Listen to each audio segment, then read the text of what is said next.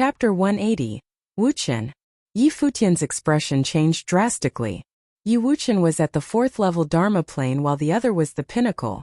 They both had ritual implements of swords. Even if Yi Wuxian had received noble intent, the other also had noble fate. In comparison, Yi Wuxian could only be defeated. There was no chance of victory. However, he still walked out without hesitation. He could truly die here. Stop, Yi Futian ordered the black-winged eagle.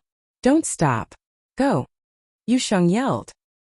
His eyes were red as he stared at Yi Wuxian's leaving figure. To him, Yi Futian's life was above all else. He wouldn't hesitate to use his own life in exchange either. The top figures of the barren city had noble fate and top-level ritual implements. They really couldn't put up a fight. The black-winged eagle screamed and continued flying forward, disobeying Yi Futian for the first time. Yi Futian's eyes were bloodshot. This scene was so familiar. He continued to take out spell scrolls, stacking them wildly around the black-winged eagle so they could hurry to the Lulan Palace. The relic had collapsed already. Lulan Shui said strong cultivators from the palace would come. He had to find them quickly. The moment Yi Wuxian stepped down from the black-winged eagle, his noble intent exploded. It was filled with omnipresent sword intent that surged into the ritual implement. Then his body seemed to transform into a sword. He became one with the ritual implement. That moment, his determined strength seemed ready to kill anyone blocking his way. Li Daoyun looked at the incoming Yi Wuxian. Irony flashed past his eyes. Was a 4th-level Dharma plane going to challenge him? It was suicide. The sword was like wind, fast as a shadow and sharp to the max. He seemed to transform into the apparition of a sword, and went straight towards the sword intent Yi Wuxian released. All sword intent in his path moved aside. It couldn't stop him at all. He was before Yi Wuxian in an instant. They were both going forward with no sign of retreating. The power seemed to contain true sword intent. In an instant, 2 ritual implement swords clashed. The sword tips collided and clanged. Waves of terrifying sword intent burst in all directions. Yi Wuxian was far below Li Daoyun, but the gap between them had reduced because they both used noble intent to activate their ritual implements. To Yi Wuxian, the increase was even bigger. If he didn't have the noble intent or ritual implement, he wouldn't be able to withstand the hit. Despite that, he still couldn't be equal to Li Daoyun. The moment the swords touched, Yi Wuxian retreated hurriedly. They seemed to have turned into straight lines. Li Daoyun's sword aura pressed towards Yi Wuxian wildly. He was so fast he was like an afterimage in the air. Amongst the rising sword intent, Yi Wuxian grouped endless sword intent. His left hand reached out. Endless sword intent seemed to be between his 5 fingers. Noble intent burst out, stabbing towards the figure before him. You want to die? Li Daoyun said coldly. His sword sliced past Yi Wuxian's face like water. It was extremely cold and came down on Yi Wuxian's outstretched arm. It was too fast. Swords were fast on their own, but this was Li Daoyun's sword. With a squelch, the sword's flash swept past the arm and it fell off. Blood splattered. But Yi Wuxian seemed to feel nothing. In fact, the moment his arm was chopped off, a small silver sword shot out from between his brows. Endless sword intent was included in that sword. Faster than lightning, it streaked towards Li Daoyun. It was as if the sword from his now broken arm was a trick. He seemed to have predicted that his arm would be chopped off. A battle between swordsmen was naturally dangerous. Victory and defeat was a matter of seconds. Li Daoyun's sword was fast, but Yi Wuxian wasn't slow either, especially at such a close distance. When Li Daoyun chopped off his arm, he even stopped retreating. The silver sword was like a beam of light that flew directly to the point between Li Daoyun's brows. Li Daoyun was powerful. The moment he chopped Yi Wuxian's arm, he felt the danger. Horrible sword intent burst from between his brows, protecting him. When the sword stabbed in, endless sword intent seemed to explode from him. The two seemed to be frozen in space. Even time seemed to stop.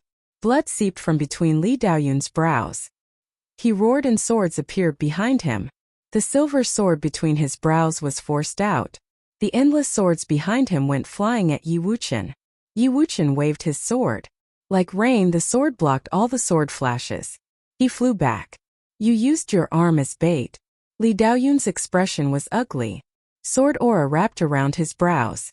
He'd been hurt by someone in the 4th level Dharma plane. This was humiliating. Yi Wuqian didn't reply.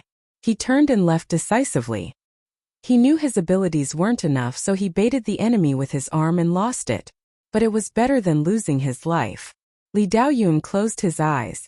The sword aura remained, healing the injuries. After a while he opened his eyes. He shot into the sky again, fast to the extreme like lightning. The murderous intent in his eyes was so harsh. He wanted Yi Wuqian dead, not just Yi Wuqian but all of them. Yi Futian now approached the palace. The relic had collapsed and this place wasn't big. In the distance a group of people flashed. Their auras were extraordinary and were clad in Lulan armor. The leader was very powerful. They saw Yi Futian's group rush over. "I have the book," Yi Futian said straightforwardly. The people stopped and Yi Futian continued. "I already agreed to exchange with the Virgin, but someone is trying to steal it from me. Follow me." As soon as he finished, the black-winged eagle immediately turned around.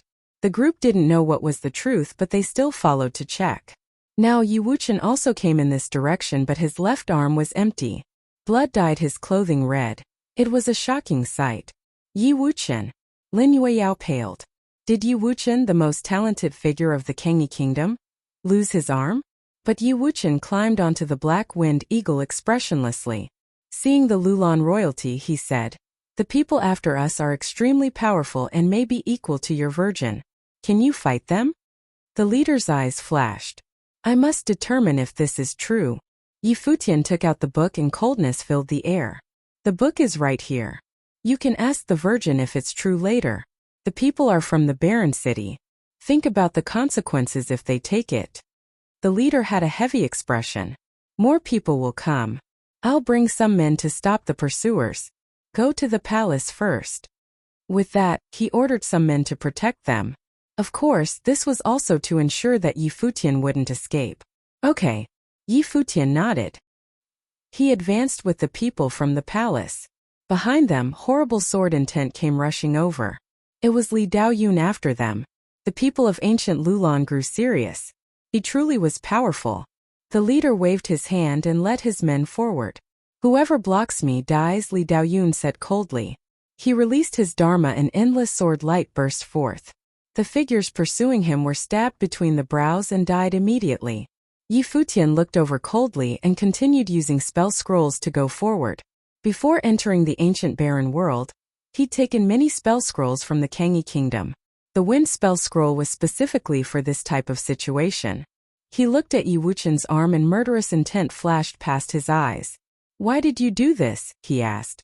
Even though Yi Wuqian losing his arm angered him, he knew that it was already difficult for Yi Wuqian to stop the other and escape.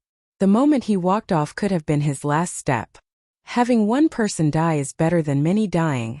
Yi Wuqian's answer was simple and sounded logical. But who would choose to sacrifice himself for another? When he'd stepped off the black-winged eagle, he was as straightforward and decisive as his sword. It was so rare to see someone with that determination. Perhaps this was why he could complete the 13 steps of death and receive a ritual implement at the 4th level Dharma plane. "Your arm," Yi Futian looked at Yi Wuqian's shoulder. "It doesn't affect my swordsmanship." Yi Wuqian was calm, so Yi Futian didn't say anything else. He made a silent decision though.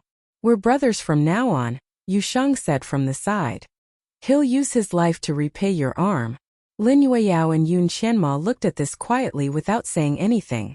Lin Yueyao understood clearly that there was a difference between her and Yi Futian and Yu Sheng, despite being the top beauty of the Kangyi kingdom. At first, she'd been unhappy and thought that Yi Futian was too arrogant. But as Yi Futian and Yu Sheng displayed astonishing talent time and time again, she finally realized where the distance came from. They weren't from the same world. She could even feel that to Yu Sheng only Yi Futian existed. The latter was his religion and an existence he must protect. There was even distance between Yu Sheng and Yi Wuqian. But with what Yu Sheng had just said after this event, she understood that the distance didn't exist anymore. She suddenly thought about a lot. The top 3 of the Kangyi kingdom's Fenghua rank, the 3 top figures who had stolen the spotlight at the Nandu nation's Tingfeng banquet, had stirred up a storm in the ancient barren world too. They made all the top talents in the outer world lose color. What miracles would be made if they were together? She might never be able to imagine what would happen. The palace appeared before them. Even more strong cultivators flooded out. After understanding the situation, they all went over there. The danger was temporarily dissolved. Li Daoyun couldn't attack the Lulan Palace. Chapter 181. Near the Lulan Palace, Yi Futian and the others stood on top of the Black Wind Eagle and watched the battle unfold in the distance. Li Daoyun was even more powerful than they had imagined. He made his way near the palace. Many people had died under his sword. Ancient Lulan had absolute control over Lulan City, but their control was limited to the areas surrounding Lulan City. Li Daoyun, who came from a powerful group of the Barren City, he did not care about ancient Lulan. So what if he killed many of their people? It wasn't like they would send people to his clan and try to even the score. He cared even less about them while in the ancient barren world. Corpses laid all over the ground, but Li Daoyun still couldn't advance to the Lulan Palace was right there in front of him.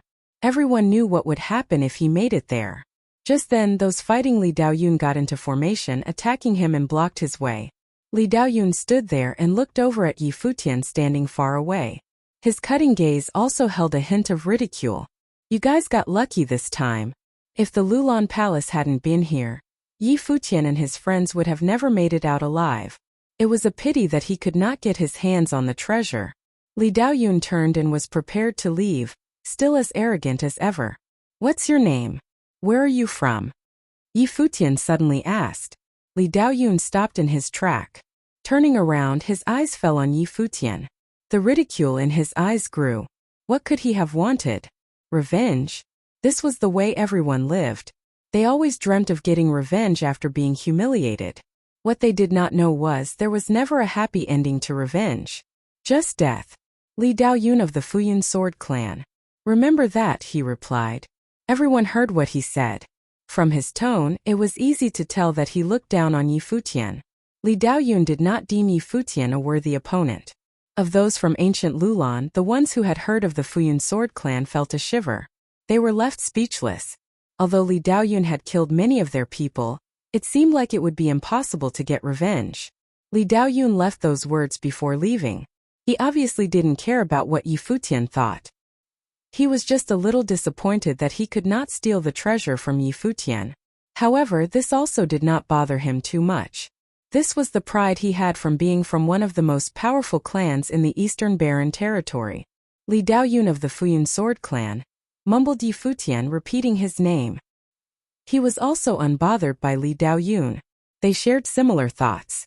In Li Daoyun's opinion, Yi Futian would only end up dead if he tried to get revenge.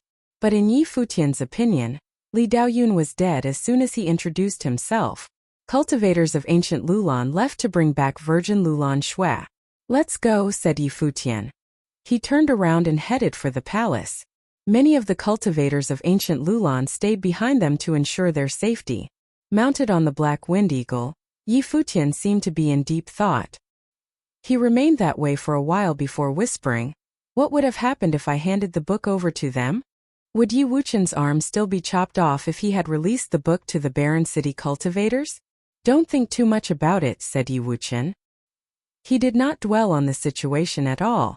Had you given the book away right in front of the Virgin, could you have ensured that the people of ancient Lulan wouldn't come after you? Yi Futian made no further remarks. Returning to the same residence in the palace, Yi Futian took out the treasurable book. A chilling energy was still coming from the object. The picture in the book was just as icy cold as before, bone-chillingly cold. However, besides the terrifying will and the chilling artistic conception, there did not seem to be anything special about the treasurable book. Could it be that the existence of this half of the book was for the sheer purpose of carrying on the energy of this ice will? If so, then what was contained in the other half? He was very curious. The book would only be complete with both halves, but rumors had it the Empress of ancient Lulan rebuilt the kingdom with the power of just half a book. Although these rumors could not be fully trusted, Yi Futian refused to believe that a person with no gifts could become the Empress of ancient Lulan by relying solely on the power of a treasure. This was not to say that the power of treasurable book should be looked down on. There was obviously something special about it for the people of ancient Lulan to hold it in such esteem. Not long after, Lulan Shui returned with her people and arrived at Yi Futian's residence.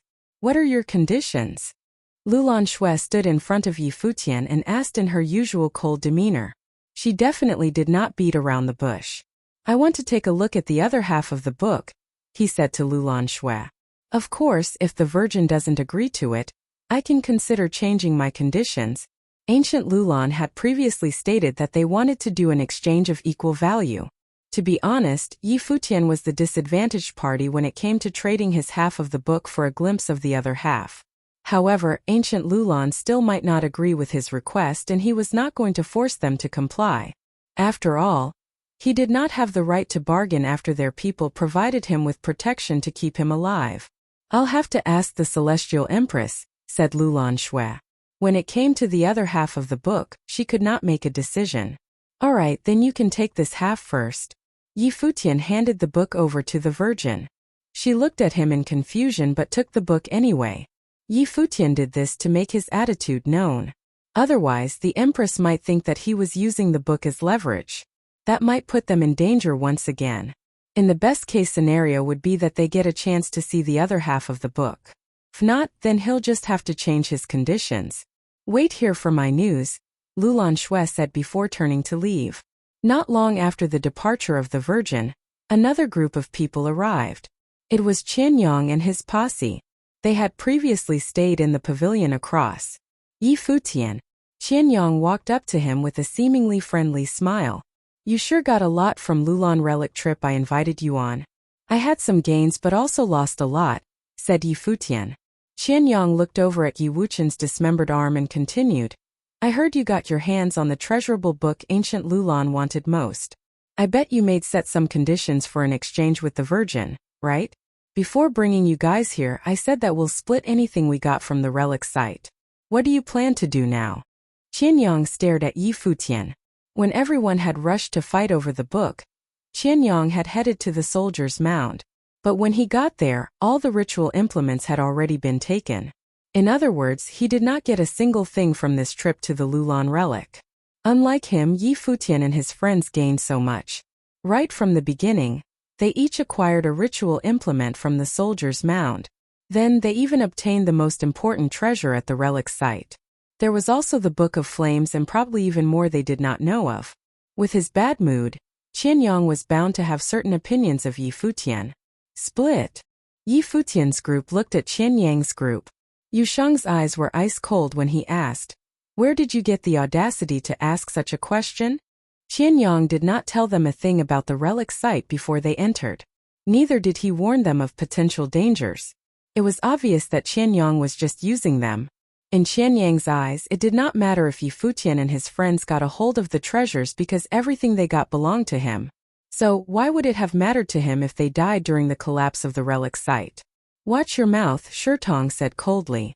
His eyes fell on Yu Sheng's battle axe. He wanted it for himself. Did you ever chip in when we were fighting the nobles for the treasures? Yi Futian asked with a sarcastic smile. Qian Yang looked uncomfortable at the question. It was Zhao Han beside him who spoke up. If it hadn't been for young Master Qian, you guys wouldn't have even been allowed to enter the relic. Now you guys want to keep all the treasures for yourselves? He wanted the sword in Yi Wuchen's hand. Now that the wills and the implements had disappeared, there was no need to get acknowledgement. As long as they could get their hands on the implements, it was theirs. Yi Futian looked at Zhao Han and knew there was no need to argue. He chuckled, that's right. If he said they were keeping everything for themselves, then that was exactly what they were going to do. Have you thought this through? Asked Qian Yang. He still had a smile on his face. Absolutely, replied Yi Futian. The two met eyes. Although they had gained a lot from this trip, Yi Wuchen had lost his arm. How dare these people come at them with talks of splitting the treasures? What a joke. I'm going to stay at the residence just across. Thinking it over a little more. Perhaps you'll change your mind, chuckled Qian Yang before leaving. Zhao Han and Shurtong glared at Yi Futian and the others while Yu Linglong smiled charmingly at them. Things are different here outside of the relic. How strong can you be even with a noble implement if there's no noble will to help you? She asked softly. Within every ritual implement in the relic, existed a noble level will that use their powers to help activate the powers of the implements they once used. In that situation, the powers of the implements were not to be doubted, but now, an implement was just an implement. It was only powerful if the person wielding it was powerful, and at the level of Yi Futian and his friends, the implements wouldn't be too powerful. Yun Qianma. Qianyang suddenly spoke up again with his back still turned to everyone else. You should also think things over. Yun Qianma was shaken up by his words. Zhao Han turned his head to look back at her. His cold eyes pierced into her before he finally left. Right now, it was possible to see the conflict within Yun Qianma from her eyes. She knew how powerful Yi Futian could be, and was able to say that everyone in his circle was more powerful than Qianyang and his posse. If she continued to cultivate with him, it would really help her. But now it was possible that Yi Futian and Qianyang might come face to face for a battle. Qianyang was the young leader of the Qianmeng area, and Zhao Han was the son of her master. She could not stand on their opposing side. Furthermore, Yi Futian and the others were powerful, but how would they go against Qianyang's group outside of the relic? Yi Futian turned to Yun Qianma. It was almost as if he could see the conflict in her eyes because he said, "If you want to leave, I'll let you go." Yun Qianma's gaze froze on Yi Futian. Making a final decision, she said, "I can't stand against them." Yi Futian observed her calmly. Although Yun Qianma's gifts were not too strong, she was a fairly resolute person. It was obvious when she had made the decision to become his maid. It was the same this time around. Once again, she was firm with the choice she made. Yu Sheng watched Yun Qianma with his cold eyes. It was then that Yi Futian brushed past Yun Qianma. He said, "Yu Sheng, take her fate and let her leave." Chapter 182. Stealing of fate was a cruel thing. Using one's intent to tear the other's intent away, the latter would decrease in plane. But Yi Futian still made Yu Sheng do it. Ignoring Yun Qianma's hateful eyes. People had to pay for their choices. If Yun Qianma hadn't agreed to be his servant, he couldn't have forced her to do so. This was a voluntary matter. Later, Yun Qianma had fulfilled her duties, and so he helped her when possible. Yun Qianma had gained much at the Tsang Mountain Relic and Noble Grotto. Now, Qianyang and Zhao Han had made it obvious they were enemies. Yun Qianma was prepared to leave with just one sentence. How could it be so easy? When she went back, she would be part of the Sword Clan again. Zhao Han's junior sister. What would she do to them? If Yun Qianma chose to leave after things settled, Yi Futian wouldn't snatch her fate. But she had to leave in this dangerous time after Yi Wuchen lost his arm.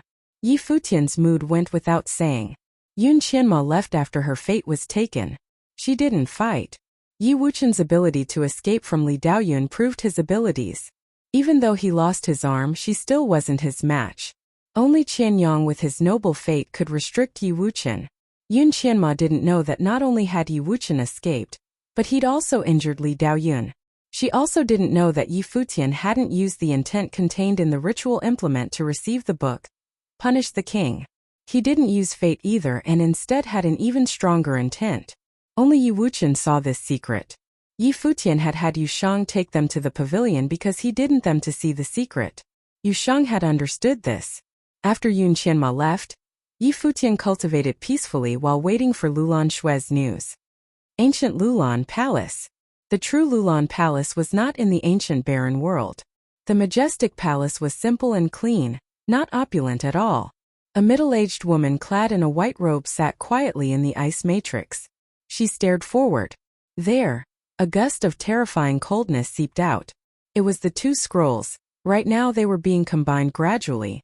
She focused entirely on the books. She felt coldness bite into her bones from the books. It was like the intent of a sage and was extremely frightening. Sage. At that moment her expression suddenly changed. As the Empress of ancient Lulan, she'd never been so serious before. Yes. A voice rang out in her mind. It was from the book. The Empress's heart quivered. The rumors were true. The scrolls of Lulan's ancestors contained and preserved sage intent. The one who had the scroll would win the world. Are you the Empress of Lulan? The intense voice said. Sage, I am the descendant of Lulan's first empress, the Empress said. Very few people knew this. They only knew that the talented girl had recovered Lulan's glory with a precious book, and was given the title of Empress, but in reality she was the descendant of ancient Lulan. Every virgin after that was actually all the Empress daughter. They inherited the position and continued ancient Lulan's bloodline. The book was silent for a while. Then a voice sounded, and the Empress listened quietly. After a long while she closed the book and looked outside. Lulan Xue, she called. Outside a beautiful figure walked over. She had silver hair and white eyes. Bowing she called Empress. The person before her was not only ancient Lulan's Empress, she was her mother. Bring him here, the Empress said. I will lend the book to him to read. Yes. Lulan Xue left. The palace of Lulan Xue was connected to the ancient barren world. The entrance was right in the palace, so Lulan Xue quickly entered the palace in the ancient barren world and found Futian. The Empress wants to see you in the Lulan Palace. She agreed to your request, she said. Futian's eyes brightened. The Empress wanted to see him? Okay. Futian nodded and said to Yushang beside him, I'm going. Wait for me here. With that, he left with Lulan Xue. The sharp man and a group of guards were beside them too. They were curious why the Empress wanted to see Futian. He stepped into the passageway with Lulan Xue and found that he'd arrived before an immensely majestic palace. This was the true Lulan Palace. The strong force was truly confident in itself. It controlled the passageway alone. Anyone from the ancient world who wished to enter the ancient barren world needed Lulan's permission. The true Lulan Palace was obviously more imposing than the one in the ancient barren world. It was bold and simple. Futian and the others arrived before a large pavilion. He looked left and right and saw guards everywhere. A beautiful figure stood on the steps. She was extremely elegant and felt like a king despite being a woman. Empress, everyone greeted and bowed. Her eyes instantly fell on Futian. She turned and walked towards the pavilion while saying, Lulan Xue, bring him in. Yes. Lulan Xue nodded. She brought Futian up the steps and into the pavilion. The pavilion was open and clean. There was an ice matrix in the front. Coldness seeped from it. The book hovered above the ice matrix, releasing powerful coldness. I heard that you received the book with only the first-level Dharma plane. You killed many noble intents too. How did you accomplish this? The Empress asked. She stood before the matrix back to Futian. It was luck. I almost lost my life, Futian said. The Empress obviously knew he didn't say everything. She didn't continue asking and just said, This is where I cultivate. The book is here. You can cultivate here for a period of time. Thank you, Empress, Futian said. You deserve it, she replied coolly and turned around. Her eyes were silvery as well. They seemed to see through Futian. Then she started walking out. Let us go. Lulan Xue obviously knew the Empress was talking to her. She glanced at Futian and followed the Empress away. If I cultivate for too long, please notify my friends, Futian spoke out. Okay, Lulan Xue replied. The Empress and Lulan Xue left. Futian said amongst the ice matrix that the Empress was cultivating from. The powerful frozen water elements surrounded him. With a thought, the freezing power surged into his body. Behind him, the ice Dharma appeared. It began absorbing the coldness. The matrix spun, and his body was buried in the foggy coldness. The freedom meditation was activated. Futian gazed at the hovering book. The artistic conception of the moon, snowy peaks, and frozen world remained on it. Above the snowy peaks, he could faintly see a snowy figure sitting quietly at the top. Futian's heart shuddered. This wasn't there before. Now the book was complete and more objects appeared in the picture. The freedom meditation was pushed to the max. Futian felt another attractive force. His mind was pulled into the book and arrived at the top of the snowy mountain. It's so cold. Futian shivered. The cold moon hung high while the figure at the mountaintop sat quietly. Futian's mind walked over. The figure turned slowly. Seeing Futian, he smiled. I didn't think you really could enter. Senior, is this the space created by your intent? Futian asked curiously. You can say that. Unfortunately, you are not a descendant of Lulan. This book must remain in Lulan. Since you can come here, I won't let you go empty-handed. The figure rose slowly. His eyes had turned white, terrifyingly so. At that moment, Yi Futian felt various ancient words float into his mind. He absorbed them wildly, but every word contained extreme coldness, sealing his mind in ice. It's like the Book of Flames. Is that book of a similar level? Yi Futian asked, heart trembling. It was long ago, but the flame technique lost its spirit and sage intent, the figure replied. Endless icy words entered Yi Futian's mind. After a long while, his mind was transformed into an ice sculpture and shattered. In the outer world, Yi Futian remained sitting quietly in the matrix. There was a layer of ice over him. He didn't move. The days passed by but nothing happened inside the ice matrix. Lulan Shui came many times but it was always the same. Today she came again with the Empress. The Empress sat quietly outside the matrix. Seeing Yi Futian, she was shocked inwardly. The sage was correct. Yi Futian could dig up more of the book's potential than the Lulan royalty. Unfortunately, he wasn't from Lulan. Let us go. The Empress left after a short while. After a few more days, something terrifying came from within the matrix. Scalding hot currents flowed out. The ice on Yi Futian melted bit by bit. Then a terrible aura burst out. Behind Yi Futian, a strange sight appeared. The sun and moon hung high. Coldness and heat overlapped, transforming into a horrible whirlpool. All the surrounding spiritual chi sizzled. There was a sea of fire below the sun. Below the moon, icy glaciers appeared. This was Dharma. Now Yi Futian created yet another Dharma. This was the artistic conception of the ice matrix. It was even stronger than the sun Dharma from before. Sun, moon, water, fire, Yi Futian murmured. Not only did the Lulan sage have the ability to cultivate ice, but he also cultivated fire. However, the sage intent in the Book of Flames disappeared later. The flame talent disappeared gradually, and only the ice ability was passed down. Chapter 183, Lulan Palace, the Empress Pavilion. Presently, the Empress sat quietly in a gazebo. Beside her, Lulan Shui stood still like a statue. What do you think of him? The Empress asked out of the blue. Lulan Shui looked at the Empress in confusion. Yi Futian, she clarified. He is very talented, answered Lulan Shui. Besides talented? The Empress continued to ask. Lulan Shui blinked a couple of times, still not understanding the meaning behind her mother's questions. Seeing how confused Lulan Shui was, the Empress realized just how clueless her daughter was to these things. Her eyes drifted toward the pond by the gazebo. She said softly, he's got the look. It's hard to find someone so handsome in the palace. Plus he is also gifted. Although he is a little young, age has never been a problem when it comes to the world of cultivation. What do you think? Lulan Shui's beautiful silver eyes widened. The expression on her face meant she finally understood her mother's meaning. I never thought about it, said Lulan Shui. It's not too late to start thinking now, the Empress said, turning her gaze back to her daughter. You'll have to start thinking about this topic sooner or later.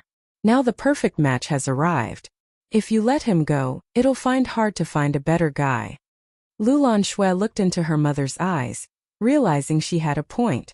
Yi Futian was able to acquire ritual implements and the book at the first level Dharma plane. Her mother also told her that Yi Futian was able to communicate with the sage's will in the book.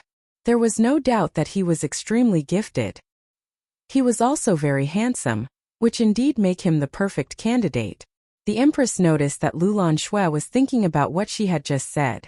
If you don't choose him now, you'll still have to pick someone in the future. Think carefully. Lulan Shui hesitated briefly before nodding. All right. Her reply was simple, as if she hadn't just made one of the most important decisions in her life. It was simply a mission to be accomplished by her. Just as the Empress had said, she was going to have to find a man sooner or later, and she did indeed have a great impression of Yi Futian. He was easy on the eyes. Then it's settled, smiled the Empress. She had a clear understanding of her daughter's personality.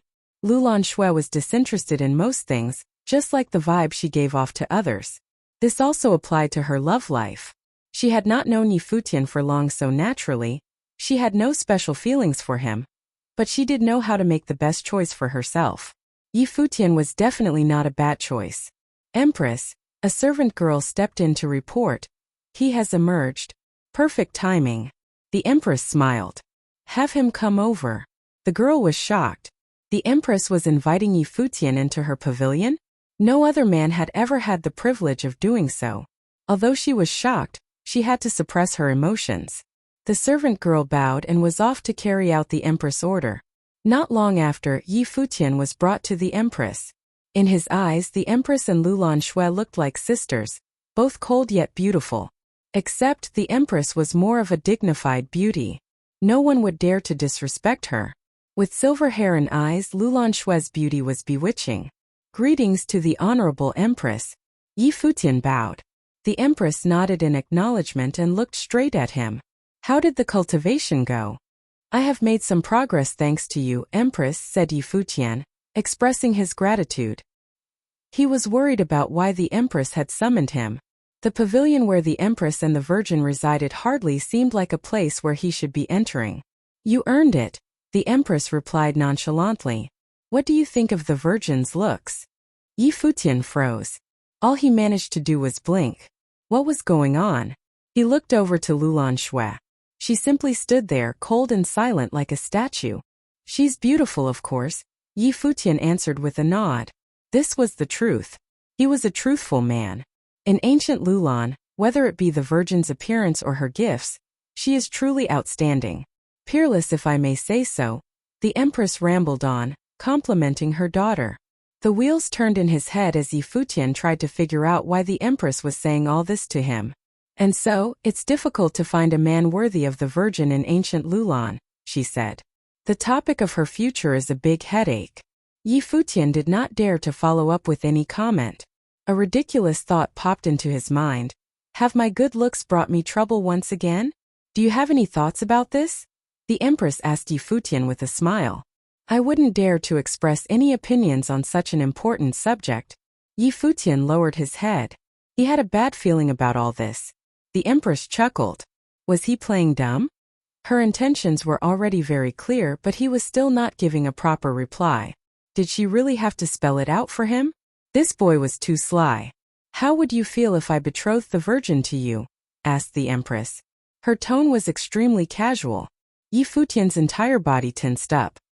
He was even more nervous now than he had been fighting the nobles and the army in the relic. Right now, he was in the pavilion of another kingdom's empress and she was trying to marry her daughter to him.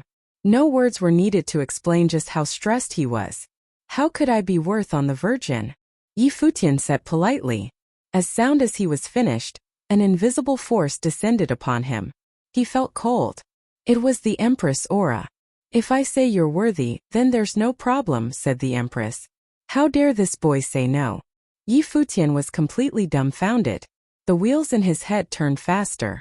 The virgin and I have not known each other for long and have barely communicated. It's hardly fair to the virgin to make such a rash decision. Lulan Shui looked at him calmly and said, I have no objections. Yi Futian was rendered speechless. I know I'm good looking, but how can they be so direct? If you're already standing here, it means that I've already asked for her opinion. There's no need for you to consider anything else, the empress said. I'm going to pick a good date and announce it to the people. Let's get you guys married as soon as possible. How about it? Empress, you can't do this. There was a change in his expression. Hua Jieyu was still waiting for him in the Kangyi kingdom. There was no way he could just marry another girl. The empress frowned. Another force of majestic energy was released from her and pushed down on Yi Futian. I already have a woman I love. Yi Futian knew there was no other way around this.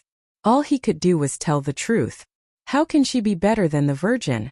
Asked the empress after pausing briefly in shock. She was trying to betroth Lulan Shui to Yi Futian and he was actually unwilling. Now he was doing everything he could to get out of this situation. She was the empress, so of course this put her in a foul mood. Empress, this isn't a matter of who is better or more gifted, said Yi Futian. In his heart, Hua Jieyu was obviously better, but he couldn't come out and say that to the empress. The empress stared at Yi Futian. She could see the determination in his eyes. He was looking her straight in the eyes, unwilling to back down. The force of energy disappeared and she spoke again. If so, then you can take that girl as a concubine. Make Hua Jieyu a concubine? Yi Futian shook his head at the empress. The empress' frown grew and she continued to stare at him. Don't tell me you're planning to make the virgin be a concubine? She was already being very polite to him. If it wasn't because the sage favored Yi Futian, she wouldn't be here bartering with a junior. She was the empress, for crying out loud. But here he was, not appreciating her kindness. Then I'll just have to kill her, said the empress coldly. As soon as he heard this, the look in Yi Futian's eyes sharpened, shooting daggers at the empress. His fists clenched tight. He was trying to control his boiling anger. Seemingly sensing the change in Yi Futian, the empress' aura grew colder. Everything in the surrounding looked about ready to freeze over. The atmosphere in the room was ice cold. Lulan Shui also did not anticipate for things to end this way. She looked at the two people in front of her and said, "If he doesn't want to, then forget it." Not only did the empress' anger not die down after these words, her aura grew even colder. She had brought up marriage for her daughter and offered to betroth Lulan Shui to Yi Futian. Then he actually rejected. Hearing her daughter's words now only made her feel that Lulan Shui had been wronged. The empress called out to summon someone and multiple females appeared. "Capture that bastard and keep a close eye on him," ordered the empress. "Yes." The females stepped closer to him. "I can show myself out," said Yi Futian. He turned around and began to walk away with the females following behind him. "How preposterous," said the empress in anger. "This bastard. You wanted me to marry him because you valued his talent and wanted him to become a citizen on ancient Lulan, but by doing this, you are offending him." Lulan Shui remained calm all throughout, although she did feel strange. Her mother had made an offer to marry her to Yi Futian, and she had even agreed to it herself. Now they had both been rejected. "Then kill him," said the empress in a cold demeanor. So what if he was extremely gifted? She had already made her compromise, allowing him to marry both females. It was that jackass who chose to reject. Did he really plan to make Lulan Shui his concubine? Or did he think that Lulan Shui was not worthy to be his wife? "Why do you have to do this? Didn't you say that the sage holds him in high esteem?" Lulan Shui attempted to dissuade her mother from killing Yi Futian. The empress' anger began to die down. She was just pissed. After all, this was her only daughter. As the empress, of course, she would be upset after getting rejected by Yi Futian after she had been the one to offer her daughter's hand in marriage. "I shall go speak with the sage." In a flash, the empress disappeared and showed up at the hall for cultivation. She sat down at the center of the ice matrix. The book was still floating in the air. The empress' consciousness slipped into the book. Not long after, she opened her eyes with a strange expression on her face. Lifting her feet, she walked outside. She then arrived at the place where Yi Futian was being put on lockdown. He was being watched. Seeing the empress approach really pissed him off. Indeed, Lulan Shui was beautiful, but so what? Did that mean he had to marry her? What were you thinking? The empress stopped right in front of Yi Futian. Her tone was much calmer now. The anger from before was no longer there. "I don't understand what you mean," said Yi Futian. "When you tried to leave before, I really wanted to kill you, but the virgin begged for me to have mercy on you," she answered. "Then please thank her for me," Yi Futian replied coldly. "I'll make another compromise. What if you just take both of them as your wives?" "I'm not marrying her," Yi Futian answered calmly. Chapter 184. Yi Futian's decisive rejection changed the empress' calm expression. This was blasphemous. She was the empress and her daughter Lulan Shui was extremely talented and her beauty was unbeatable. She was willing to marry below her status but was rejected. Now, she was even willing to have her daughter share with another woman but was still rejected.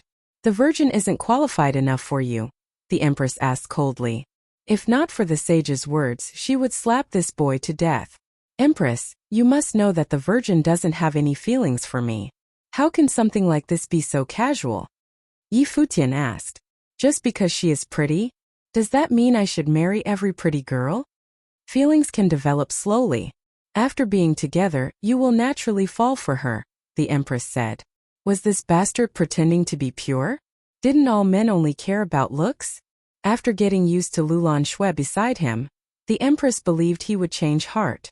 In her opinion, the girl Yi Futian liked couldn't be prettier than her daughter. Empress, I do not know the reason why you wish the Virgin to marry me, but I really do have a girlfriend already. Our relationship is very good as well. If you have your eyes on my talent, I've received some things in the Lulan relic and met the sage in the book. I can be friends with Lulan. You do not need to force me to marry the Virgin. Yi Futian knew that he was attractive, but the Empress was obviously doing this for his talent rather than his looks. She wanted to tie him in. Because he was in her territory, Yi Futian must bow down and first get through this. The Empress stared at Yi Futian. This bastard was truly sensitive.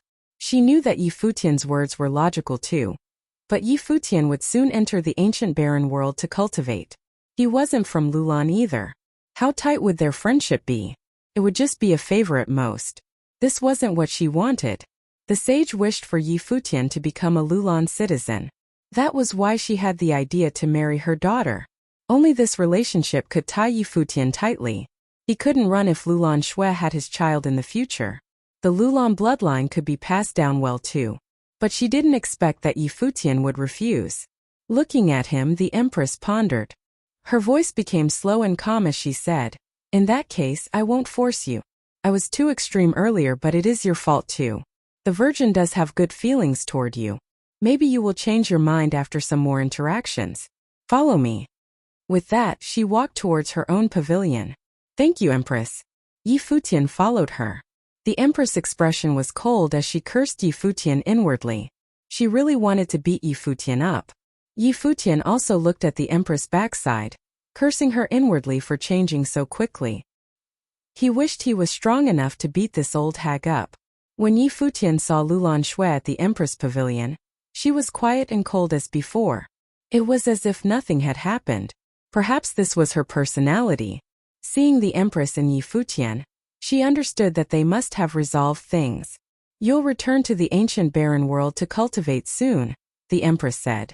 "Yi Futian, how long do you plan to stay there?" "I'm not sure. I might go to the barren city," Yi Futian said. Yi Wuchen couldn't lose his arm for nothing. He still couldn't take revenge, but he wanted to learn about some things. This could help with entering the Eastern Barren territory as well. "Your plane is still too low," the Empress said. "Ancient Lulan has placed many noble ritual implements in the ancient barren world. They're from the relic and have never been taken out. I heard that you received a guqin, but it won't be enough. I'll have the Virgin help you choose back in the ancient barren world." Yi Futian blinked. No wonder she was the Empress. Her tactics. Earlier she seemed to want to kill him. Now she was like a senior caring for her junior. So powerful. "Thank you, Empress," Yi Futian said. "Go out first." "I must speak with the Virgin," the Empress then said. Yi Futian nodded and went outside. Lulan Shui looked up at the Empress. It seemed that she still hadn't given up. "That bastard is very fake. With your features, I don't believe he won't change his mind. He'll forget his girlfriend within the month," the Empress said. "At that time, I'll make him beg me to marry you." As if imagining that scene, a cold sneer appeared in the Empress's eyes. Lulan Shui studied her without saying anything. "All right, you may go," the Empress said. Lulan Shui nodded. She left the pavilion and found Yi Futian. "Let's return to the ancient barren world," she said. "Okay." Yi Futian nodded. They returned together. Lulan Shui was still as calm as ever, as if nothing had happened. After returning to Yi Futian's pavilion, the black wind eagle came up. Yusheng also walked over. Yi Futian asked him, "Have those people bothered you guys? They're very arrogant. They often come over to check as if they're guarding us and waiting for us to leave the Lulan Palace." Yusheng replied coldly. Yi Futian's eyes flashed. Were they waiting to fight? "Where's Wuchen?" Yi Futian saw Lin Yueyao but not Yi Wuchen. "He's cultivating in private," Yusheng said. "He improved greatly while you were gone. I've entered the second-level Dharma plane too." "Not bad," Yi Futian said, smiling. "Me too." Lin Yueyao pouted. This group was crazy. She was only in the second-level Dharma plane right now. When she was in the 9-star glory plane, they were only in the 7-star. Now they had already caught up. That was only for planes. Their combat abilities were much higher than hers. "Then we'll continue cultivating for a while and wait for Wuchen to finish," Yi Futian said. Yi Wuchen had been nourished by noble intent in the relic, lost his arm, and received a ritual implement. He must have many thoughts and would need to spend some time on raising his plane, solidifying his intent. After that, Yi Futian began cultivating peacefully. One day he was playing his guqin. A beautiful figure walked over. It was Yu Linglong. Zhao Han and Shitong were behind her. They looked at Yi Futian coldly. Yu Linglong moved lightly and came before Yi Futian, who was playing his instrument. Smiling, she said, "You're finally back. I actually missed you." Her smile was too beautiful and mesmerizing. "Sadly, I'm not interested in older women," Yi Futian said, raising his head. Yu Linglong's eyes hardened. Looking at Yi Futian, she said, "Young Master Qian wanted me to ask you if you've thought it through yet." "Think what through?" Yi Futian asked, not understanding. Shitong huffed. "I've heard that you went out of the ancient barren world and exchanged the book for some treasure these days." "Yeah. You want it?" Yi Futian looked at Shitong. "Yi Futian, are you planning on hiding in here forever?" Zhao Han asked straightforwardly. His voice was frigid. As long as Yi Futian stayed in the palace, they couldn't do anything. It would disrespect the Lulan royalty. "Are you done?" Yi Futian looked at them and said, "If you're done, scram." The three all stared at Yi Futian, expressions cold. This guy was as arrogant as before. "I'll see how long you can hide," Zhao Han said as they left. "Hide?" Yi Futian smirked. These guys really were waiting. After a few more days, Yi Wuchen finally came out. His temperament had changed, becoming purer. Even if he didn't release any aura, he gave one the impression of being a sword. "How's the cultivation?" Yi Futian asked. "I'm at the 5th level now. My sword intent is more complete too." Yi Wuchen's voice was calm. "I see." Yi Futian nodded. He left and found Lulan Shui, requesting her to seal all news about the palace. That day, Qian Yang's group was still waiting for Yi Futian. He was in a bad mood. Yi Futian was really good at hiding. He didn't show any sign of leaving the palace, even after all these days. However, Qian Yang took the time to cultivate too. The Lulan royalty hadn't kicked them out. Just then, a figure walked into the pavilion quietly. His steps weren't fast. They had some sort of rhythm, entering the pavilion step by step. Before long, he stood before Qian Yang's group. Qian Yang, Zhao Han, Shitong, and the other two were together discussing something. Now they all looked forward. There was a one-armed figure. He walked quietly, his right hand holding a sword pointed downward. He made his way over to Qian Yang's group. They were bewildered. What did Yi Wuchen want? He'd really forced his way into the pavilion, killing someone with each strike. He was so brazen. Chapter 185. Yi Wuchen stood there looking sharp as a sword. He eyed the 5 people in front of him. Leave or die. These past days, Qian Yang had made his attitude very clear. They were waiting for Yi Futian's group to leave the palace, so they could steal the treasures they acquired from the relic. They had even come out and admitted to it. Qian Yang had nothing to hide. In the time that Yi Futian left for the outside world, Qian Yang kept a close eye on them. They were his prey. So, then there was no need for discussion. If Qian Yang and his people left, then it would be a happy ending for both parties. If they didn't, then they were the enemy and one party had to die. As always, Yi Wuchen was not much of a talker. In a few simple words, he had already made his point clear. Qian Yang and the others were surprised by Yi Wuchen's words. They were all top-level Dharma plane cultivators. Even if Yi Wuchen had a ritual implement, how was he going to close the gap between himself and Qian Yang's group? Yi Wuchen probably wouldn't even be able to take down just Zhao Han. Furthermore, Qian Yang's powers were boosted by the noble fate he possessed. It was enough for him to kill any ordinary top-level Dharma plane cultivator instantly. "Is your brain failing after losing your arm?" Shitong asked coldly. "Young Master Qian, he's the one picking a fight, so if he dies here the Virgin can't blame us, right?" chuckled Yu Linglong. "Zhao Han, kill him and the sword is yours," said Qian Yang. "Thank you, young Master Qian," nodded Zhao Han. He was thinking the same thing. He and Yi Wuchen were both swordsmen. Yi Wuchen's sword was going to be his. Stepping forward, Zhao Han released a dominating force of sword intent. Behind him, swords appeared. All of them unsheathed loudly and floated in the air behind Zhao Han. "Since you're asking for death, I'll give it to you." Zhao Han's eyes were cold. Everyone could feel his murderous intent. Zhao Han was the son of the clan master of the Futian sword clan. Although he was gifted, he was completely defeated by Yi Futian, Yu Shang, and Yi Wuchen at the grotto. That event made him feel utterly humiliated. Yi Wuchen was a swordsman just like him but was more gifted. However, it was a shame because no matter how gifted he was, he still had to die. The sword dermas behind Zhao Han shot out like flashes of lightning. The blades reflected in the daylight. The gleams of light from the swords were blinding. A deafening noise erupted, and in the blink of an eye, all the swords whistled through the wind headed straight for Yi Wuchen. Almost at the exact same time, sword intent exploded from Yi Wuchen's body. A formless flow of air wrapped around his body. With him at the center, a terrifying sword storm brewed. It was frightening to hear the sound the swords made as they cut through the air. When Zhao Han's swords approached, they were all destroyed by the air created by Yi Wuchen's swords. Zhao Han walked forward and with every step he took, his sword intent grew stronger. The swords came endlessly from behind him. It was as if they wanted to drown Yi Wuchen in an ocean of swords.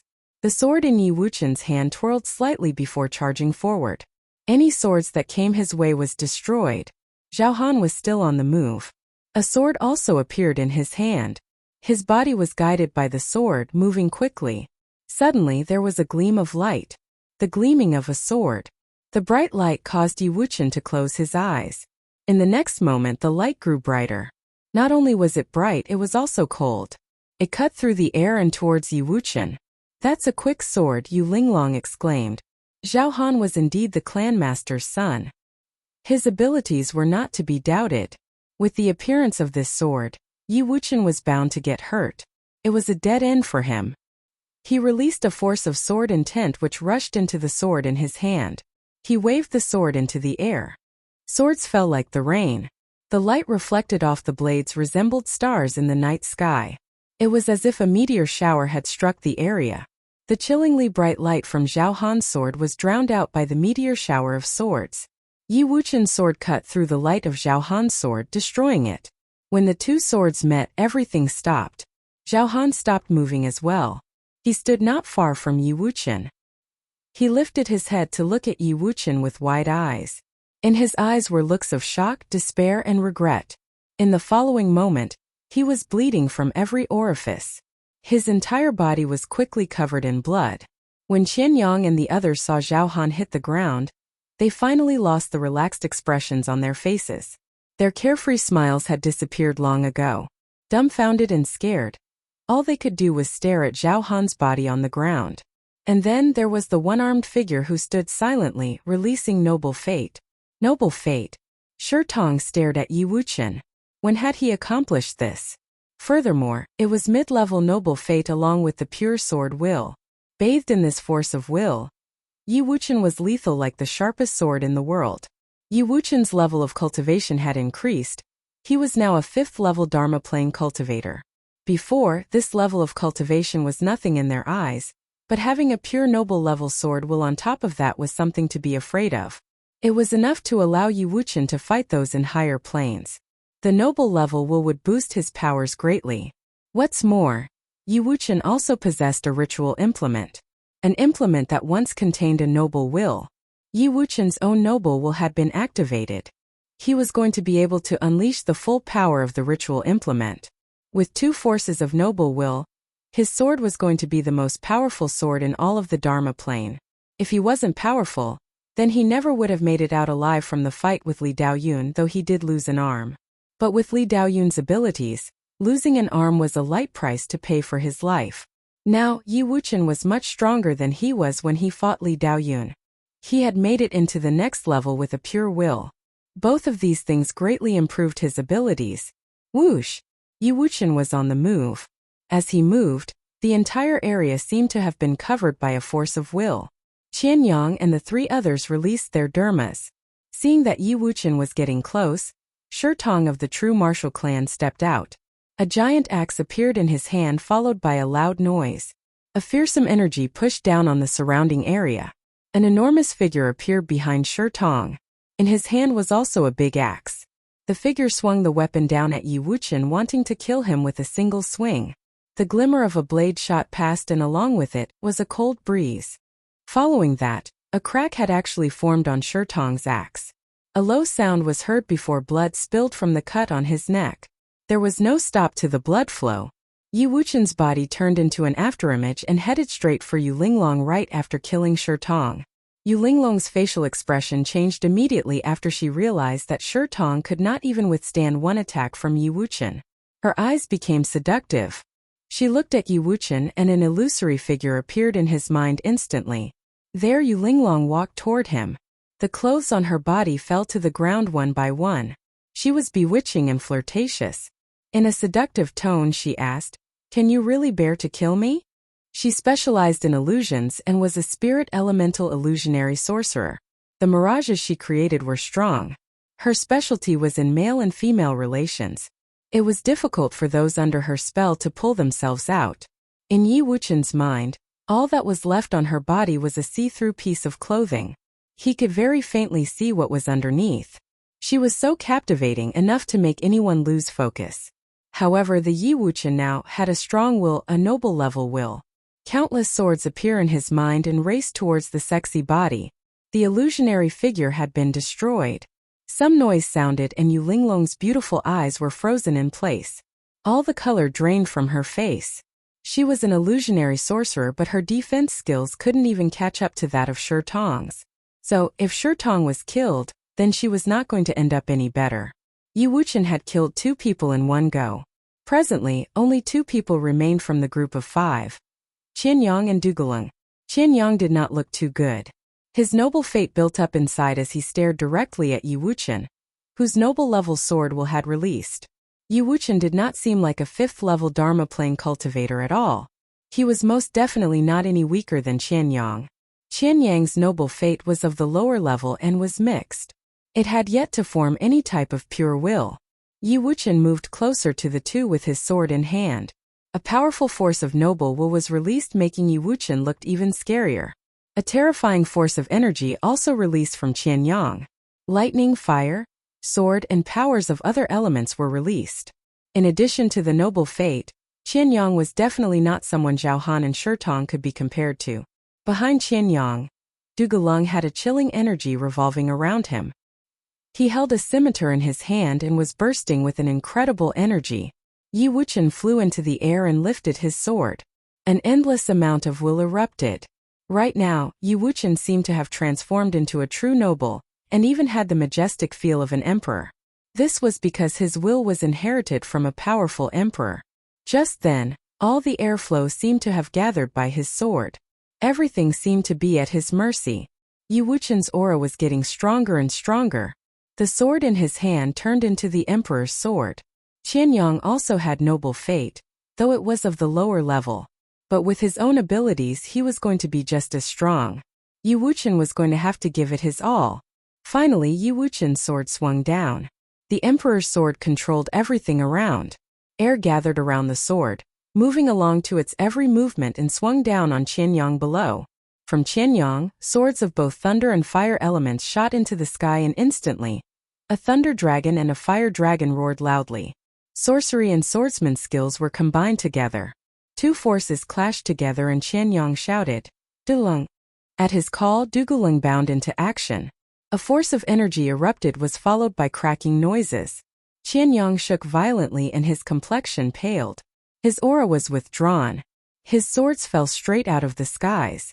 Dugalung retreated right away. A shocking gash appeared on Qianyang's back. He shivered in pain and turned around. Looking at Dugalung, he asked why. Dugalung did not look at him. Instead, he lifted his head to speak to Yi Wuqian. "His father is my teacher. When I get back to Qianmeng, I will report to him that Qianyang and Zhao Han were killed by those from the barren city." Yi Wuqian looked at him but did not say anything. "If you kill me as well, Ancient Lulan will help keep all this a secret, but my teacher will still investigate. He's bound to find clues to lead him to the truth." Dugalung continued. "That injury on his back is evidence that I also had a hand in his death. Naturally, I will keep this secret for the rest of my life." Qianyang glared at Dugalung and fell to the ground with despair and anger in his eyes. He was definitely not going to be resting in peace. Chapter 186. Yi Wuqian stood in the air. Sword intent flowed across his body. His eyes stared at Du Guling. Qianyang possessed noble fate and was at the pinnacle of the Dharma plane. Even without a ritual implement, he could still fight Yi Wuqian.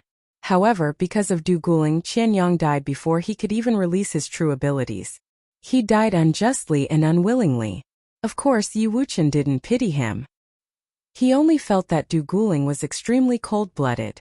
He'd stabbed Qianyang while he was fighting Yi Wuqian without any hesitation. And Yi Wuqian must admit that his words had been logical. After the relic, everyone else left. No one knew that Yi Futian and Qianyang's groups remained in the palace. As long as the people of ancient Lulan helped keep it a secret, no one outside would know. Yi Futian had the Virgin keep news in as well. News wouldn't spread, which was why he did it.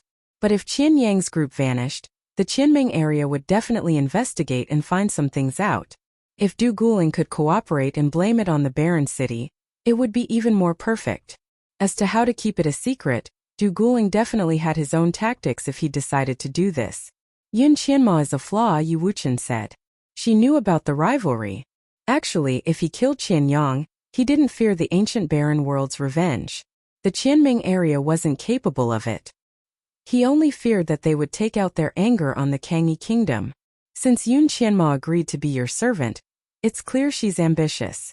My master only has one son. After Qianyang's death, it's most possible that I'll inherit the position of lord. With Zhao Han's death, if she's willing to ally with me, she may inherit the top position of the Sword Clan, Du Guling said. She's smart, and I'm more convincing of the two. Du Guling was able to complete the 13 steps of death in the Noble Grotto. His talent was undeniable. Yi Wuqian fell silent, and the sword intent disappeared. You better do what you said. I naturally know what to do, Du Guling said. With the talent of you three, I don't wish to become your enemy even if I become the lord of the Qianming area. He'd witnessed their talent in the Noble Grotto. He couldn't kill them. He'd be the one to die. Qianyang and the others' deaths today were the best proof. Qianyang had wanted to use Yi Futian, but look at his demise. As an orphan, Du Guling had had it much harder than Qianyang. He knew to observe and was more cold-blooded. Otherwise, he wouldn't survive until now. Go, Yi Wuqian said. He must admit that he'd been persuaded and Yun Qianma truly was a flaw. It would be most suitable for Du Guling to take care of her. Goodbye. Du Guling turned and left. No one stopped him. After he left, Lulan Shui appeared. Yi Futian and Yu Sheng also came. Yi Futian hadn't come out because he believed that Yi Wuqian would perform well. He didn't say anything before, Yu Sheng said. Of the five, Du Guling had the least sense of existence. Even though his talent was equal to Qianyang, it was easy to overlook him. That kind is the most dangerous, Yi Futian said. Virgin, can you help me? He asked Lulan Shui. With what? Lulan Shui looked at him. Help me send men to Qianming City and keep an eye on them, Yi Futian said. He was involved with Du Guling now, but he still must be careful. He had to see if Du Guling could successfully keep things a secret. Qianyang's death would spread to Qianming City sooner or later. Then they'd know the situation. Okay. Lulan Shui understood Yi Futian's motive. She nodded. We'll cultivate for a while and wait for their news. Then we'll head towards the barren city, Yi Futian said to the others. Naturally, no one opposed. The barren city was the center of the Eastern Barren Territory. The surrounding area was the entrance to the various forces of the Eastern Barren Territory. They all ruled over one part and fought inside the barren city. There would be many strong cultivators there, such as those equal to ancient Lulan. This may be their last stop in the ancient barren world. After traveling to the barren city, they would leave. There, Yi Futian would try to get rid of the threat of Luo Junlin joining the royal Xian temple. Months later, Yi Shao returned to the Kangyi palace with strong cultivators protecting him. When Emperor Yi had brought them to the ancient barren world, we'd sent strong cultivators to wait for them. Everyone knew about Emperor Luo's desire to kill Yi Futian. He'd expressed his determination at the Tingfeng banquet. If Emperor Luo didn't want to go all out, he wouldn't act personally. However, Emperor Yi still had to be careful. Thus, he posted strong cultivators at the gate to the ancient barren world. In addition, the war between Kangyi and Nandu had intensified to the extreme. Emperor Yi always had his eyes on Emperor Luo. Since Yi Xiao was back, Emperor Yi obviously went to meet him. Now, the talents of the Kangyi College also entered the palace with Yi Xiao. How was the trip? Emperor Yi asked, looking at the group. The ancient barren world is filled with talents and prides. Now I know how big the world is. The Kangyi kingdom has many talents as well, but they're nothing there. Yi Xiao sighed. Father, I must work harder. It's good that you know it. Emperor Yi nodded. It seemed that he had not received noble fate. Luo Junlin truly was talented to receive it. What about Futian and Wuxian? Did they not come back? He asked. Hearing the question, Yi Xiao furrowed his brows. He started to speak but then stopped. Seeing his expression, Emperor Yi asked, Speak straightforwardly. Father, Yi Futian is an outsider after all. No matter how talented he is, aren't you leading trouble in? Yi Xiao asked Emperor Yi. In the ancient barren world he disrespected me just because of his talent and wouldn't travel with me. Yi Wuxian is also a pride of the Fenghua banquet, and they became closer while I became the outsider. Emperor Ye's eyes flashed. He glanced at the others. They all kept quiet as if silently agreeing with Yi Xiao's words. I see. Go rest now, Emperor Yi said indifferently. Yes. Yi Xiao nodded and retreated. Summon Yi Danshan and Yi Lingxi. Emperor Yi said to his guard after Yi Xiao left. After a while they arrived. Emperor Yi saw them and repeated what Yi Xiao had said. Then he asked, What do you think? Yi Futian is proud but he's not like that. Regardless of whether brother is a prince, he owes you and wouldn't do that, Yi Danshan said. I agree. At the Fenghua banquet, Yi Futian requested to heal his master, while Yu Sheng requested to find his master. Later, they all worked hard for this at the Nandu Nation's Tingfeng banquet. Yi Lingxi said. Father, you wouldn't treat him so well if not for his disposition, right? Emperor Ye's treatment towards Yi Futian was practically perfect. He'd accepted Hua Jieyu as goddaughter and practically declared war with Emperor Luo because of Yi Futian, leading to a true war, despite Luo Junlin being accepted by a force from the Eastern Barren territory. If Emperor Yi only valued Yi Futian for his talent and he turned out to be heartless, what could he do if the Kangyi kingdom was at risk? So you too think Yi Xiao is lying? Emperor Yi asked. Yi Danshan lowered his head. Yi Lingxi fell silent too. This was a sensitive matter after all. If that is the case, Yi Xiao must have done something extremely antagonizing to Yi Futian, Emperor Yi said quietly. If not, Yi Xiao had no need to report and offend Yi Futian. Yi Xiao wouldn't act as the tattletale unless something happened between them. In addition, Yi Xiao cultivated at the Kangyi College. It was normal for them to be close, but if they lied to the crown together. At that time, someone outside called, Your Majesty, Princess Jieyu requests admittance. Let Jieyu in, Emperor Yi said. He looked outside and saw Hua Jieyu walk in. Hua Jieyu was as beautiful and elegant as before. Her demeanor had become more extraordinary as well.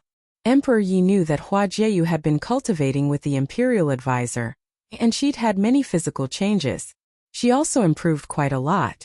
Godfather, Hua Jieyu greeted, bowing. Jieyu, I've said that you don't need to bow like an outsider. Futian isn't even as polite as you, Emperor Yi said with a smile. Godfather, I heard that the eldest prince has returned, Hua Jieyu said. Emperor chuckled. Are you here for news about Futian? Yes. Hua Jieyu nodded. Yi Futian didn't return with Yi Xiao. He must still be in the ancient barren world. Yi Xiao isn't good at cultivation, so he returned early, Emperor Yi said. Godfather, I wish to go to the ancient barren world. Hua Jieyu gazed at Emperor Yi with her pretty eyes. No. Even though you've improved greatly, you're still only in the second-level Dharma plane. He went before even entering the Dharma plane, Hua Jieyu said. Plus, I just can't enter the third level. I wish to test myself in the ancient barren world too. Emperor Yi looked at Hua Jieyu's eyes and nodded. All right. Danshan and Lingxi will go with you. In addition, I'll have men protect you. Don't cause trouble in the ancient barren world. Thanks, Godfather. Hua Jieyu smiled and nodded. She left soon. After knowing that she would enter the ancient barren world, Hua Fenglu immediately refused. Jieyu Futian is really smart. You shouldn't be worried. I really am worried, Hua Jieyu said. It's been so long, but he won't come back to see me. Seeing Hua Jieyu's expression, Hua Fenglu suddenly understood. He said, Jiayu, Futian looks like a playboy, but he won't do anything. Don't be worried. I trust him but not other girls, Hua Jiayu muttered. That boy is so bad. He's really likable. Hua Fenglu couldn't reply. Chapter 187. The barren city was the heart of the ancient barren world. It was also the most majestic ancient city with a very long history. All the top talents from all over the eastern barren territory were grouped in the barren city. No matter how talented a foreigner was, they didn't dare go wild here. The slightest mistake could insult a disciple of a top force, and then they wouldn't even know how they died. Thus, the disciples of the top forces were the absolute stars in this glamorous city. The others were just the sidekicks. The disciples of top forces would often fight each other in the city. At this time, a group walked down the cobblestone road. They stood out from the crowd. The one in the center was around 17 or 18 years old. He was extremely handsome with a perpetual smile on his face. The smile was extremely effective on girls. On his left was a muscular man. He looked intimidating and was very burly. He seemed to be filled with endless power. On his right was a one-armed youth. He had a sword slung across his back. His eyes were sharp. He was definitely a powerful swordsman in training. Behind the three were two girls. They were both extremely beautiful, especially the girl on the right. Her silver hair was like snow, and she was as beautiful as a fairy. Her aura was cold. Behind them followed a group of men, seemingly guards. Passers-by would definitely take a second glance at a group like these, wondering if they were disciples of some top force in the Eastern Barren Territory. The only thing that stood out was the Black Wind Eagle. How could such a powerful group ride such a common demon? It wasn't good enough. Naturally, this group was Yi Futian and the others. Lulan Shui had followed them, as per the Empress' orders. She didn't even have her people with her. Yi Futian found it strange, but he couldn't say anything. Did you find out? Yi Futian asked Lin Yueyao now. Yes. Lin Yueyao nodded while glaring at Yi Futian. After arriving in the barren city, he told her to find out information whenever something happened. It seemed that she'd taken Yun Qianma's role as the maid after Yun Qianma left. It was annoying. Lead the way, Yi Futian said nonchalantly, seeming to not see Lin Yueyao's resentful eyes. The group climbed onto the Black Wind Eagle. It rode with the wind and traveled through the air. There were many demons above the barren city. They all went to different places and didn't disturb each other. Lin Yueyao and Lulan Shui's beauty occasionally attracted some gazes, but no one bothered them. After some time they arrived at the heart of the city. The buildings here were even more magnificent. There were more demons too, as well as strong cultivators. Lin Yueyao held a map and pointed towards somewhere. Gradually, an extremely tall mountain appeared in their vision. This mountain stood in the heart of the city, but it didn't seem awkward at all. Instead, there was a sacred aura about it. Many people were heading towards it. As the Black Wind Eagle continued, they approached the mountain. They could see a huge stone monument before the mountain. It was very eye-catching with 3 giant words carved on it. Ancient Barren World. These words were carved in the stone monument. This was where the name of this place came from. We're here, Yi Futian mumbled to himself. The Black Wind Eagle continued to the top of the mountain and landed before the stone monument. There were countless people before the monument, more than 100 meters tall. The 3 words Ancient Barren World seemed to have some attractive force, making one stare at it involuntarily. Not far from the monument there were steps leading up the mountain. Many people were climbing like a pilgrimage. Let's go, Yi Futian said. Then he followed the many others and climbed the stone steps. He followed the steps to the end where he was even with the stone monument. The mountaintop was very flat, as if the peak had been sliced off. It was a hugely vast area filled with activity and people. When Yi Futian and the others stepped onto it, a gust of fate hit their faces. Yi Futian gazed around and his heart jumped. Just as he'd found out, Mirror Mountain had everything a cultivator would want. There were many different regions in this vast space. Each region seemed to contain a relic. Some people were playing chess.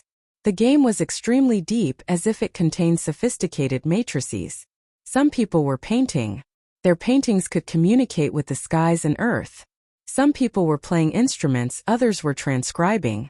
Everyone in each region was cultivating and communicating with the noble intent to build a fate. Thud. At that time there was a huge sound. Futian felt a terrible force. He looked over towards the source and saw a line of drums. Someone was hitting the battle drums powerfully. As the booms sounded without stop, more drums sounded as well. It created an even more terrifying force. There was another thunderous boom. Futian looked elsewhere. There was a region of thunder. Other than that, there were some noble statues on the mountain. They contained terrible intent power. Many people were cultivating before them. People were cultivating and studying in each region of this vast space. They all came from the various top forces of the Eastern Barren Territory. The mountaintop was a flourishing scene. As expected of the barren city's heart, Futian muttered, "Cultivators of any type could accomplish something here."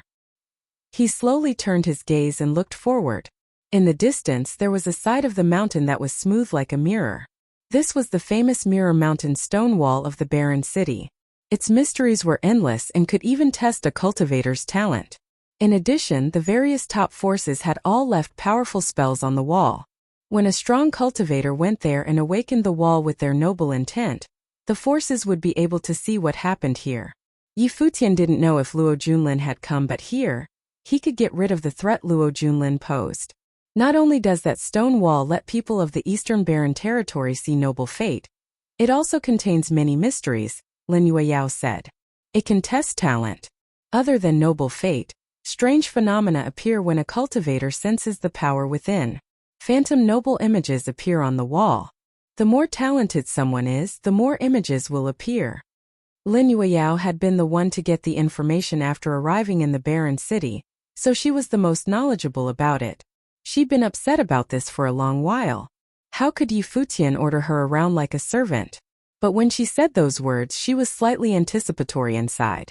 When Luo Junlin had received noble fate, he'd been accepted by the royal Xian temple. Now Futian, Yushang, and Wuchen were at least equal to Luo Junlin.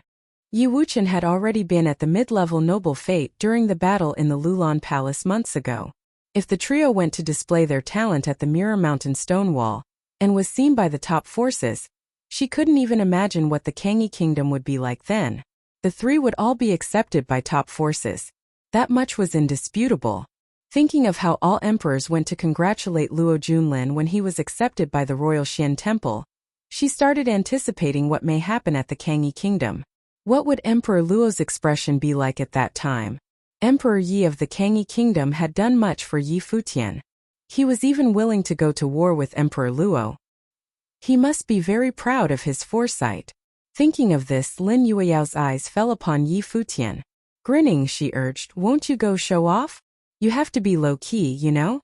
Futian replied nonchalantly. Lin Yueyao pouted. "Since when was this guy low-key? There is so much noble fate on this mountain. We can't waste it." Futian looked around and smiled brightly. To him, all these relics were giving away noble fate for free. Lin Yueyao's eyes flashed. She was speechless. She didn't know what level Futian's noble fate was now, but if Wuchen was at mid-level, Futian shouldn't be any lower. He had received 2 precious books in the Lulan relic. He'd also taken the most treasured book in the entire ancient Lulan. He probably received very powerful fate. "All right, everyone choose the place most suitable for you." Futian smiled and everyone nodded. Wuchen walked towards somewhere. A moment later, he arrived before a sword matrix. The sword matrix was extremely frightening and contained endless sword intent. No one dared to enter brashly. However, there was someone sitting inside quietly. He let the endless sword intent pass through him. He guided the sword into him and cultivated. Shocking sword intent flowed across his body. Apparently, someone beside him said, "All disciples of the Fuyun sword clan that enter the ancient barren world to train would come here to make the sword test their bodies. No one has ever failed. Li Daoqing is one of the prides of the clan. He obviously won't fail. Apparently, his brother Li Daoyun is just as accomplished." Wuchen's eyes glinted instantly and looked at the youth inside the sword matrix. Chapter 188. Li Daoyun's brother? Yi Wuqian's arm had been chopped off by Li Daoyun. He didn't expect such a coincidence, but he quickly composed himself. He walked quietly into the sword matrix as if he didn't know the other. In an instant, many sword marks lit up inside the matrix and surged towards him. He sat cross-legged. Sword intent wrapped around him. When endless sword intent from the matrix came at him, he didn't fight back. Instead, he guided it into him. There was faint emperor's intent about him. The sword intent within him was like the king of swords. It guided the murderous intent into itself and flowed throughout his body. The weak would be destroyed by sword intent. The strong could use it. This was the difference. Yusheng walked before the battle drums. There were 9 sides and booms came endlessly. Someone stood before the drums and beat them. The first hit, 1 side sounded. The second hit, the power could extend from the back and make 2 sides sound. The third could make 3 sides sound. Each time a horrible power would reverberate back and become stronger, multiplying. After the third time it was already very frightening. Yusheng watched and saw that most people could only make 5 sides sound. He walked up before the battle drum and pounded with his fist. There was a boom and the drum shook. However, it didn't stop. Yusheng punched it again and the booms sounded. A burst of power and reverberations rushed at Yusheng, but he seemed not to feel it. He punched a third time. The booms were endless. The drums seemed to go wild in an instant. A horrible power exploded with the strength. Hearing the densely packed sounds, many looked over. Yi Futian, who had walked elsewhere, looked over too and rolled his eyes. Couldn't he be more low-key? Who beat drums like this? The fourth side sounded. It practically created shockwaves and many were speechless. Compared to Yusheng, the others had been too gentle. A burst of aggressive power and strength converged into a horrible storm. It beat crazily on Yusheng's body, but he just roared and punched again. His burly body stood upright like the god of war. The moment of his 5th punch, there seemed to be a storm surrounding him. All the intent power rushed into his body, putting it through a trial. There were continuous cracking sounds. A dark golden armor appeared. Endless strength surged inside Yusheng's body. He punched again. It was like thunder, and everyone looked over. Very few people could make such a commotion with the battle drums. Lin Yueyao was speechless too. Did he have to do this so soon? Boom! Noble fate rose up in Yusheng. Now he seemed to be covered in a demon's armor. He punched a 7th time. Power rolled in the air domineeringly. Even Yusheng's powerful body was forced back. He grunted, blood coming out of his mouth, but he didn't give up. He stepped forward again like a wild demon. He punched again. This time, the people cultivating in the area were all shocked awake. Their eardrums vibrated. As for Yusheng, his body cracked. The power seemed to want to destroy him. He opened his mouth and roared. Veins bulged all over him. A terrible power poured into him. Yusheng was forced back and he spat out fresh blood. However, his fate was changing as if there was a storm of fate. Gradually it became purer and more terrifying. The drum was still going, unable to stop reverberating. There was another boom. Yusheng actually continued forward. Before the drum stopped, he beat it for the 9th time. With this boom the drum shook 9 times, and the 9 sides resonated at once. Many people shook inwardly.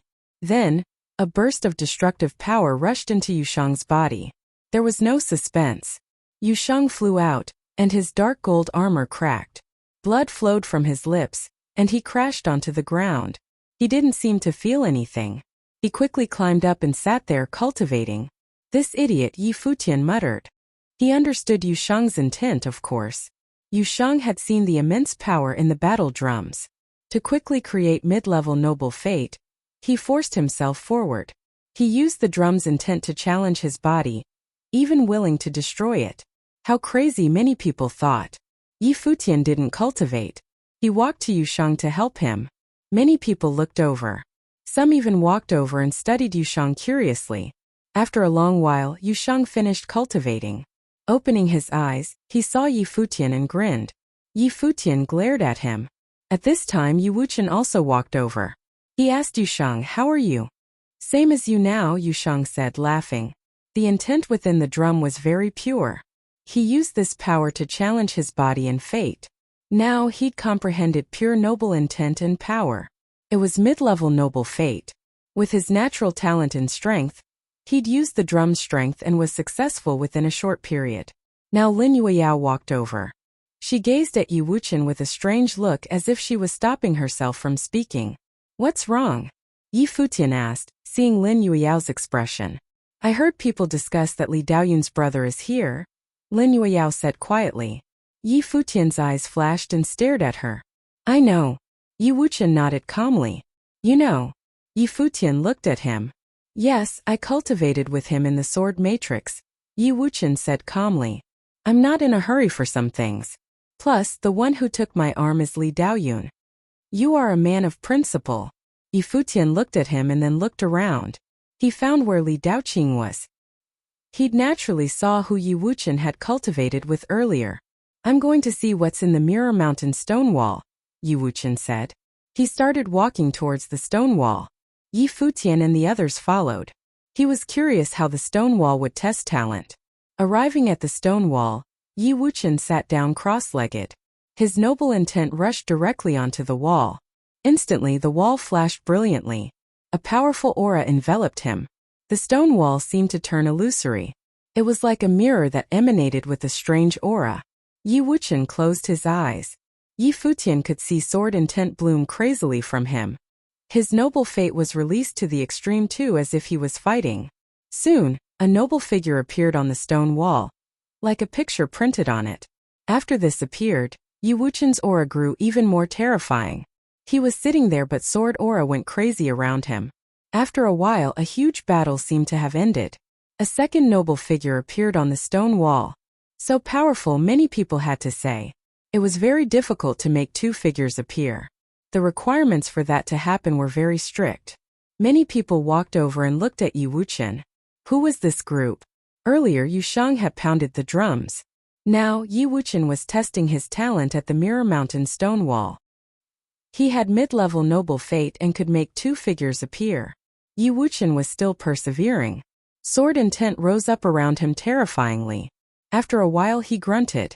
The sword intent flowing through him disappeared, and he opened his eyes. The Mirror Mountain stone wall returned to normal. No one mocked him.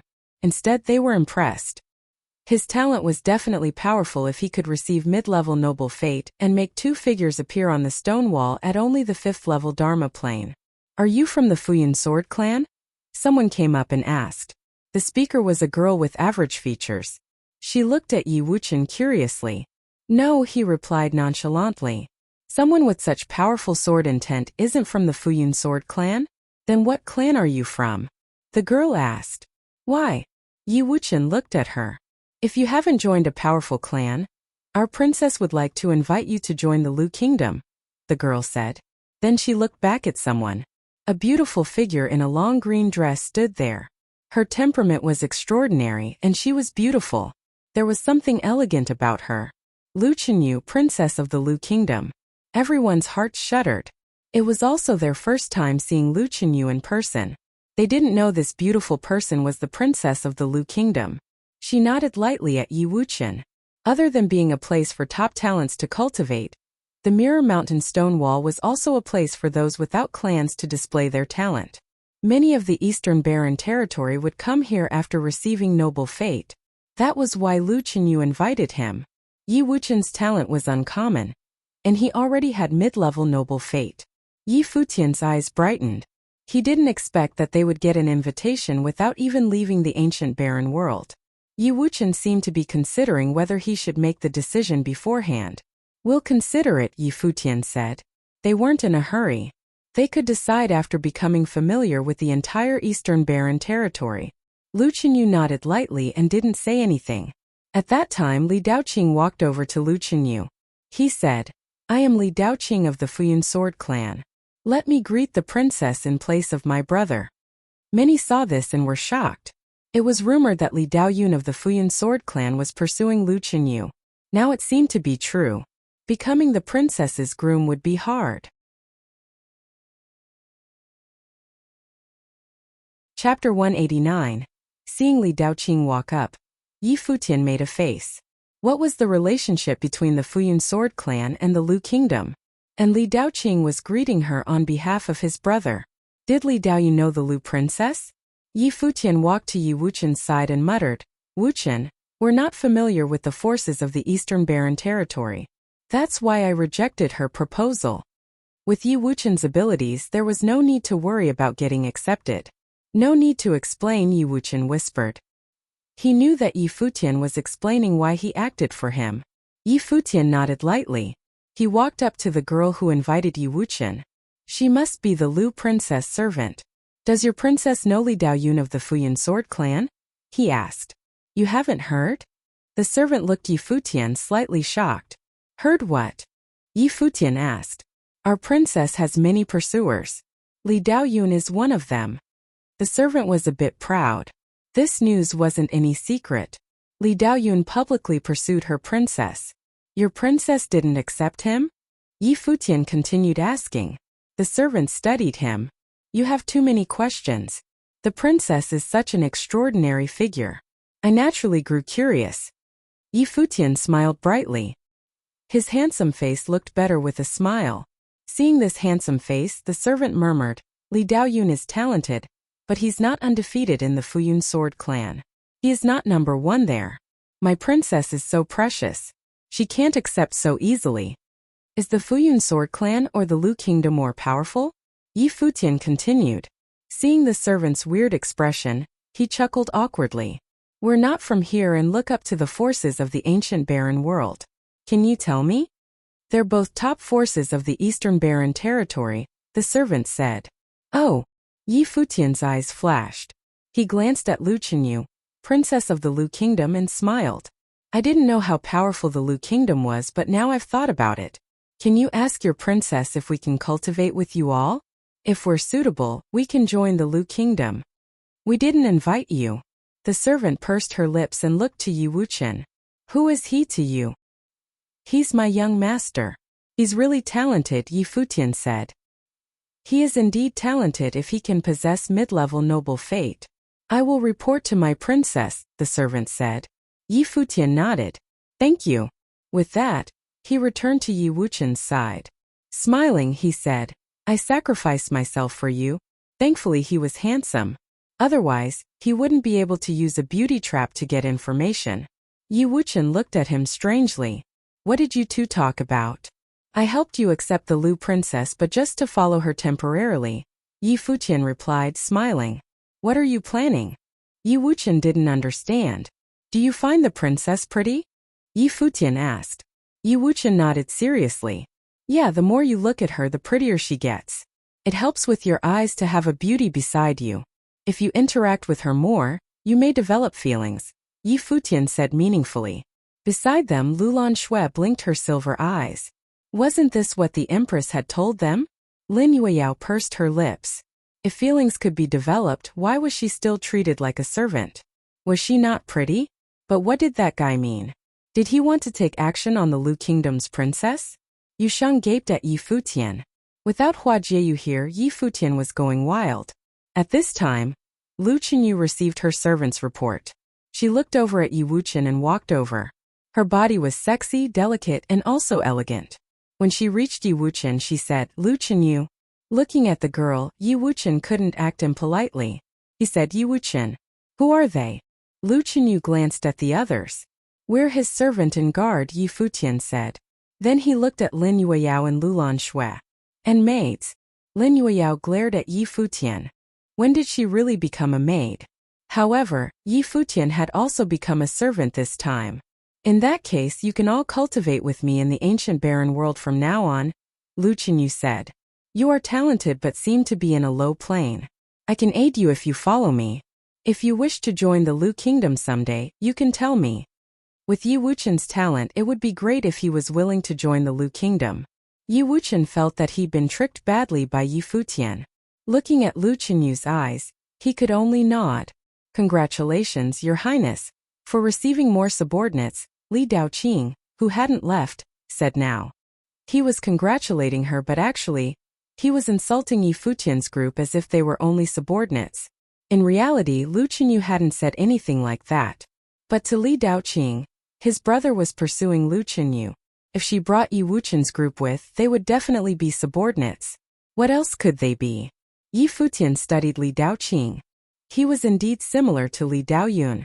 Seeing that Lu Qinyu still wouldn't talk, Li Daoqing glanced at the others and said, "From now on, you must serve the princess wholeheartedly.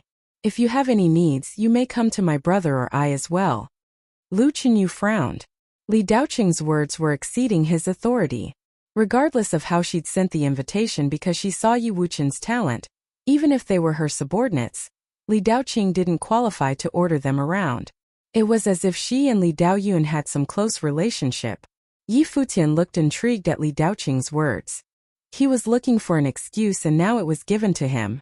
Li Daoyun wanted to pursue Lu Qinyu? If that was the case, he'd like to see how Li Daoyun did it. "Princess, who is he?" Yi Futian asked, despite knowing the answer already. Li Daoqing of the Futian sword clan. Lu Qinyu said, "Princess, this man's words have other meanings and destroy your reputation." "It's as if you're already theirs," Yi Futian said. "Would you like us to teach him a lesson for speaking so impolitely?" Hearing that, Li Daoqing stared at Yi Futian. His words indeed could have another meaning and might not have been that proper. But it was just a slip. He didn't mean to be impolite, but after Yi Futian said that, "Shut up. I am speaking with the princess. There's no place for a slave like you," Li Daoqing growled. His eyes were sharp. He had heard Yi Futian say he was Yi Wuqian's guard. How could a guard be so brash as to ruin the relationship between him and the princess? "Li Daoqing, you are presumptuous," Lu Qinyu said coldly. "Your Highness, that slave doesn't know his place. He dares to instigate us." "I don't mean any offense to you, Your Highness," Li Daoqing said. Lu Qinyu scoffed. His words truly were easy to be misunderstood. There was no problem in saying he was impolite. "Princess, you heard it too. We can't bear this tone," Yi Futian said. Lu Qinyu looked at him and said, "Li Daoqing is in the 5th level Dharma plane. He was from the Futian sword clan, was at the 5th level Dharma plane and had noble fate. He was definitely a powerful fighter. Yi Futian was only Yi Wuqian's servant. How could he fight Li Daoqing? Unless Yi Wuqian fought. Only the 5th level Dharma plane," Yi Futian said confidently. Lu Qinyu studied his expression. Did he really think he could defeat Li Daoqing at that young age? "Yu Shang," Yi Futian called just as Lu Qinyu thought he would fight personally. "Take revenge for the princess." "Okay." Yu Shang stepped forward and took off his battle axe. He walked up. Li Daoqing flashed and shot into the air. Sword intent snaked all around him as he stared coldly at Yu Shang and Yi Futian. Did they dare look down on him? The terrifying sword intent flowed, rushing towards Yu Shang. The next moment Yu Shang stepped forward. There was a thud and he shot into the sky. His aggressive body flew at Li Daoqing with terrifying speed. "You're looking to die."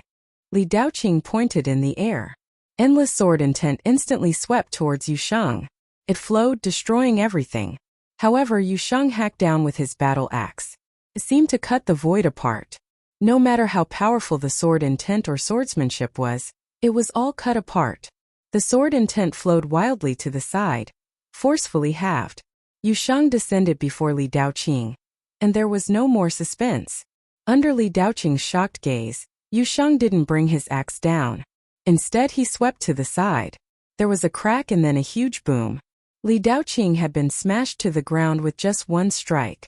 Yu Shang hadn't used all of his power either. Otherwise, he could kill Li Daoqing easily. Just as Li Daoqing tried to get up, there was another muffled thud. He was on the ground again. Yu Shang had him under his feet. Slave? Li Daoqing's so-called slave was stepping on him. The surrounding people all stared at this scene in shock. Li Daoqing was from the Futian sword clan. He was Li Daoyun's brother. How could he be treated like this? The rivalry had been set and the princess was involved as well. She most likely could not escape from it. Yi Futian watched this calmly. He didn't pity Li Daoqing at all.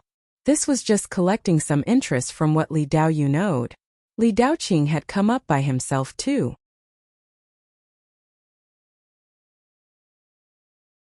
Chapter 190. Li Daoqing was shocked. He felt pain all over his body, but what he couldn't bear was the humiliation. The Futian sword clan was respected by all. They enjoyed keeping to themselves and acting as they wished without any concerns. However, he was humiliated at this moment. The axe was a powerful ritual implement. How could Yu Sheng defeat him relying on the ritual implement? Lu Qinyu was shocked too. Yu Sheng fought too violently with Li Daoqing and was rude to Li Daoyun as well. Princess, how could this kind of clown dare harass you? From now on we will deal with them. Yi Futian took the credit immediately as if he was taking revenge for Lu Qinyu. Lu Qinyu glanced at Yi Futian with a strange look. You will die very miserably. Li Daoqing stared at Yi Futian from the ground. Haven't figured out the situation? Yi Futian looked at him strangely. Kill me if you have the guts. Li Daoqing's eyes were very fierce. Yi Futian didn't respond. Yu Sheng grabbed Li Daoqing's arm and yanked him up. He swung his strong arm and with a bang, Li Daoqing was smashed onto the ground, vomiting blood. Boom, boom, boom. Continuous explosions sounded. Everyone was stunned by the sight of the scene. In Yu Sheng's hands, Li Daoqing was smashed to the ground again and again. Every smash shook the spectators' hearts.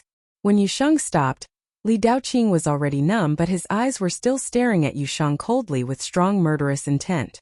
He climbed up with difficulty, his body trembling.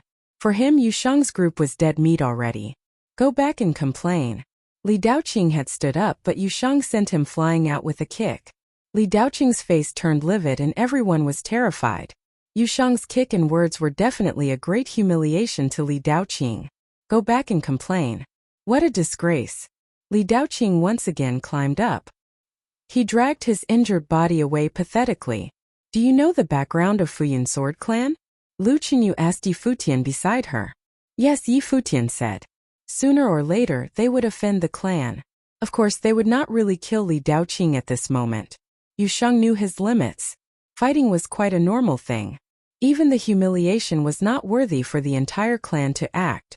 But if they really killed Li Daoqing, the Futian Sword Clan would definitely take action. Why did Yi Futian come to the ancient barren world? It was to remove the threat posed by Luo Junlin, which mainly came from Royal Xian Temple. They didn't have the confidence to kill Li Daoqing yet. The reason why they came to the barren city Mirror Hill Stone Wall was to prepare for this. Li Daoqing's senior brother, Li Daoyun, is the top talent of Futian Sword Clan with great achievement in Dharma. He is very strong, said Lu Qinyu. Well, it seems that I have to enhance my ability too. Yi Futian laughed and said, Your Highness, you can have a talk with my young master now. Saying so, Yi Futian left. In the ancient barren world, one could borrow the power of many relics. There should be no problem with so many relics here. Moreover, this vast area was enough for them to practice for a long time.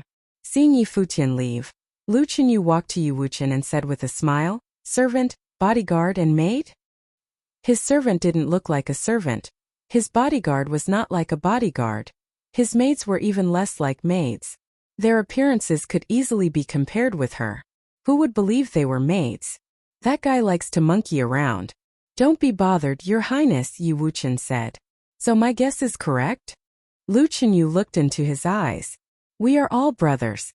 What about them? Lu Qinyu looked at Lu Lanxue and Lin Yueyao. Where were those two beautiful women from? You'll have to ask him. Yi Wuchen looked at Yi Futian. Lu Qinyu's face changed. She immediately smiled and said, Your brother is really naughty. Naughty? Yi Wuchen murmured and then nodded. He indeed was naughty. So which clan do you all belong to? Lu Qinyu gazed at Yi Wuchen. Since they dared to fight with Li Daoqing and were really gifted, they might be top talents from some top power that kept a low profile, so she didn't know them. The answer was quite important.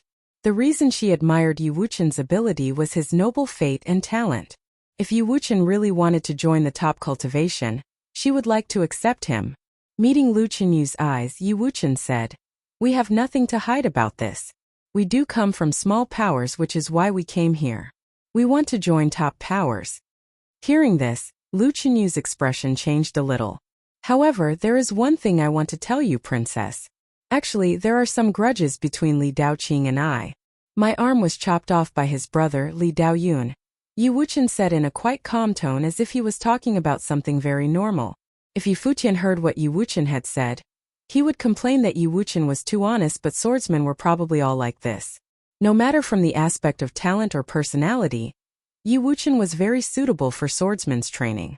Lu Qinyu's beautiful eyes flashed for the first time.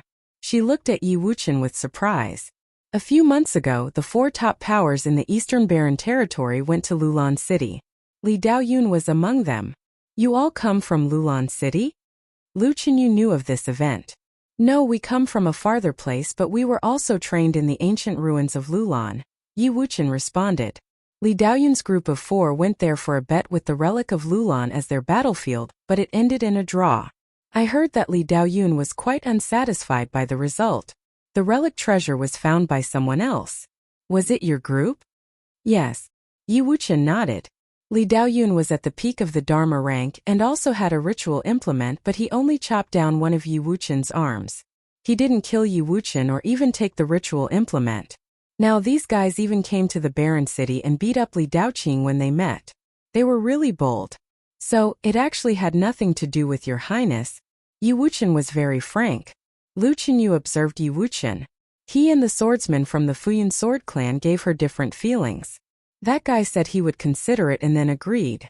Now I see it is because of Li Daoqing. Lu Qinyu smiled and said, so you actually haven't decided which power you want to join? We know little about the situation of Eastern Barren Territory, Yi Wuqian answered.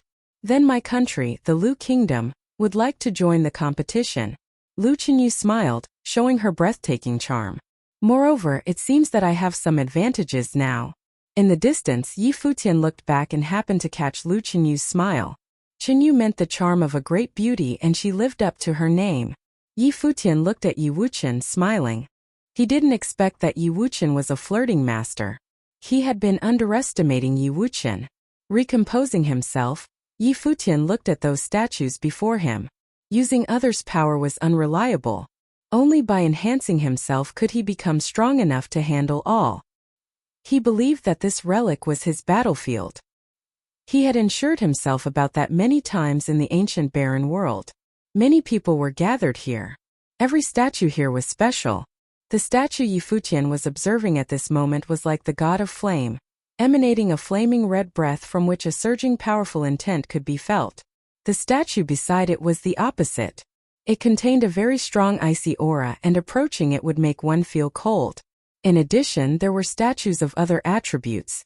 Among them was a statue which was cast with swords, emanating a sharp aura. Everyone in this area was powerful. They looked at Yi Futian with interest. Does this man want to perceive those statues? Few people could actually do that. Lu Qinyu noticed Yi Futian too. She said to Yi Wuqian, those statues are dangerous, shall we warn him about that? How dangerous? Yi Wuqian asked curiously. People without noble fate may not view them or the consequence might be miserable. Lu Qinyu looked at Yi Wuqian. That's all right. Yi Wuqian was quite calm. Lu Qinyu was amazed. Could it be that the servant had noble fate too? Actually, of us 3, I am the least competent from every aspect of us 3, Yi Wuqian said to Lu Qinyu.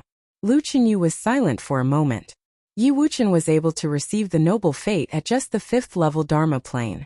There were 2 noble statues at the Mirror Mountain stone wall. According to Yi Wuqian, he was the least competent among the 3.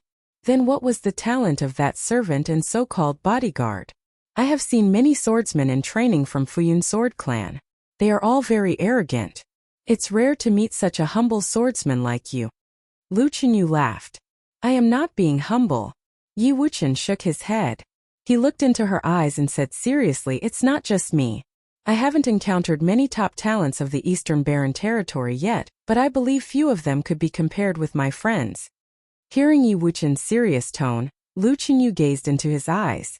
Even the top talents of Eastern Barren Territory couldn't be compared with Yi Futian and Yu Shang? Yi Wuqian was somewhat too overconfident and arrogant. However, though their conversation, she believed that Yi Wuqian was not arrogant at all.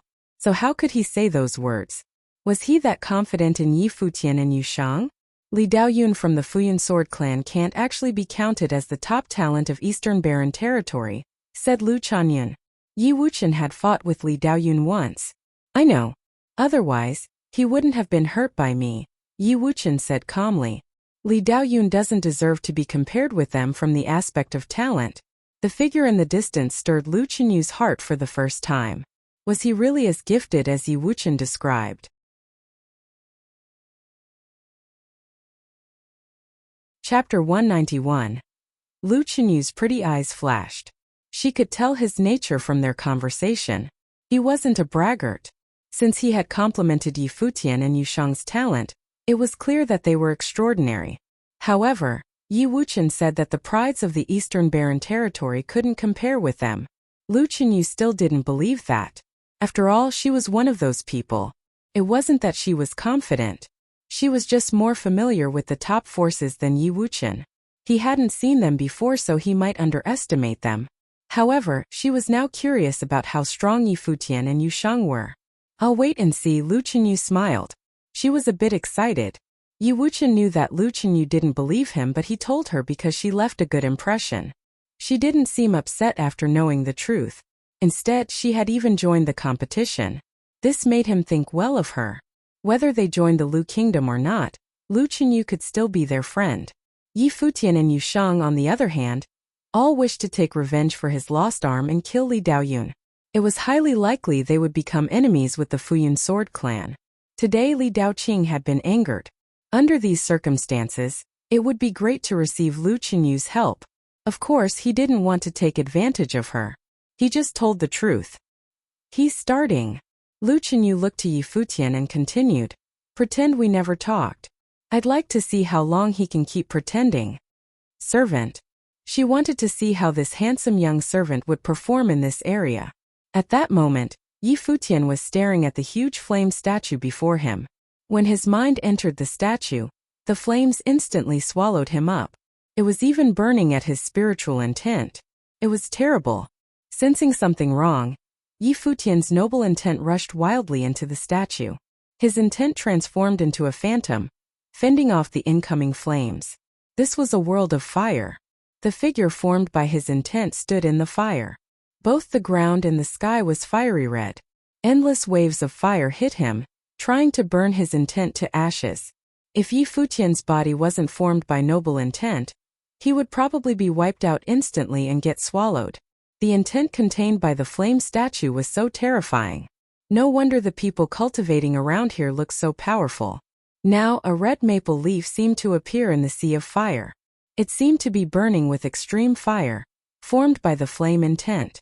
The maple leaf floated towards Yi Futian and fell upon the body created by his intent. At that moment, Yi Futian clearly felt an extremely terrifying burning sensation. A maple leaf imprint appeared on his body. The mark contained extremely bright firelight and burned with a golden glow that spread to the rest of his body. Yi Futian fought with the flame intent, but he quickly discovered that in this world of endless flames, countless maple leaves fluttered in the air. They kept appearing, quickly covering the sky and sweeping towards him. Soon his body was covered in maple leaf marks, burning at him. He actually felt pain. At this time, maple leaf imprints seemed to appear on his body in the outside world. It was frightening. Is this a spell? Yi Futian thought. A burst of icy intent bloomed on his body, covering him with a layer of frost. The maple imprints were also covered. Inside the statue, Yi Futian's body changed as well. Fire and ice mixed and the two different intents complemented each other, stopping the other from swallowing him. After that, he began quietly studying the intent in this world of fire. A long time later, he started fighting back against the statue's intent. Instead of defending passively, he was attacking.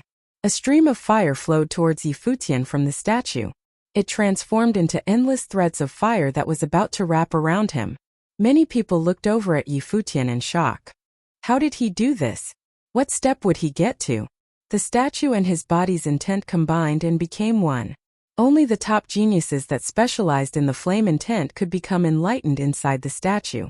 However, Yi Futian's aura was clearly at the top of the second-level Dharma plane. He was still a step away from the third level. At that time, the flame current turned around and returned to the statue, disappearing from Yi Futian's body. Did he fail? Everyone looked to Yi Futian. It was normal to fail at the second-level Dharma plane. At that time, Yi Futian opened his eyes. The aura slowly faded and a bright smile appeared in his eyes. It was just as how he'd guessed. He's unharmed. Many people were shocked at Yi Futian. Someone of such a low plane had studied the statue for so long but was unharmed. Yi Futian's talent must be extraordinary. Lu Qinyu had been studying him. Seeing Yi Futian open his eyes, she said to Yi Wuqian, "He indeed is very powerful. It seems that he has noble intent already. It's mid-level noble fate as well. Otherwise, he wouldn't be able to handle it." But even so, it wasn't to the extent that Yi Wuqian had said. Yi Futian had failed to become one with the statue. Perhaps he could do it after he reached the pinnacle of the Dharma plane. Yusheng, Yi Futian called. Then he gazed at Yi Wuqian, who was beside Lu Qinyu, and said, "Young master." Yi Wuqian felt awkward. Lu Qinyu already knew, but Yi Futian was still calling him that. "Continue." Lu Qinyu seemed to smile at Yi Futian. She wanted to know how much longer he could keep up the act. Seeing Lu Qinyu's smile, Yi Futian thought something was wrong. What expression was that? However, Yi Wuqian and Yusheng arrived beside him. "This statue is strange. You can try communicating with it," Yi Futian said to them. Yusheng and Yi Wuqian nodded. Since Yi Futian said that, he must have discovered something. The two walked to the statue best for them and sat down to sense with their eyes closed. Yi Futian moved. Instead of staying to cultivate before the flame statue, he went to another powerful statue. He sat down and continued studying that one. Lulan Shui also walked over and found an ice statue. Lin Yueyao tried too. She was almost wiped out, but thankfully she reacted quickly. "Princess, you seem interested in them." Lu Qinyu's servant was curious. The princess rarely became so close to men. Half a year ago, someone who said he was from the Hundred Lands received the noble fate, and was accepted by the royal Xian temple. Later, the ancient barren world opened.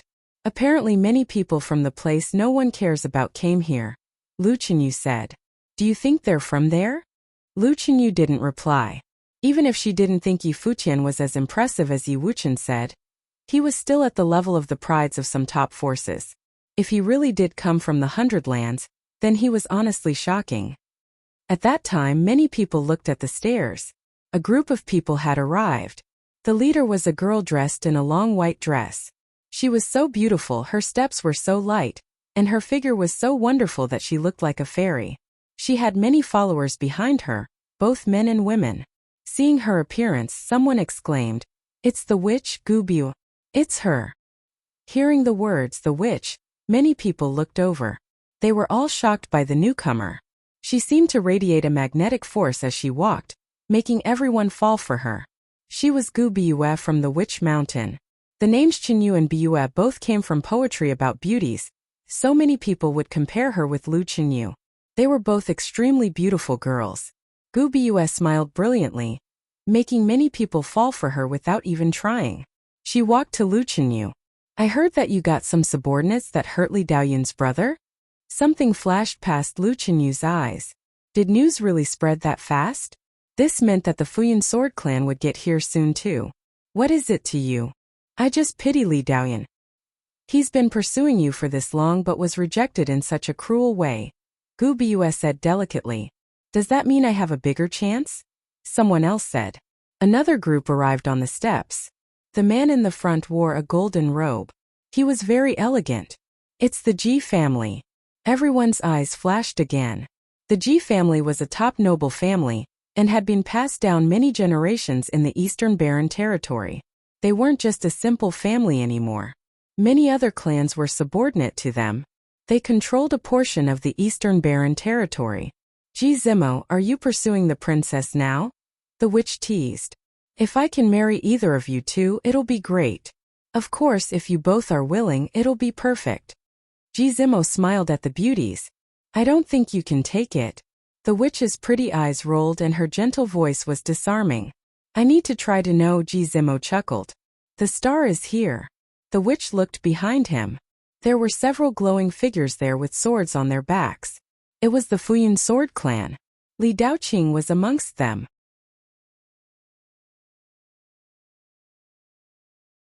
Chapter 192. Li Daoqing's group arrived. The eyes of the people at the top of the mountain were all fixed on them. The two beside Li Daoqing were all from the Futian sword clan. Mu Yunhe Xiaoteng. Ji Zimo smiled when he saw the two. Mu Yunhe and Xiao Teng were all extraordinary cultivators of the Futian sword clan. Mu Yunhe especially was at the 8th level Dharma plane. He had the noble fate in swordsmanship. The three took a look around and then noticed Lu Chenyu. They walked to her. Mu Yunhe called, "Princess Chenyu." Li Daoyun was pursuing Lu Chenyu. They didn't want the relationship to become too awkward since Lu Chenyu wasn't the one that hurt Li Daoqing. It was one of her subordinates. In this case, Lu Chenyu had nothing to do with Li Daoqing's being defeated. Lu Chenyu looked at Mu Yunhe's trio without emotions. "What's the matter? Don't you know?" The witch Gu Bua said with a smile. It seemed that Lu Chenyu wanted to protect her subordinates. "I've heard that Daoqing made rude remarks about the princess and caused some misunderstandings. I'm here to apologize," Mu Yunhe said. Lu Chenyu looked at the man before her. Mu Yunhe was indeed Mu Yunhe, very considerate. "No need to apologize. He has been taught a lesson," Lu Chenyu said indifferently. The spectators were amazed.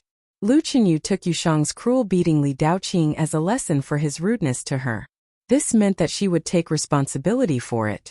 In this case, people were quite curious about how Mu Yunhe would react. Would he turn against Lu Chenyu? If so, that would be very interesting. He deserved it. Mu Yunhe nodded.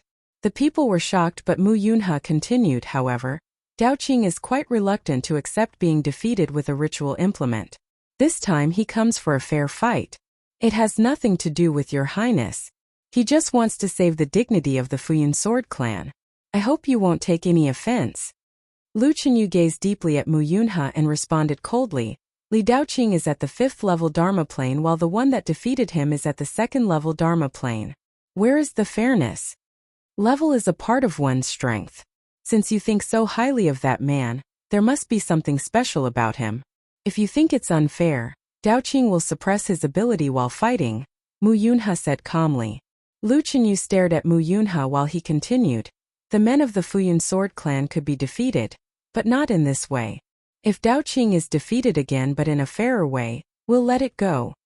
Mu Yunhe spoke calmly, but he still sounded aggressive, despite speaking to the princess of the Lu kingdom.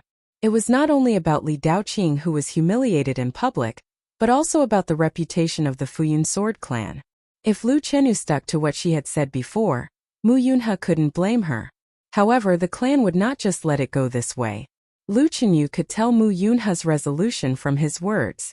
She walked toward Yi Futian's group. Everyone followed her. Gu Bua grew curious. Did Lu Chenyu really plan to have her people fight with Li Daoqing again? Many eyes followed Lu Chenyu.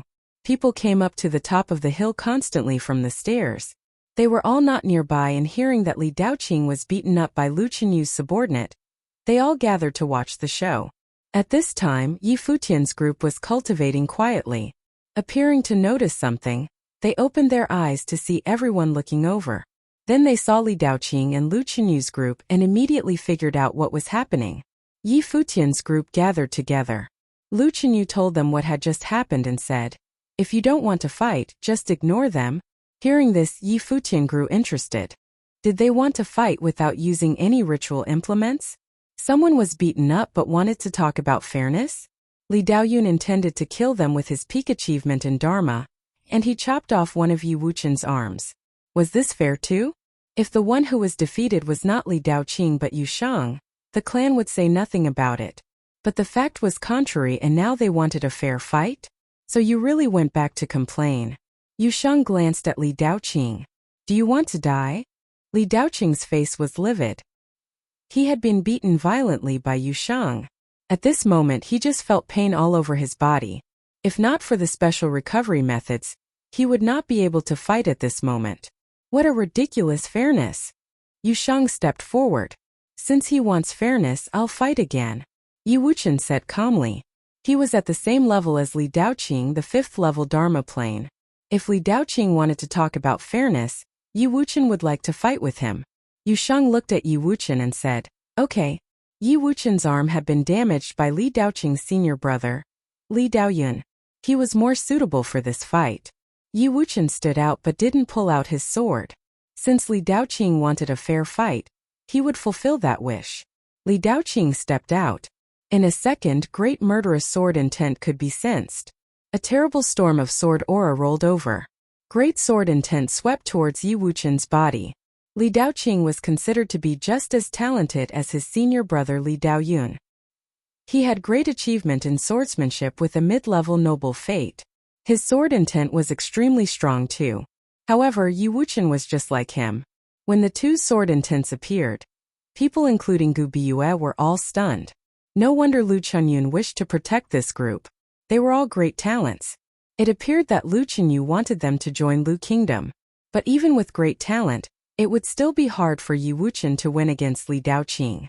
Yi Wuqian stood there quietly, emanating horrible sword intent as if he was a statue cast by swords. The moment Li Daoqing moved, countless beams of light filled this space. They were the reflections of the swords. He moved very quickly like lightning. People could only see his blurred figure. Then they saw Li Daoqing descend from above Yi Wuqian. Countless swords appeared and swept over the air. At this moment, people saw horrible sword streaks cut the void. If Yi Wuqian was hit by those lights, his body would be cut into countless pieces. It's the split light sword technique. People all saw the brilliant sword, which was like a godly technique. They could practically see Yi Wuqian be engulfed by the endless sword light. As an extraordinary cultivator of the Futian sword clan, Li Daoqing showed his absolute advantage with only one move. Yi Wuqian still stood there. Everyone was watching, wondering whether he just couldn't figure out how to resist this. If he couldn't, he would most likely die. Yi Futian looked coldly at the sword. The opponent had started with a fatal move. Lu Chunyu only stared at Yi Wuqian. Surprisingly, he didn't even move. Shocking sword intent flowed through him at this time, but it was still hard to block Li Daoqing's attack. Mu Yunhe and Xiao Teng looked satisfied. There were no flaws in Li Daoqing's attack. Endless swords tearing through the air were about to hit Yi Wuqian. Everyone mourned for him. Would he lose with just one move? Sure enough, there was still a big gap between him and the Futian sword clan. Just as the sword came down, Yi Wuqian's body, bathed in the light of sword, turned transparent. It was as if he was a sword rather than a man. When cutting down, Li Daoqing's sword was influenced. It spun around as if it was to be integrated with his body and become a part of that sword. It is the sword body. The people of the Futian sword clan were surprised. Yi Wuqian was not Yi Wuqian anymore. He was the incarnation of the sword. The sword body was the ultimate pursuit of all swordsmen. It could not be attained merely relying on talent. One also needed an incomparable faith and a sincere heart in swordsmanship. The sword and the self must be one. People who could form the sword body were all top talents of swordsmanship. It's not the sword body yet, but just an immature form. Mu Yunhe was shocked by this sight. Even now, it was still very destructive. It was very possible for Yi Wuqian to succeed. Seeing this scene, Li Daoqing felt embarrassed. His fatal kill was integrated into Yi Wuqian's body. His body like a sword, he streaked past. Another sword struck out as if all blades were one. A horrible light sliced through the air. At this moment, Yi Wuqian's body moved. He looked like the king of swordsmanship. As he moved, all swords followed him. His body seemed to be turned into a real sword and descended on Li Daoqing. Li Daoqing felt great murderous sword intent approaching. He stepped back, but a bunch of cold light swept past his neck. Li Daoqing stopped, his eyes fixed on the figure. Yi Wuqian had caught up to him with the sword and sliced the throat. Blood flowed down Li Daoqing's neck. He would die if Yi Wuqian made the slightest move. Everything was silent. Many people shuddered inwardly at the sight of that sword. The Futian sword clan was famous for its swordsmanship. The clan was known as the strongest sword clan in the Eastern Barren territory. However, Li Daoqing, one of the top talents from the Futian sword clan, was defeated by just one move. Though Yi Wuqian only made one move, everyone could tell how strong he was. It was enough for him to be compared with those top talents of the Futian sword clan. Lu Chunyu was shocked too. She had heard Yi Wuqian had lost one arm when fighting with Li Daoyun but still wounded Li Daoyun. However, she didn't realize how excellent Yi Wuqian was until now. He was stronger than she had imagined before. However, Yi Wuqian once said that he was the least competent of the three. Was it really so? Lu Chunyu doubted that. She didn't train in swordsmanship, but she knew that what Yi Wuqian had performed was an indication of the sword body. A swordsman that learned the sword body was so terrifying. She looked at Mu Yunhe and Xiao Teng and said, This is the fairness you asked for before. Satisfied? Mu Yunhe looked at Yi Wuqian deeply and said, "We are indeed defeated. We will let this go." The eyes of the Witch clan and Ji family grew sharp. Other spectators were a little disappointed. The Futian sword clan would not take further action? That's it. At this time an untimely voice sounded. People turned around and saw Yi Futian stepping forward. He was gazing coolly at the Futian sword clan.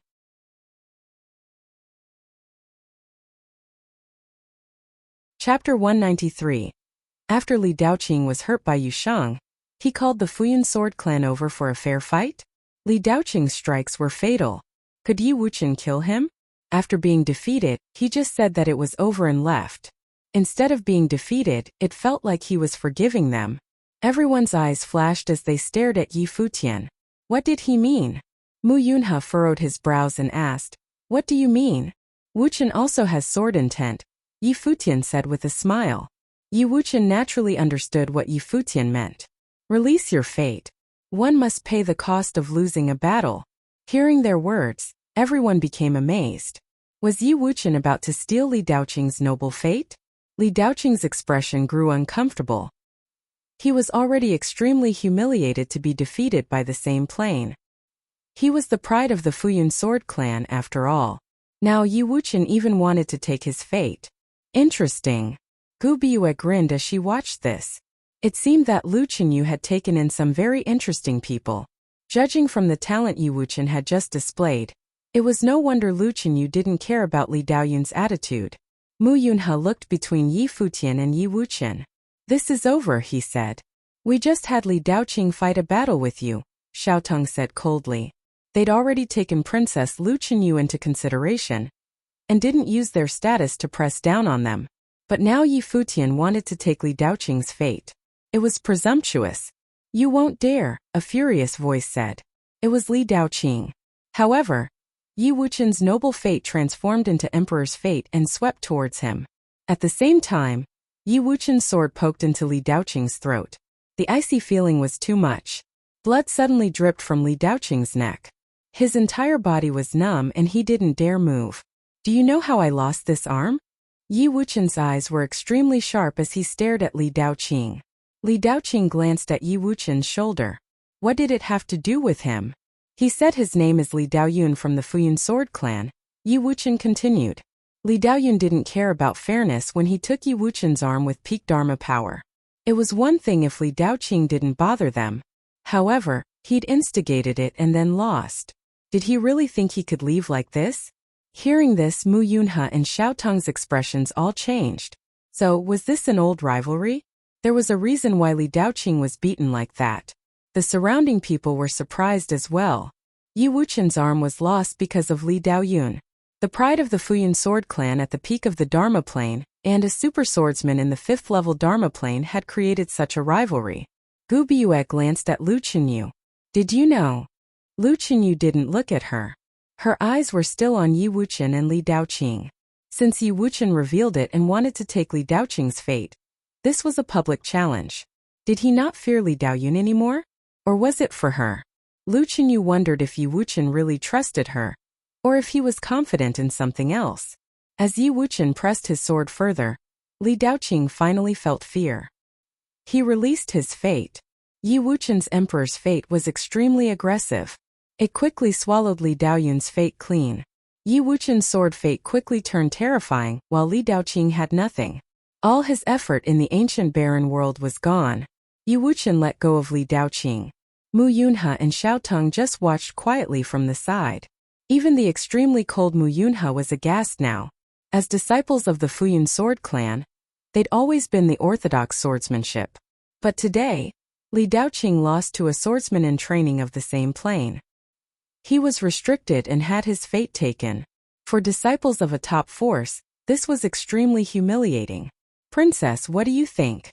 Mu Yunhe gazed at Lu Qinyu, still holding back his anger.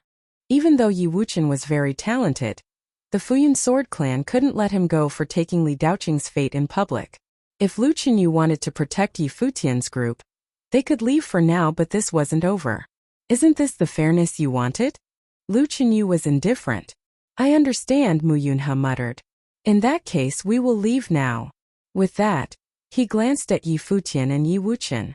We will meet again. Meet again. Yi Futian looked at him and asked, did I allow you to leave? He looked at the Fuyun sword clan. They wanted to leave? That was funny. Everyone's eyes narrowed and looked at Yi Futian strangely. It wasn't over yet? What did he want to do after taking Li Daoqing's fate? Lu Qinyu also looked at him. The previous judgment on him had been very suitable, but where did he get the confidence? Mu Yunhe and Xiao Teng's fury were uncontrollable now. They stared darkly at Yi Futian. How may I help you? Mu Yunhe asked coldly. His voice was sharp. Are you going to hand your fate over, or do we have to do it? Yi Futian smiled at Mu Yunhe. You came so powerfully but want to leave after getting defeated? And go find the Fuyun sword clan to take revenge? They had to leave something behind. Reckless. Xiao Teng walked up. He was at the 7th level Dharma plane and his aura was extremely powerful. At that time Yi Wuchen had walked before Yi Futian. Then he unsheathed his noble sword. Reckless? Yi Wuchen was at the 5th level Dharma plane and had a noble sword. Would there be any problems to deal with two men? He hadn't been this powerful when he'd injured Li Daoyun back then. Disregarding him, Lulan Shui was behind Yi Futian too. She'd been quiet, but Yi Futian had seen her abilities. She could easily defeat someone like Li Daoyun. Of course, this wasn't why he was confident. Without any nonsense, Yi Wuchen brandished his sword and walked to Mu Yunhe and Xiao Teng. He wielded the sword with one arm but couldn't hide his glory. Sword intent flowed through his body. His body seemed to have transformed into the body of a sword as well and dazzled brightly. With a flash his body disappeared. An instant later, a sword stabbed forward. It transformed into a rain of swords, engulfing Mu Yunhe and Xiao Teng. A curtain of swords appeared around the two. They waved their swords, cutting the countless swords that had appeared. However, Yi Wuchen's swords were much simpler. When he descended again, he struck down on Xiao Teng. Endless sword intent flowed with his movement. The sword curtain was cut and Xiao Teng's expression changed. Rays of light flashed and he felt a coldness. His shirt was shredded and cuts appeared on his arm. He froze in place, not daring to move. So fast. Everyone stared at the battlefield. Yi Wuchen didn't stop. He started after Mu Yunhe. No matter how Mu Yunhe's sword intent flared, Yi Wuchen just stabbed and the sword rain turned into one point. A beam of sword light appeared before Mu Yunhe's body and went through his neck. It was only a bit away from being fatal.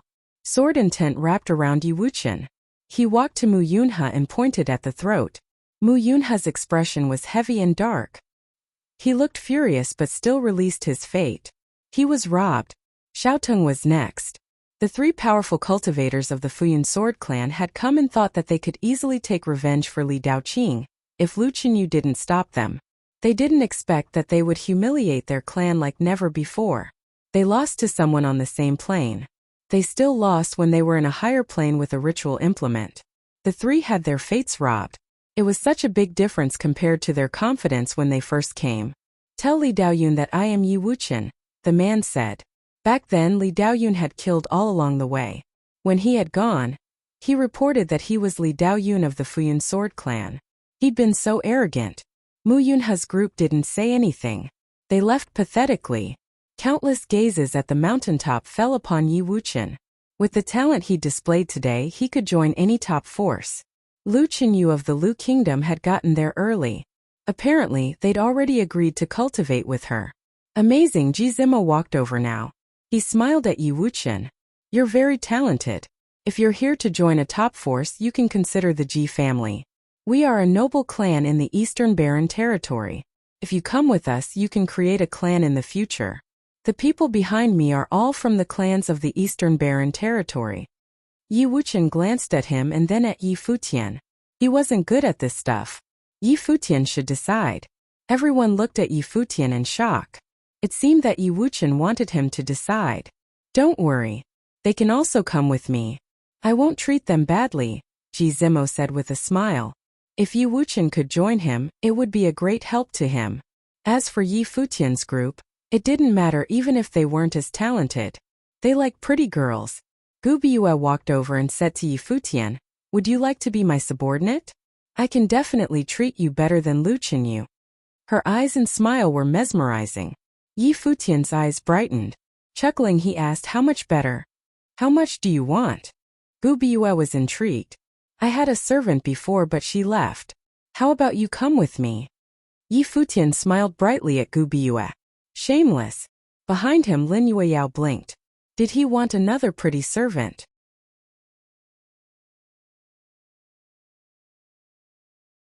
Chapter 194. At the top of the hill, people all looked at Yi Futian when they heard what he had said. Yi Futian wanted Gu Biyue to be his maid? What an arrogant guy. The witch Gu Biyue from the witch clan exceeded others both in talent and appearance. Gu Biyue's status in the witch clan could be compared with Princess Lu's in the Lui kingdom. Yi Futian chose to follow Lu Chenyu but wanted Gu Biyue to be his maid? Was this Yi Futian's response to Gu Biyue's offer of letting them be her subordinates? Most of the people behind Gu Biyue were confused while some of them were looking at Yi Futian indignantly. Was Yi Futian serious? Ji Zimo was also surprised. Where did this guy's courage and confidence come from? Lu Chenyu smiled at this scene. She was curious about how Gu Biyue would react. However, Gu Biyue was just a bit stunned. Then her smile grew more brilliant, full of charm. She stared at Yi Futian and said, "You want me to serve you?" Her tone sounded quite flirtatious and evocative of people's imagination. Witches always did whatever they wanted. However, anyone who wanted to take advantage of them would suffer a lot. It is a wonderful thing to be served by a beauty. Yi Futian smiled at Gu Biyue. Seeing his smile, people were wordless. This guy was too bold. As the weaker one, how did he dare to ask Gu Biyue to be his maid? Wasn't he too naive? In the Eastern Barren Territory, even the top talents from top powers dared not to let Gu Biyue serve them. "But I would rather you to be my subordinate." Gu Biyue laughed. "So, are you to be my subordinate or I, your maid?" "Well, a problem." Yi Futian looked at her. "What do you think? How about a bet?" Gu Biyue smiled and said, "If you lose the bet, not only you but he will all be my subordinates." She looked at Yi Wuchen and smiled at Lu Chenyu. It was very fun to take people from Lu Chenyu's hand. "What if you lose?" Yi Futian smirked. "Serve you as you said before." Gu Biyue giggled. Her eyes were overwhelmingly beautiful and mesmerizing. In Lulan City, Yu Linglong, who followed Qianyang, was fascinating too. But Gu Biyue was different from her. Yu Linglong's appearance and temperament couldn't be compared with Gu Biyue. She was fascinating from the inside out. Her every move and smile exuded exotic charm. Her elegant temperament made her a strong attraction to those top talents. Actually, she had more pursuers than Lu Chenyu did, including many top talents from Eastern Barren Territory. "What kind of bet?" Yi Futian smiled. She had dug the pit, waiting for him to jump in. "The peaks of Mirror Mountain are all relics. Since we are here, let's take the relics as the bet and make them our battlefields. We'll send 3 people per side and choose 3 relics. The outcome will be known after 3 rounds. What do you think?" Gu Biyue said with a smile. Many people's eyes fixated on people behind Gu Biyue. Those people were all extraordinary cultivators. Hearing Gu Biyue's words, Yi Futian looked strange. Take the relics here as the bet? It was not challenging for him at all. "Good idea," Yi Futian responded with a big smile. "Will Gu Biyue be a better maid than Yun Qianma? Hope that she won't run away too." Seeing Yi Futian agree so readily, Gu Biyue also smiled. This group of people were definitely going to be her subordinates. "Can I participate too? If you lose, be my maid?" Ji Zimo smiled at Gu Biyue. "But I'm not interested in you." Gu Biyue looked at Ji Zimo and then glanced at Yi Futian. "You're not as good looking." Ji Zimo's face turned livid. People were speechless too. Gu Biyue smiled at Yi Futian and said, "You pick the relics first."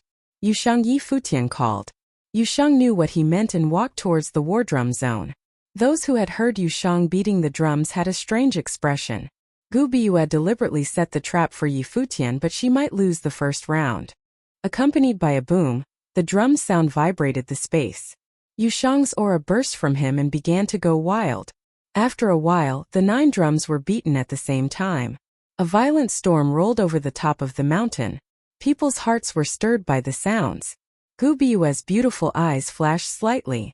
The 9 drums rang simultaneously without stopping. It was incomparably destructive. No one among the people behind Gu Biyue could do this. That was to say, Gu Biyue lost the first round. I concede. Gu Biyue recovered and showed a bigger smile. She didn't expect that Yu Shang had a great talent too, as Yi Wuchen did. In this case, if this group of people could be her subordinates, they would help her a lot. Her status would be further stabled and might even ascend. The competition within the witch clan was very intense. Being able to be assisted by the strong was naturally wonderful. She had confidence in controlling people of any personalities. Since Yi Futian's group were willing to follow Lu Chenyu, she was confident that she could handle them too. Second round, which of you will fight? Gu Biyue smiled and asked. Yi Futian looked at Lu Lanxue. She could have a try. Lu Lanxue stepped forward quietly. Many eyes fell on her. All were slightly surprised at her appearance and temperament. A figure behind Gu Biyue walked out. This man in a black robe was slender and quiet. He had been standing behind Gu Biyue quietly but emanated a dangerous aura. Lung Feng. People shuddered at the sight of him. The great talent of the witch clan. He had great talent but was obsessed with Gu Biyue. He was willing to do anything for her, even subordinating himself. However, his talent wasn't any lower. Since they chose the drum area, you just choose the same. Gu Biyue smiled at him. Lung Feng nodded. He walked toward that area and started beating the drums. The reason why Gu Biyue conceded when Yu Shang beat the drums was that Yu Shang had done the extreme. No one could surpass him. But actually Lung Feng was strong too. His every beat was stable, as if there was a fantastic rhythm in his beating. He beat the drum again and again. The drums gradually turned into a horrible storm, but Lung Feng stood there still and continued his beating until the 9 drums rang at the same time. Yi Futian took a glance at Lung Feng. As expected, Gu Biyue did prepare for this. Lu Lanxue walked forward and beat the drum too. This was her first time doing so, but she had a strong talent too. She managed to make 8 drums ring but failed at the last drum. Now it's back to the beginning. Gu Biyue smiled at Yi Futian and said, "Which of you will fight in the last round?" Him. Gu Biyue looked at Yi Wuchen. "You set the rule first. Which relics will you pick?" Yi Futian asked. "Are you sure?" Gu Biyue smiled at Yi Futian. At the previous 2 rounds they all had selected the battlefield once. Unexpectedly, Yi Futian let her decide the final round, which was supposed to be discussed by 2 sides. Yes. Yi Futian nodded. Gu Biyue smiled at him. He was pretty cute letting her choose. "Then I choose there." Gu Biyue pointed to an elegant place. There was chess, paintings, gyukins, and flutes. She may take the final round into her own hands. "You can't promise her like this." Lu Chenyu walked to Yi Futian and whispered. Yi Futian was overconfident about himself. How could he let Gu Biyue select the final battlefield? Her own hands. Yi Futian looked at Gu Biyue. The witch seemed to attach great importance to this match. "It's all right." Yi Futian smiled at Lu Chenyu. Gu Biyue is good at playing the flute. She is proficient in music, especially the witch requiem of Witch Clan. Even Yi Wuchen won't be able to resist it. Even without the spiritual attack, the music transferred from spirit is destructive enough. Lu Chenyu couldn't help to say after seeing Yi Futian was so confident. "Which requiem?" Yi Futian grew more interested in this. He said with a smile, "Then I would like to have a try." Saying this, he walked toward that area with Gu Biyue. His group followed behind. Lu Chenyu was stunned. She looked at Yi Futian meaningfully. He said he would like to have a try? Rather than Yi Wuchen. Yi Futian would participate in the final battle? Didn't this guy say that he was just a servant before? A servant wanted to have the witch of the witch clan to be his maid? Lu Chenyu was speechless but followed them. The witch did have some means. If Yi Futian failed in this battle, then this group of people would really have to join her. The group of people came to the relic that was a great place for musical competition. There were gyukins, drums, and flutes there. However, everything seemed to be shapeless, as if they were illusions transferred from spirits. Those instruments floated in the air, diffusing the power of fate. It seemed that many great masters had fought here once. Decided who will fight? Gu Biyue asked. "I will fight." Yi Futian smiled and responded. Gu Biyue looked at him deeply and smiled gently. "Since I want you to follow me, I hope you will be truly convinced. I am pretty good at the shao, so I will play a song for you." This song contains no spiritual attacks but only spiritual interference. If you can resist it, I will concede. Gu Biyue smiled at Yi Futian. Okay. Yi Futian nodded lightly. Then Gu Biyue moved toward that musical aura where there seemed to be countless invisible notes pulsing. Those miraculous notes were all transformed from intent. Gu Biyue murmured in her mind. The notes fluctuated and formed a shape of Shao. Many people were surprised that Gu Biyue would attend the final round personally.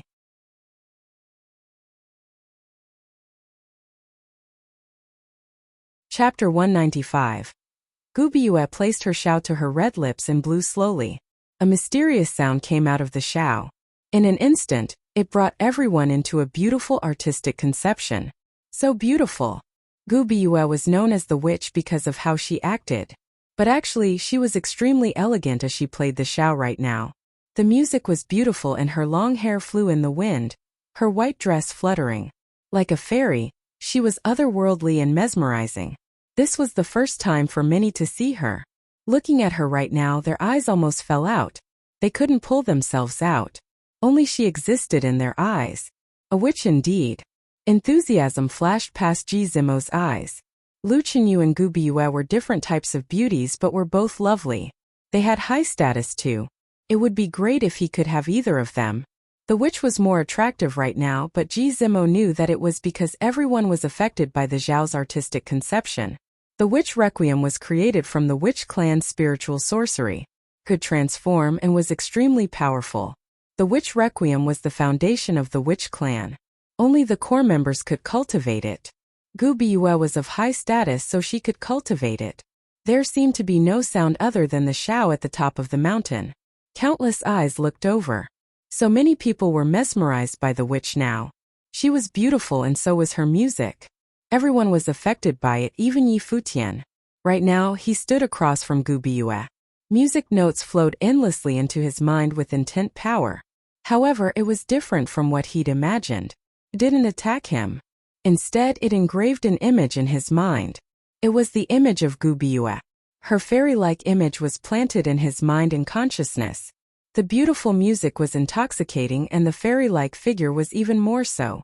At that moment, his mind was completely taken over by Gu Biyue's image. She seemed to want to be ingrained in his mind until he couldn't pull himself out. He involuntarily started admiring her, wanting to love her. He purely wanted to make that figure the most important part of his life. Is it the witch requiem? Yi Futian thought. It was an advanced tactic and much more powerful than usual alluring techniques. Gu Biyue claimed that if Yi Futian could withstand it, she would admit defeat. It seemed that the so-called withstanding was a bit different from what he'd thought. It was possible he would surrender with one song. This was similar to the Beastmaster life spirit that Emperor Yi Qing had blessed him with. It was different but one of the same. The witch had really set up a trap for him. Unfortunately, her target was him. No one in the ancient barren world could surpass him in will and intent. Gu Biyue couldn't affect him either. The song grew more and more beautiful. It was the first time for many to hear such a beautiful Shao. Even though the witch only targeted Yi Futian, everyone was still affected. Some weaker ones were about to be taken over. They stared at her with endless admiration as if gazing at an angel. As the music streamed into his ears, Yi Futian seemed close to falling for Gu Biyue. However, he was resolute. Another image appeared in his mind. He hadn't seen Fox in a long time. Thinking of the one he loved, a smile appeared on his face. He erased the marks Gu Biyue left. Gu Biyue, while playing the Shao, stared at Yi Futian and saw a brilliant smile on the handsome face. It was as if he had seen his beloved girl. However, she didn't feel proud. Yi Futian didn't smile like this because of her Shao or because of seeing her. While she played, he actually thought of someone else. Was it one of the two beauties standing behind him? Thinking of this, Gu Biyue furiously added her intent to the music notes, making the song even prettier. However, Yi Futian was still unmoved. Gradually the song changed. Instead of being beautiful, it turned aggressive. This change seemed to be shapeless. The pulsing and aggressive notes rushed directly into Yi Futian's mind. It cut apart his fantasies. Hua Jieyu's image kept disappearing from his mind, forcefully wiped away. Gu Biyue no longer looked like a fairy. Instead, she was a domineering goddess. She was brilliant and horrible. She forcefully entered Yi Futian's mind to plant her image until he couldn't get rid of her. She would force Yi Futian to submit before her.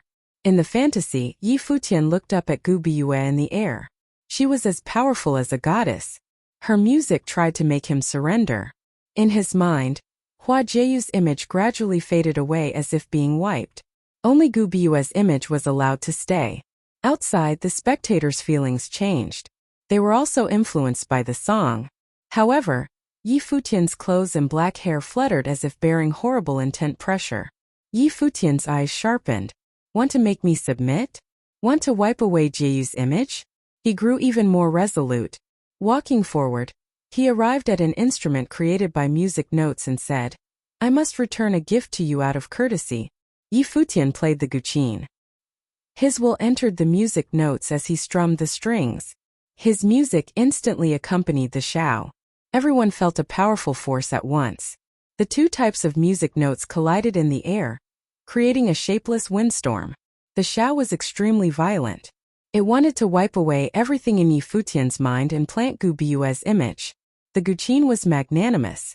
Like an emperor, it protected the image in his mind. His territory was like a painting. The terrifying guqin music seeped into the witch's ears. It wiped away the aggressive goddess, trying to make her bow down.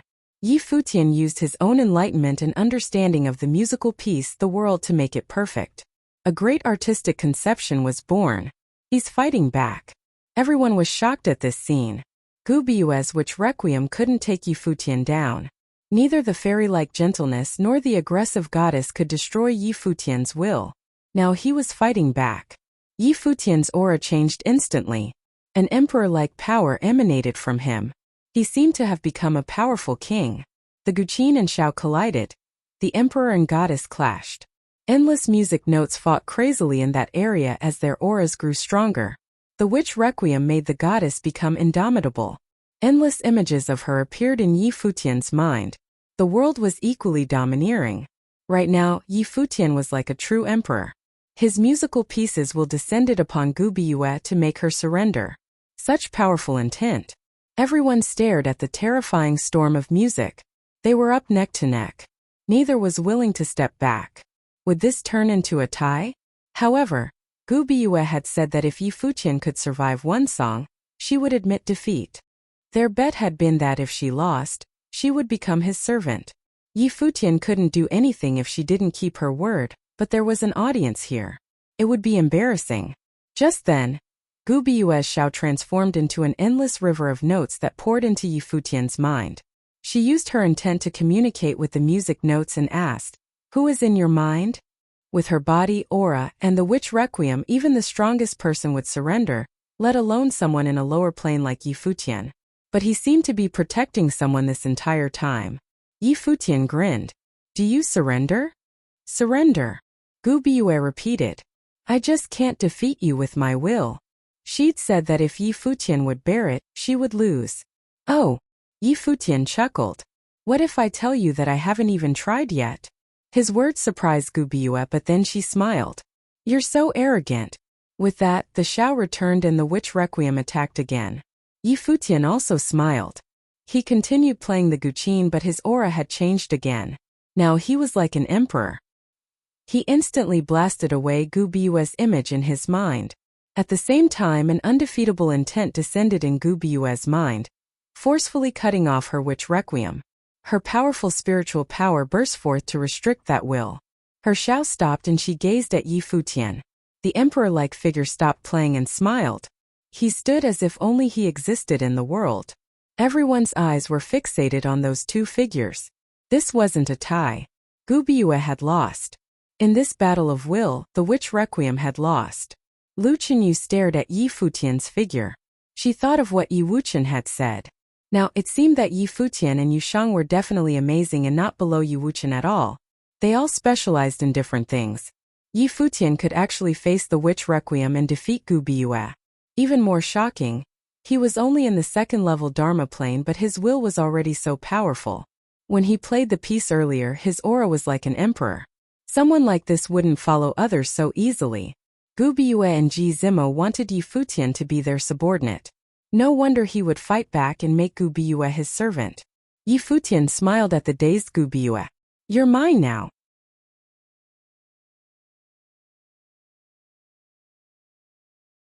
Chapter 196. Gu Biyue was stunned a little. She looked at Yi Futian. She didn't expect that she would lose the bet. From the beginning, she had been preparing this trap for Yi Futian to jump in so that he could be her subordinate. Unexpectedly, she was defeated. She didn't think that the horrible intent contained in Yi Futian's music could suppress her witch requiem. But soon she recovered and her eyes looking at Yi Futian turned bright again. Yi Futian was only at second Dharma plane. If he could be so gifted, then so were Yi Wuqian and Yu Shang. The trio definitely had the potential to be top young cultivators in Eastern Barren territory. The witch smiled charmingly. She looked at Yi Futian and said flirtatiously, "What do you want from your maid?" Yi Futian had said, "Now you're mine." How bold he was. The surrounding people all gasped. The witch was very alluring at this moment. Their hearts were stirred by her deliberate bashfulness. Seeing the witch's performance, Lu Qinyu turned to Yi Futian. Though Yi Futian defeated Gu Biyue, the witch had many vicious means and lived up to her name. Lu Qinyu was a great beauty too, but she was also enchanted a little bit when seeing Gu Biyue's posture. This was because Gu Biyue blended her witch methods into every move she made, making her extremely attractive. No one could forget her. Even those top talents would be attracted by her means. Yi Futian looked at the witch calmly. He admitted that she was very attractive. But trying to seduce him? It was impossible. He had experienced the fox before. You are my maid. That's why you are mine. Don't overinterpret it. Yi Futian responded indifferently. Hearing his response, people were all astonished by his calmness. How can he be so calm facing the witch's temptation? He must be pretending. Looking at Yi Futian's calmness, many dared him in their minds to keep pretending. Gu Biyue giggled and looked at Yi Futian with her beautiful eyes. Do you really want me to serve you? You don't want to deny it, do you? Yi Futian looked at Gu Biyue. Of course I don't. It's just, the witch said with a smile, I'm afraid you can't bear it. Can't bear it? Yi Futian looked at the witch and said, just do what you are supposed to do as a maid. Do not have any wild thoughts. Gu Biyue was speechless. The people around them looked at Yi Futian with great admiration. He was really impressive. Okay. Gu Biyue moved slightly to stand behind Yi Futian and quipped, My lord, what are your wishes? Yi Futian nodded in satisfaction. She was really adaptable. Follow me, said Yi Futian. He left this area and headed to the statues where he had been cultivating it previously. The witch followed beside him. Lung Feng and other strong cultivators who had arrived with her came up with cold faces. How could Yi Futian dare to follow through? Gu Biyue just fulfilled her commitment, but how could Yi Futian not know how to be modest? Was he really treating Gu Biyue as a maid? Gu Biyue glanced at her group and smiled. Her eyes seemed to be telling people something. The group of people halted and looked at Gu Biyue confusedly. It would indeed be embarrassing not to fulfill the promise, but so what? What qualified Yi Futian to let the top witch of the witch clan be his maid? Everyone would understand and wouldn't reprimand him if he didn't. Lin Yueyao looked at Yi Futian's back indignantly. This shameless guy enrolled another maid. Lu Qinyu smiled at Yi Futian. This guy really had guts. However, he might not know that he would be in danger soon with this witch by his side. Yi Futian came to those statues. Gu Biyue smiled gently at him and asked, How did you do that? Why did the intent in your music suddenly strengthen? It seemed to slightly restrain my flute. My shoulders are a little stiff after playing the music, Yi Futian said. He sat onto the ground. Such an unprofessional maid wanted to dig out his secrets? She was thinking too much. Gu Biyue blinked. His shoulders are a little stiff? What does that mean? Then let me massage your shoulders. Gu Biyue suddenly smiled and stood behind Yi Futian. The surrounding people were instantly stunned. Shameless guy. How could his shoulders be stiff after playing when he was at such a high plane? Looking at the fairy-like woman in a white dress, people could not imagine her massaging shoulders for others. However, Gu Biyue just smiled gently. Standing behind Yi Futian, she reached out her slender fingers and began to massage Yi Futian's shoulders. People were overwhelmed at the sight of this scene. Shameless. Bastard!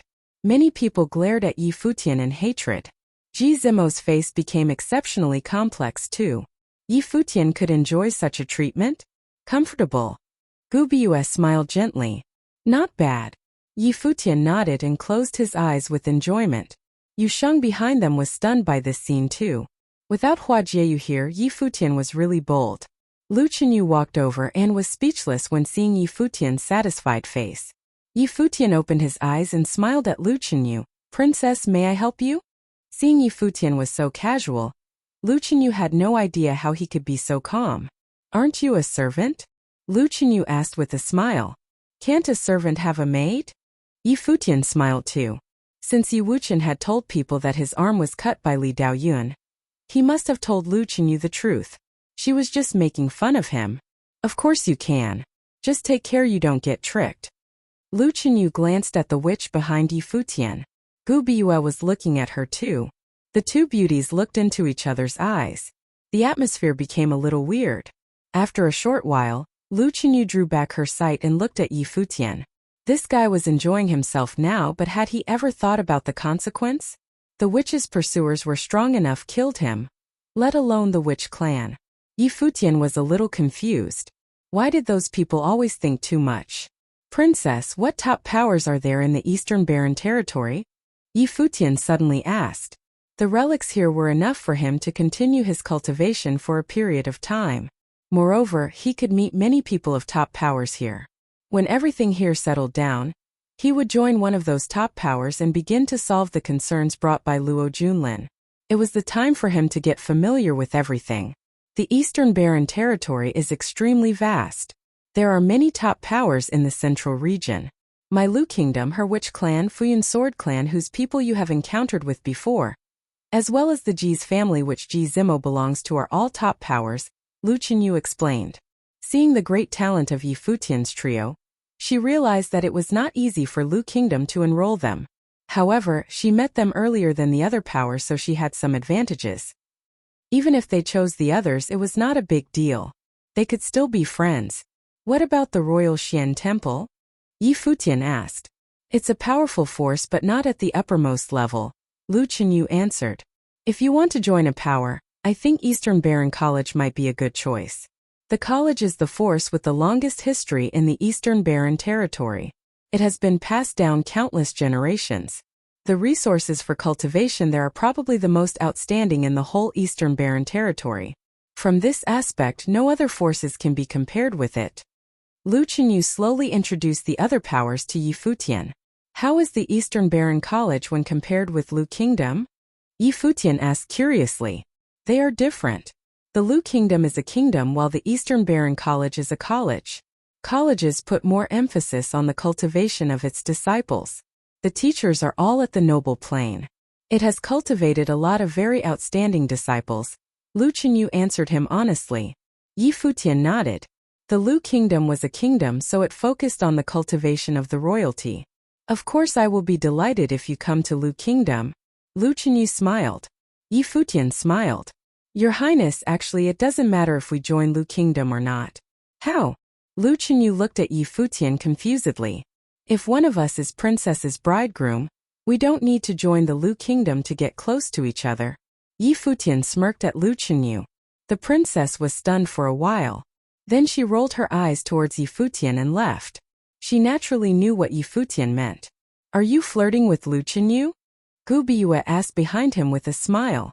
She figured out now that Yi Futian's group was not going to join the Lu Kingdom. They just met each other in advance. She thought the bridegroom Yi Futian mentioned was himself. Yi Futian ignored her and continued his cultivation. More and more people gathered at the peak of Mirror Mountain. Li Daoqing of the Futian Sword Clan had been defeated twice. Mu Yunhe and Xiao Teng were defeated by someone at a lower level than them. The fates of the three people were all seized. Gu Biyue's witch Requiem was suppressed by the music of someone at a lower level. And then the witch became his maid to serve him. Such news would definitely cause a sensation. After the news spread, an endless stream of people set foot on the top of the hill. All parties, even people of top powers, arrived. This place quickly became full of people. Although there were many relics on the hill, strong cultivators used to come here separately instead of converging here at the same time. This grand occasion was absolutely rare. Gathering around the statues, many eyes fell on Yi Futian. They kept pointing and commenting. Yi Futian chose to ignore them. The witch Gu Bue sat beside him. She was waiting for everything that would happen with some anticipation. She would like to see whether Yi Futian could bear it or not.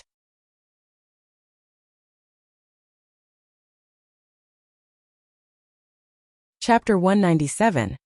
These days, other than cultivating, Yi Futian also learned a lot about the top forces of the Eastern Barren Territory. There were three most powerful forces in the center of the region: the Qin dynasty, Donghua clan, and the Eastern Barren College. The Qin dynasty was also called the Eastern Qin. It had once ruled over the Eastern Barren Territory but then dissolved. The other forces rose up, creating the current situation. Even so, the other kingdom still made obeisance to the Qin dynasty. It ruled over various kings and was extremely powerful. It was above the other kingdom in the Eastern Barren Territory, the Lu Kingdom, and resided in the best location. The Donghua clan showed signs of becoming the #1 clan in the Eastern Barren Territory. The signs were getting stronger in the recent years too. The Eastern Barren College was the #1 college in the area. It had nurtured countless monstrously talented people. In the aspect of training disciples, the college was unsurpassed. These three had the longest heritage. The Qin dynasty was a nation. Though the Donghua clan was powerful, it wasn't as good as the Eastern Barren College in training disciples. That was why Lu Chenyu recommended Yi Futian to join the college. It was undoubtedly the best choice. There had always been many rumors that many of the noble figures in the top forces had all cultivated in the Eastern Barren College. Other than these top three heritage forces, the Futian sword clan was the best for swordsmanship. It was known as the Orthodox. The Sword Saint Mountain was the best for the broadsword. The Futian sword clan and Sword Saint Mountain had been rivals for many years. When their disciples met, they would battle it out. Of course, the Lu Kingdom, which clan, Royal Xian Temple, Qianqiu Temple and others were powerful as well. Yi Futian had a general impression of these forces now. As the number of people on the Mirror Mountain increased, more people began discussing Yi Futian. Of course, many of them were just here for the show, some wanted drama, and a few were angry at Yi Futian for treating someone like Gu Bue as a servant. Of course, there were still a tiny number who admired the witch. People from some top forces also came, but Yi Futian didn't know them. How can someone from a low plane take Gu Bue as a servant? Where does he get the courage? Someone not far from Yi Futian said coldly. He was from a noble clan. Apparently it was because of a bet. Gu Bue kept her word, but he didn't know his place and actually took her. He was so arrogant. He probably forgot his place, someone else said, mocking Yi Futian. In reality, they all knew that Yi Futian naturally better than the others if he could defeat Gu Bue with music. However, they mocked him because they were jealous but also to stir up drama. He has a noble ritual implement and earlier stole the fate of three powerful cultivators of the Futian sword clan, including 8th level Mu Yunhe, someone said.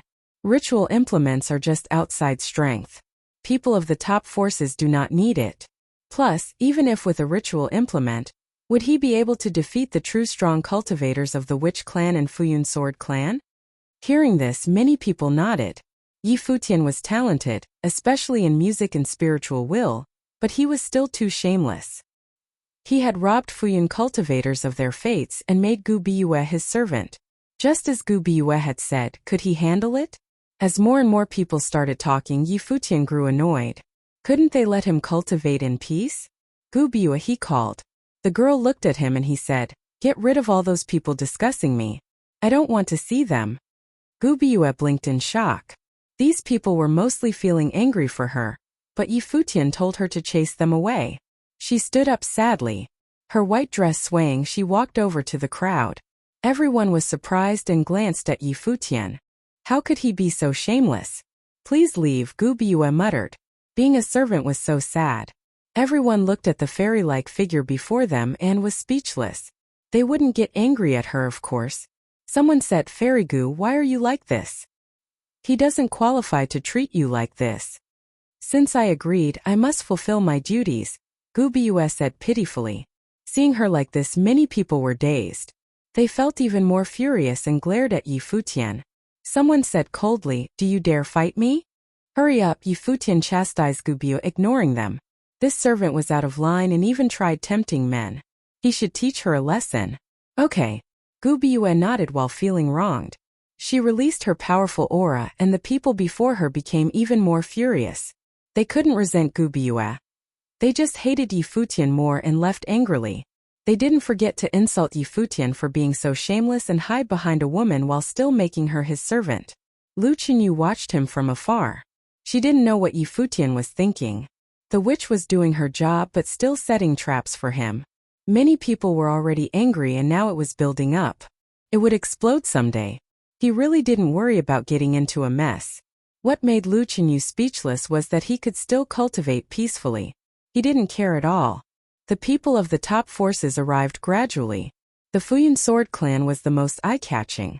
As soon as she saw them, Lu Qinyu got closer to Yi Futian's group. However, the Futian sword clan seemed very nonchalant. They waited quietly and didn't hurry to deal with Yi Futian. They clearly knew Yi Wuchen was difficult. Mu Yunhe was the example. Lu Qinyu was present too. The Royal Xian Temple and Sword Saint Mountain arrived too. Some of them knew Yi Futian's group and Lulan Shui. Earlier, they were there when the prides of the four top forces had gone to the Lulan relic for the trial. They'd used the relic as a battleground to test their skills. It was in that relic where Li Daoyun took Yi Wuchen's arm and started the rivalry.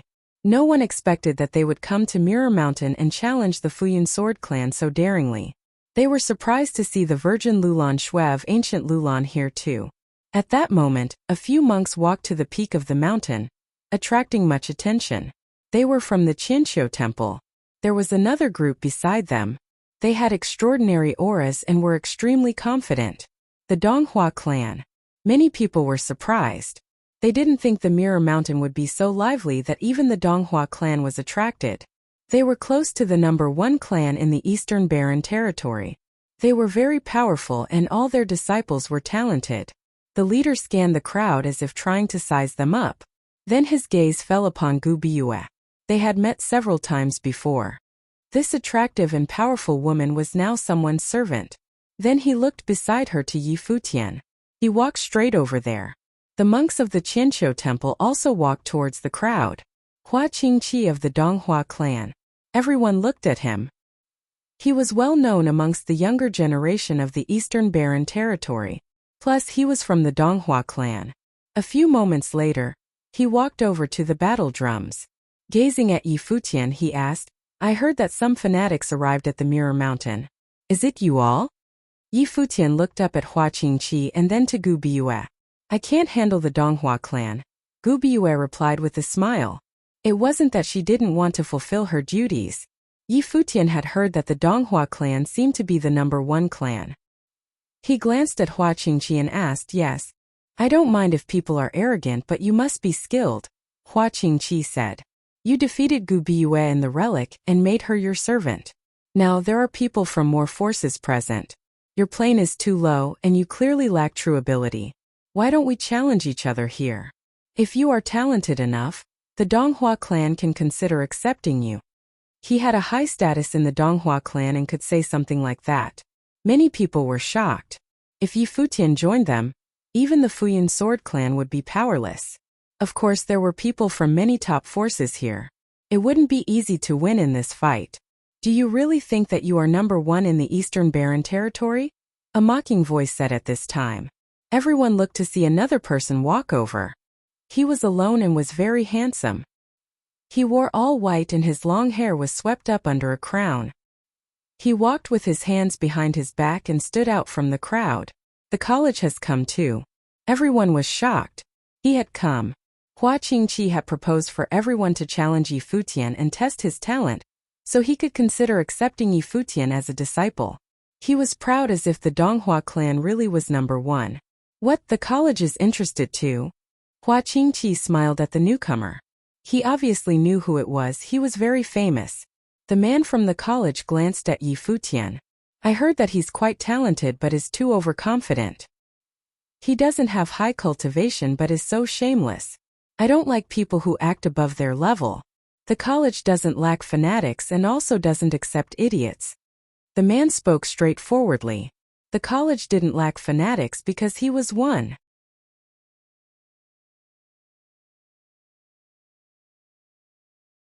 Chapter 198 Choosing Clans. Chapter 198. Choosing Clans. The Eastern Baron College was the college with the longest history in Eastern Baron territory. It was undoubtedly the representative of all colleges in Eastern Baron territory. The college taught all kinds of students, including both proud and low-profile cultivators as well as fanatics. Certainly, one must be capable enough to gain the title of fanatic. Otherwise, even those top talents could barely be called fanatics in the college. Tang Yi was a famous fanatic among the juniors in the college. He would do whatever he wanted without concerns. He didn't know Yi Futian but had heard his stories along the way. He didn't care about what he said, so he even said some rude words. However, Tang Yi didn't mind that.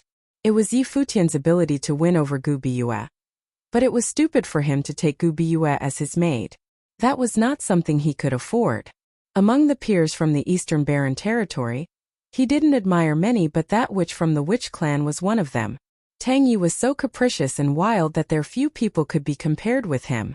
But as fate would have it, Tang Yi saw Gu Biyue as his sister. If he was in the ancient Baron world and knew Yi Futian had taken Gu Biyue as his maid, he would have killed him immediately. In his mind, Yi Futian was just a clown who knew nothing about the situation but thought himself mighty. There had never been a shortage of geniuses in the Eastern Baron territory. He came here today for a true genius. Not only he but Donghua clan and Qianqiu Temple all came for this guy. As for Yi Futian, Tang Yi just happened to hear about him on the way. The people looked at Tang Yi. What he had said was very straightforward, but that was just what he was like. Yu Shang cracked his knuckles and looked at Tang Yi coldly. Looking at Tang Yi, Lu Qinyu frowned. How did the conflict become so intense? The college was seldom interested in such trifles. From his attitude, it could be inferred that Tang Yi was not here for Yi Futian. It was impossible for him to be here just for humiliating Yi Futian, wasn't it?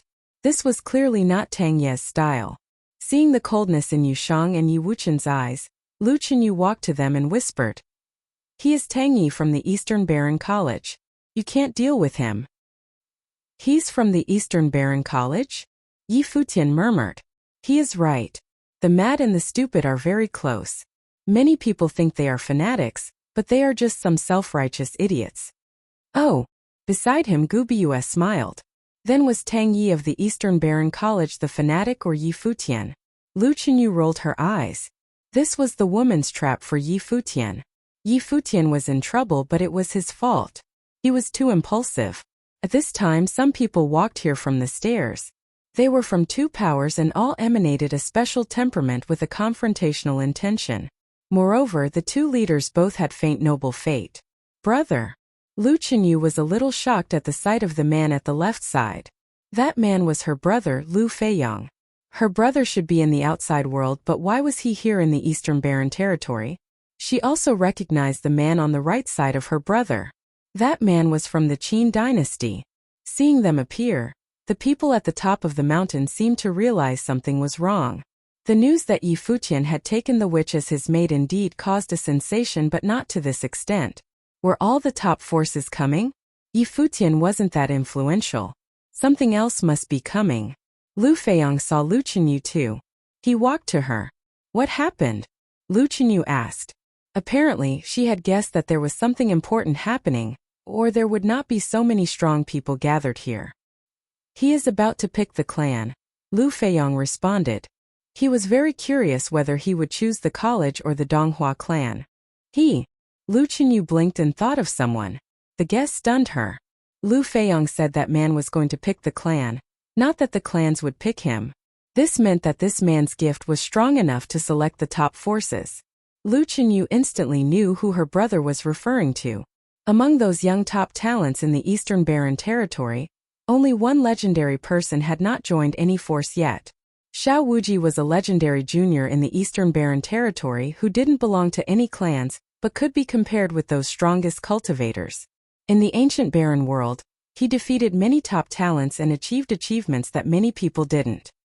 His records were still kept in many relics. That was why he was so famous, even though he hadn't come to the Mirror Mountain and shown his gift in front of the Mirror Mountain stone wall. No elder had even seen him before, but he was already known to all in the Eastern Barren territory. All top powers sent invitations to him, but he still hadn't announced which clan he was going to join. But now, was he going to make the decision? "Who are you talking about?" asked Yi Wuqian. "We are talking about Xiao Wuji, who had left his deeds in the ancient barren world. The Mirror Mountain is the only place he hasn't been to, and now he will come here to pick clans." Lu Chenyu looked at Yi Wuqian meaningfully. She didn't believe it when Yi Wuqian said there was no one stronger than Yi Futian and Yu Sheng, though they were very outstanding. But in the Eastern Barren territory, there were even stronger cultivators in the top powers, such as the college, the Donghua clan, and the Witch clan. Xiao Wuji was among them. Not many were qualified to pick clans here, but Xiao Wuji could. Moreover, he had competed with people of all powers when he was in the ancient barren world. He had conflicts with all the powers, but they still all came, wanting him to join them. Lu Feiyong looked up to Yi Futian's group. He had heard about the news. Lu Chenyu still introduced them to her brother. Lu Feiyong nodded to them and said, "If interested, join us." Yi Futian could tell that Lu Feiyong was not so interested in them. What he said was just a casual offer. Though Yi Futian's group was very strong, they were not so outstanding when compared with Xiao Wuji. Naturally, Lu Feiyong was not very interested. Even the Moon clans here. Are they going to enroll a male disciple? Lu Feiyong saw a group of women appear at the top of the mountain. These women were all beautiful like fairies. They were the disciples of the only female clan among the top powers of the Eastern Barren territory. The Moon clan only accepted female disciples. Xiao Wuji's choice had nothing to do with Moon clan, but they still came. Accompanied by the arrival of the top forces, people on the mountaintop began to realize that Yi Futian and the witch were not the reason for those strong cultivators' arrival. It was Xiao Wuji. Many people were guessing which clan Xiao Wuji would pick. As for Yi Futian and Gu Biyue, their news was forgotten by people at this moment. All powers are here now. Hua Qingqi of Donghua clan smiled, then looked at Yi Futian. "What do you think of my suggestion? Would you like to challenge people of all powers? You might get the chance to join the Donghua clan." Hua Qingqi thought that it would also be a good idea to enroll several talents before Xiao Wuji arrived. When Xiao Wuji came, then he would fight with all his might. "No," Yi Futian said with a smile. "Make him challenge people so that he could have the chance to join the Donghua clan, while Xiao Wuji could pick any clan he wanted." There was such a big difference. If he agreed with Hua Qingqi, he'd have no dignity left. After the barren city, he'd come straight to the Mirror Mountain to pick clans. Today he would witness someone else make the same choice. It was interesting to him. If you missed the chance, you might never get another chance. Hua Qingqi smiled. Yi Futian's refusal was not something shameful to him. The Donghua clan was becoming the top clan of the Eastern Barren territory. They didn't accept anyone, even if others wanted him. "It's all right." Yi Futian smiled lightly. If the chance was missed, he might never get another chance. Yi Futian agreed with that. Countless people arrived at the top of the Mirror Mountain after hearing the news. At this time, some other people of the Futian Sword clan also arrived. One in the group glared directly at Yi Wuqian and Yi Futian as he arrived. Step after step, he walked over to somewhere near Yi Futian's group. His eyes were like sharp swords. It was Li Daoyun of the Futian Sword clan, the man they met in the Lulan relic. The man looked at Yi Wuqian's lost arm and said coldly, "It seems that losing one arm is not enough." When rushing into the imperial palace of Lulan Kingdom, Li Daoyun was very arrogant and aggressive. Obviously, he didn't expect that Yi Wuqian's group dared to come here so soon. "Li Daoyun from the Futian Sword clan," Yi Futian said. This was how Li Daoyun responded when he asked Li Daoyun at the Lulan relic. Hearing his words, Li Daoyun looked at him with eyes sharp as daggers. "You finally came." Yi Futian smiled brilliantly as if he had been waiting for Li Daoyun to come here. Li Daoyun halted and then smiled too coldly. "Yes, I came. So are you ready?" He glanced at Lu Chenyu and Lu Feiyong and went back to the Futian Sword clan. He wasn't in a hurry. So many people of top powers gathered here not to see how he would deal with Yi Futian but to wait for someone. He would only kill Yi Futian after that.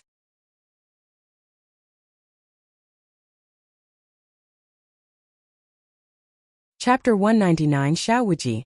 Chapter 199. Xiao Wuji, the disciples of all the top forces, were grouped at the top of Mirror Mountain. While this scene wasn't unprecedented, it was still rare. Many people were excited. They didn't expect to see so many top talents today. Quite a few they'd only heard about before. It was the first time seeing them in person. They would see Xiao Wuji later too. That was the one who was equal to the truly monstrously talented ones in the Eastern Barren territory. The various forces had spells on the Mirror Mountain stone wall, so they could see what was happening. Xiao Wuji chose this place because it was probably his last time coming to the ancient barren world. He probably would not come anymore. Yi Futian's group also waited. They were curious about what kind of person could cause such a commotion. Countless eyes looked at the stairs. Lin Yueyao looked and then glanced at Yi Futian. Ever since knowing him, he was always the most eye-catching one. It was rare to see him like this, overlooked by others while someone else was in the spotlight. Would Yi Futian still show his brilliant talent this time? Finally, someone climbed the steps. He looked average, but as soon as he appeared, he became the star. Everyone's gazes were fixed on him. He walked slowly, but each step was at a different time. His rhythm was very strange. His black hair hung carelessly over his shoulders, and there was no expression on those chiseled features. However, on his average face, his eyes were extremely deep. He could swallow everyone's gazes. Xiao Wuji. The people all looked over at him, but no one invited him. Since Xiao Wuji would choose a clan at the mountaintop, he would definitely do something. The people could only wait and see. Thus, the vast region on the mountaintop quieted down. Only Xiao Wuji's footsteps sounded. He gazed around, not at the crowd but at the various relics. Then he started walking somewhere. The direction he chose was where Yi Futian was.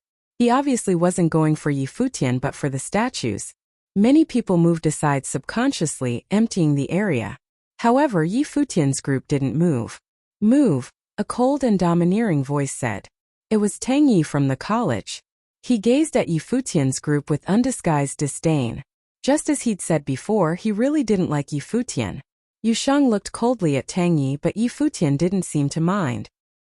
He gestured at them to move and walked voluntarily to the side. Yu Sheng looked at him in confusion. Just watch, Yi Futian said nonchalantly. He watched the man walking to the flame statue.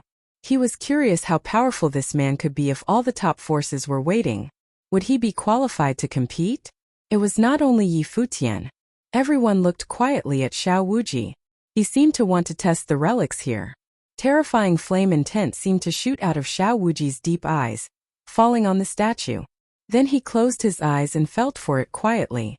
After some time, strands of fire stretched from the statue to Xiao Wuji, gradually enveloping him.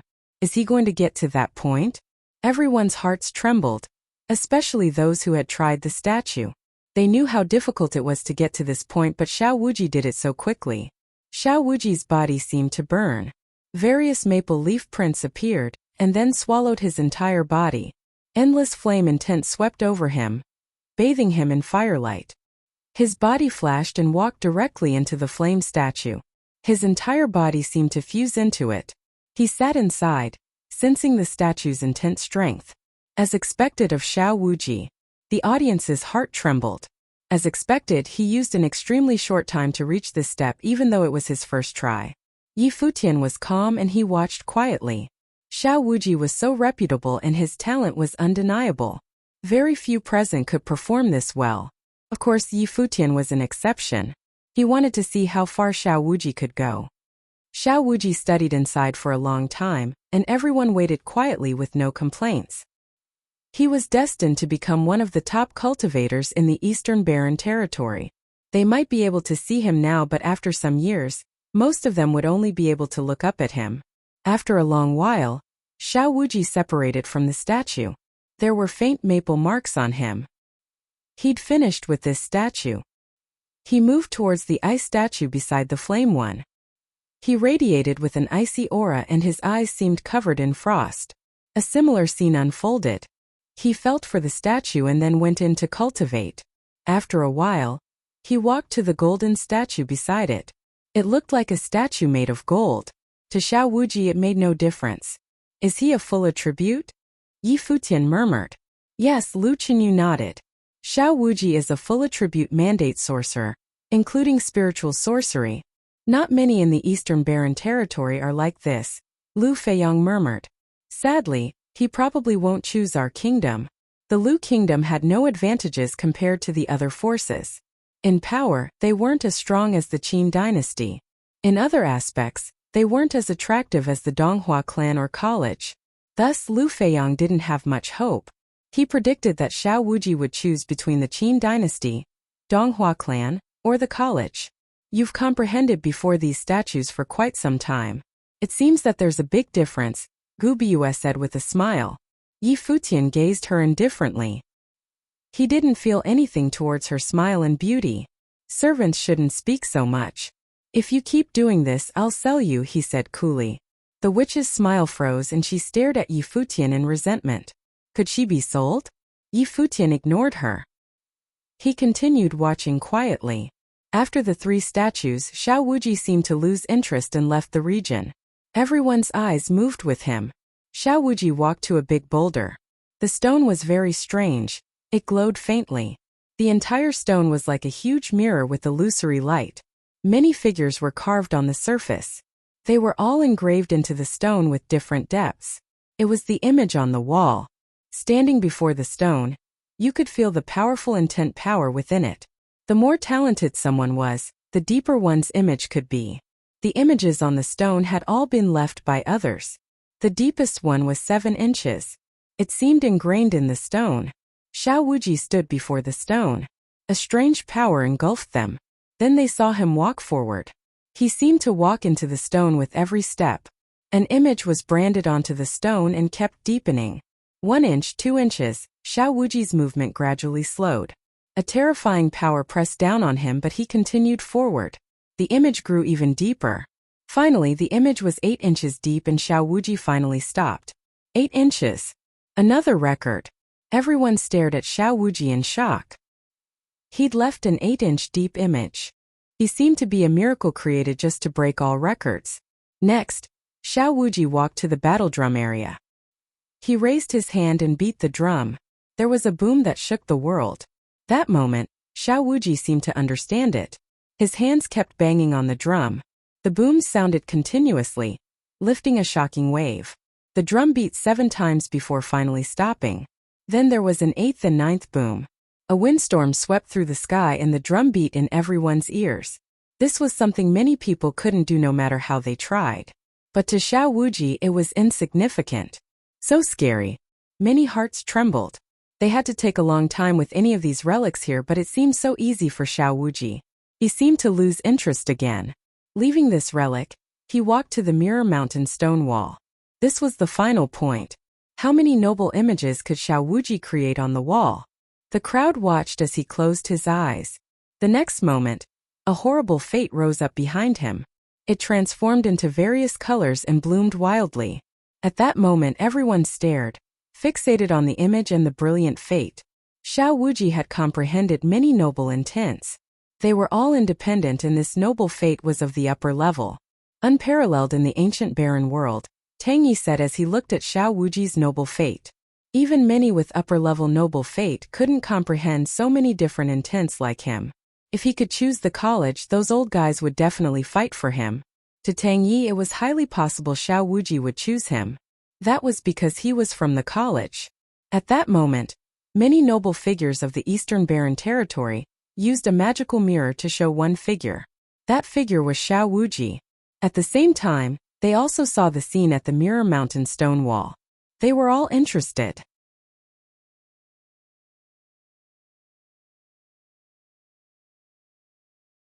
Chapter 200, Surpassed by None? Chapter 200, Surpassed by None? All cultivators of the noble plane in the Eastern Barren Territory had heard of Xiao Wuji's name.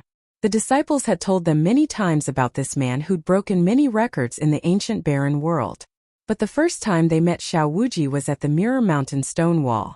Naturally, all forces were interested in someone who was known as the most talented of the young cultivators in the Eastern Barren Territory. No one knew who he would choose. Now, all eyes were on Xiao Wuji at the top of Mirror Mountain. The horrible fate, hundreds of meters high, rushed into the stone wall. Then the wall turned transparent. A strange glow covered Xiao Wuji. What's inside the stone wall? Yi Futian asked Yi Wuqian out of curiosity. He'd heard that only Yi Wuqian had tried the Mirror Mountain stone wall before. There's a figure created by noble intent. It clashes and fights with your own intent, Yi Wuqian said. And it gets stronger. Whenever it defeats a noble, a new one will appear on the wall. Yi Futian's eyes flashed. Yi Wuqian had defeated 2 nobles and failed with the third one. This meant that 2 nobles appeared on the stone wall. How many nobles could Xiao Wuji put onto the wall?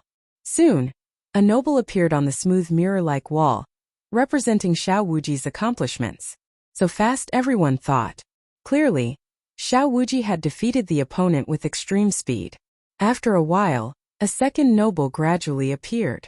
Everyone grew anticipatory.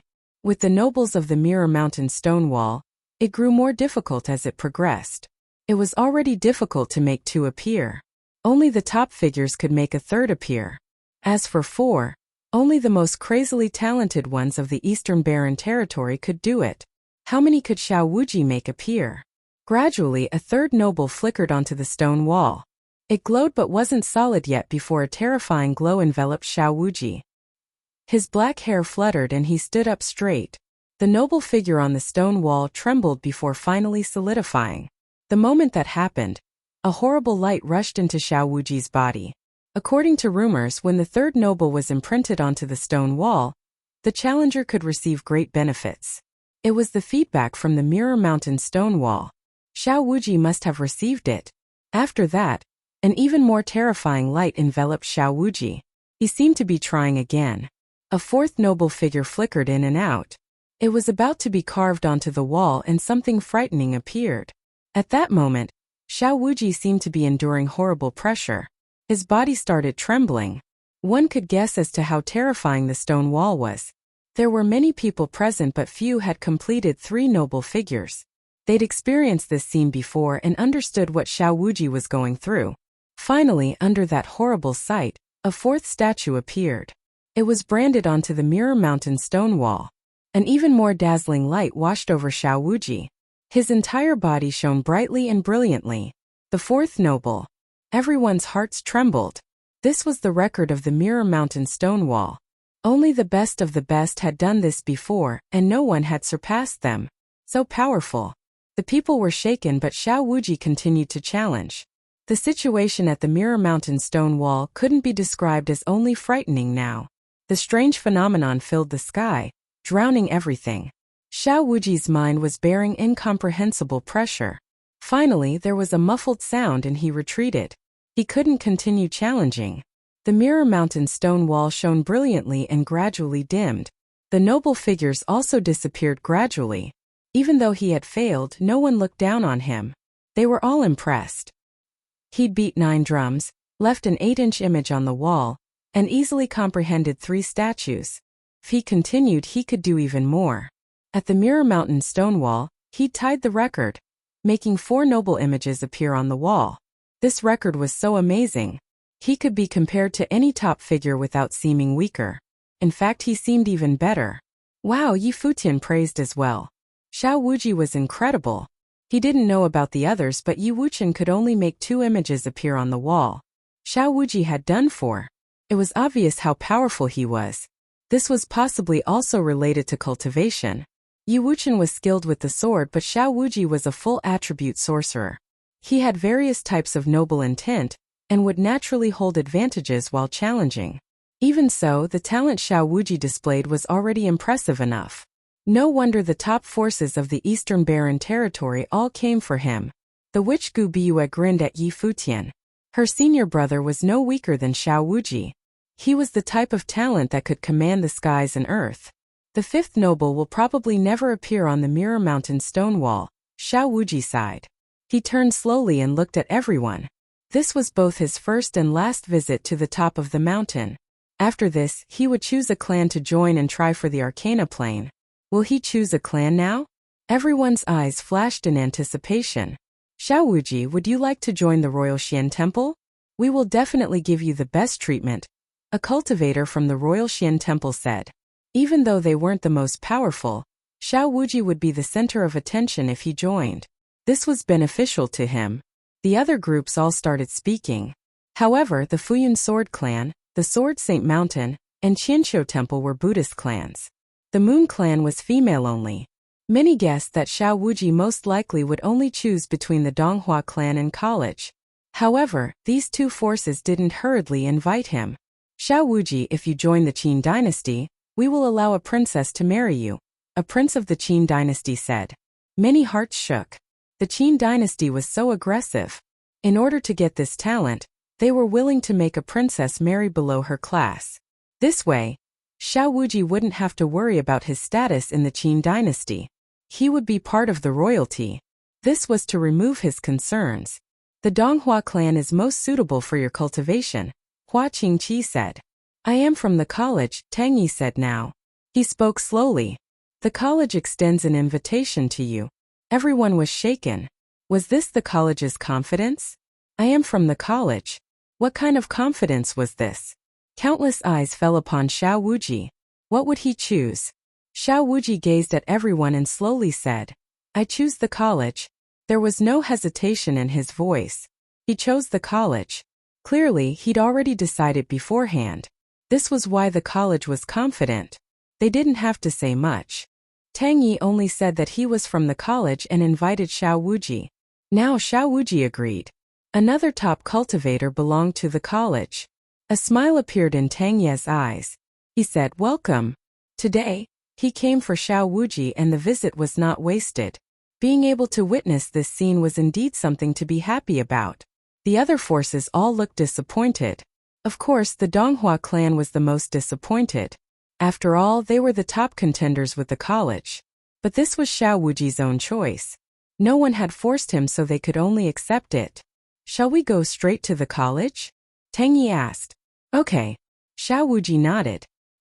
He'd already prepared when he came. Then let's go. Smiling brightly, Tang Yi said, after you. Xiao Wuji strode forward. Everyone subconsciously moved aside. They watched Xiao Wuji and Tang Yi leave together. The two walked to the edge of the Mirror Mountain and down the steps. Tang Yi had come for Xiao Wuji. Now, he left in satisfaction and there were no other problems. Hua Qingqi of Donghua clan looked disappointed. He glanced at Yi Futian's group and left too. They'd given Yi Futian a chance before. Since Yi Futian didn't want them, then whatever. The Sword Saint Mountain, Qianqiu Temple and Moon Clan all left as well, disinterested. They'd all come for Xiao Wuji today. However, the Futian Sword Clan didn't leave. Li Doyan's expression was sharp as he looked to Yi Futian's group. He wasn't in a hurry. He'd wait for everyone to leave. In his eyes, Yi Futian was already dead. As if a banquet had ended, many people looked dazed and at a loss. It was so great, Gu Bue said cheerily. Indeed. Yi Futian smiled. Then he started walking somewhere. Gu Bue was confused. Where was he going? Yi Futian wordlessly walked to the battle drums, standing before the 9 drums. Boom. The first beat was soft. Everyone's eyes flashed at the sound and looked to Yi Futian. With Xiao Wuji's performance, did someone else want to try? It would be so boring in comparison. Boom. The second beat came. Even though everyone heard it, there was still no feeling. Boom, boom, boom. The third, fourth, and fifth beat came. The air started shaking as the beats became louder. Many people of the top forces were going down the steps beside Mirror Mountain. Hearing the drum beats coming from the mountaintop, they were all shocked. Was someone still beating the drums? They paid no heed and continued descending. Boom, boom. Then the 6th and 7th beats came like thunder. On the stairs, Tang Yi smiled at Xiao Wuji. I wonder who is trying to compete with you? Boom. With the 8th beat, the air shook crazily as if struck with lightning. At the mountaintop, many people looked at Yi Futian. At the moment, his white robes fluttered and his long hair flew. Without stopping, he punched like a dragon. His fist beat onto the drum. The drumbeat was like a dragon's cry. Boom! The skies and earth shook together as the drum sounded for the 9th time. The scenery changed. Everyone at the mountaintop looked at Yi Futian impressed. He was indeed talented. Tang Yi and the others on the steps heard this too. They paused slightly but smiled and continued down. 9 drumbeats were nice but not amazing. Standing before the battle drum, Yi Futian's clothing and hair flew in the wind. He raised his arm once again.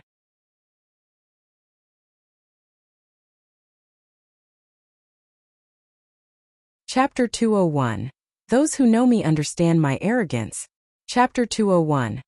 Those who know me understand my arrogance. At the top of the Mirror Mountain, countless eyes looked at Yi Futian, watching as he raised his arm once again. The 9 battle drums had sounded at once, shaking the skies and earth. What was he doing now? This time Yi Futian's heart was as calm as still water. Powerful strength swept from the drums, rushing into his body. The intent power was terrifying. He could cultivate with this. Yu Shang's noble intent had changed here, turning into mid-level noble fate. Yi Futian raised his arm again. Purple lightning cracked terrifyingly above and melded into the intent fate. A dragon's roar streamed faintly from his arm. Under everyone's eyes, Yi Futian's arm went to the drum. The drum sounded again. Boom! With that thunderous crack, the battle drum became one with the intent. In the sky, a dragon roared and lightning danced. It turned into a horrible thunderstorm that swept through the sky. The sky turned into a world of lightning and thunder. Dragons danced. Under this terrifying phenomenon, frightening lightning charged into Yi Futian's body. It bathed him, turning him into a god of thunder. The drums had sounded 10 times. Thunder and lightning had appeared. On the steps, those that were descending stopped. They looked up and saw a crack of lightning flash in the sky. Tang Yi stopped again. Seeing the phenomenon, he finally lost his cool. Who could make the drums beat 10 times? In addition to Tang Yi, many people stopped, trembling inwardly. Even Xiao Wuji was shocked by this scene. The 10th boom was louder than the previous 9. The lightning faded slowly, but the drum's boom still resounded throughout. At the mountaintop, everyone's expressions grew heavy. They gazed in the direction of the battle drums, staring at the white-clothed figure. Lightning washed over him and he seemed to be withstanding horrible pressure. His body was about to explode, his consciousness extinguishing. But he stood up straight as if he would never fall down. The drums quieted. But once the sound dissipated, it would begin again. Under everyone's eyes, Yi Futian raised his arm once again.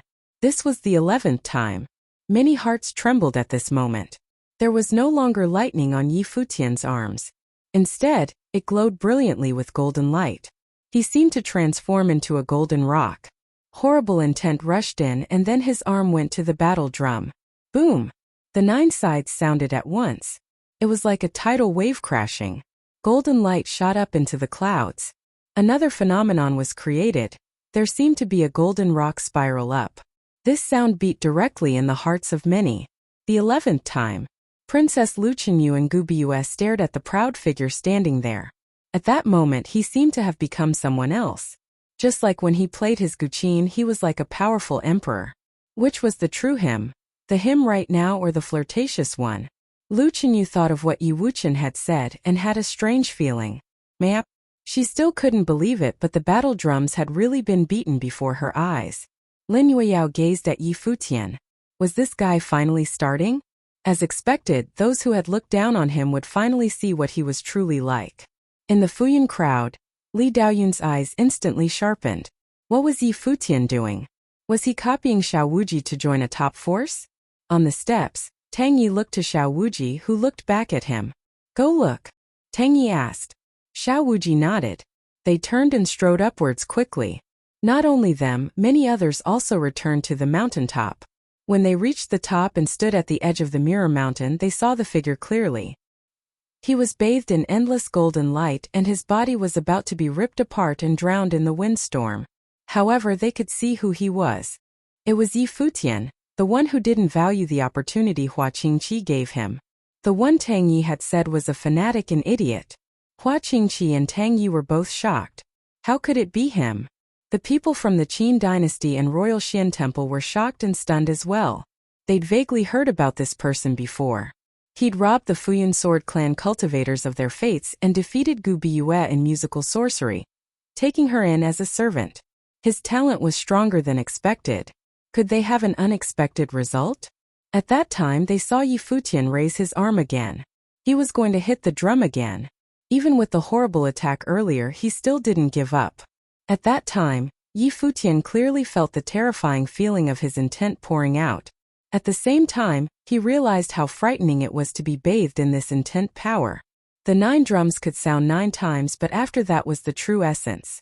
At the peak of the Mirror Mountain, very few people could beat the battle drums 9 times. Those were the rare talents. Those who can hit more were extreme talents who had to endure unimaginable pressure, including Yu Sheng. Everyone also believed that 9 strikes were perfection. With this misunderstanding, who would continue with the 10th strike? Who could complete the 10th strike? As strong as he was, he could clearly feel the ripping feeling. He had to bear unbelievable pressure with the 10th strike. The 11th strike was about to destroy his intent. However, he still didn't give up. He couldn't give up. He had felt the great benefit and felt his intent transform. After the 9th strike, each boom was a storm of spiritual qi. Thus he beat it a 12th time. There was another boom of thunder. The skies and earth shook as one. Everyone's hearts trembled with the drums. This time it was the flame intent. Thunder, gold, and fire. Everyone was shocked at how Yi Futian had already displayed so many elements. With each strike he released a different element. Xiao Wuji was a full attribute sorcerer. Was Yi Futian one too? The raging flame intent charged into Yi Futian's body, trying to burn him. He protected himself with the Emperor's intent but was still under extreme pain. However, he remained standing. This was not only for cultivation. Why had he come to the ancient barren world? It was because his plane had been too low and he'd been too weak. Emperor Luo made him despair with just a command. He went to the Kangyi Kingdom and was number 1 on the Fenghua rank. Afterward, he performed brilliantly in the Tingfeng banquet, but Emperor Luo still wanted to kill him. Luo Junlin entered the Royal Xian Temple and became so powerful. Coincidentally, the ancient barren world opened at that time. Thus he came. He couldn't wait. He stepped into the ancient barren world and kept advancing until he finally came to the barren city, and to the top of the Mirror Mountain. He wanted to prove himself here. He wanted to choose a top force to join. Only this way would Emperor Luo lose all qualifications to be arrogant. Luo Junlin would never be able to act proudly before him. At the mountaintop, he was absolutely confident in himself. He was only waiting for the right time. And now, with all the top forces present, was the right time. However, Hua Qingqi had told him that he would not have another chance after that. Tang Yi of the college had called him an idiot who didn't know his place. In contrast, Xiao Wuji had shown and all the top forces had waited for him to choose a clan. He could choose any of the top forces of the Eastern Barren Territory. Since that was the case, Yi Futian would tell them all who he was. He wanted them to see his brilliance. Who could break Xiao Wuji's records? He could. He knew that everyone was watching him at this moment. Right now, his white robes fluttered and his long hair flew, complimenting him. He raised his arm again and uttered, "Those who know me understand my arrogance." As soon as the words were spoken, the drums began to beat. The skies and earth shuddered and his sound waves swept through the heavens. "Those who know me understand my arrogance." His voice swept through, reverberating in everyone's ears, almost ingrained in their minds with the drumbeats. But this was still not the end. Yi Futian raised his arm again. "It is not a waste to abandon those who do not." Boom! The atrium shook and a horrible windstorm blew on everyone's bodies. It was so aggressive. Their clothes flapped while their hearts shook. That voice was too impressive. "Those who know me understand my arrogance.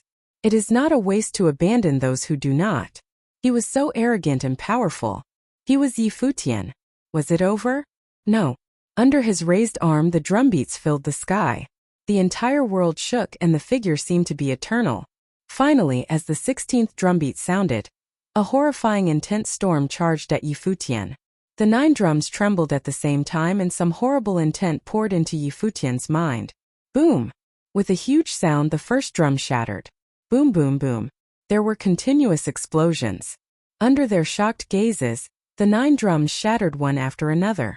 Each explosion was heart-stopping. Finally, they shattered and turned to dust. Only that powerful figure remained standing. Light enveloped his body.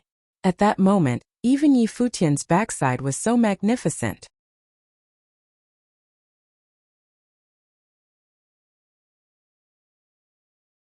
Chapter 202. You are not qualified to understand my world. Chapter 202. You are not qualified to understand my world. The drums were cracked, but the drumbeats continued reverberating throughout the air. Yi Futian's crazy sound still echoed through the minds of many. At the top of Mirror Mountain, Xiao Wuji had chosen his clan. He stepped onto the mountain for the first time today and revealed unsurpassable talent. He could easily communicate with statues of various elements, leave an image on the wall, beat the 9 drums and make the noble images appear. Yi Futian beat the drums after Xiao Wuji. To many, he was overestimating his own ability. With Xiao Wuji's example, everyone would seem nondescript. They all thought that no one in the ancient barren world could have Xiao Wuji's talent. The glory he created could not be broken in a long while. Was it true? Before Xiao Wuji even left, Yi Futian used his actions to tell everyone that Xiao Wuji was not unmatchable. He had beaten the drums 16 times and created an abnormal phenomenon, causing the drum's intent to pour out and explode. The drums were now broken, but the record was for eternity. This was a true record. Xiao Wuji's record was able to be broken. Countless eyes looked at the silhouette.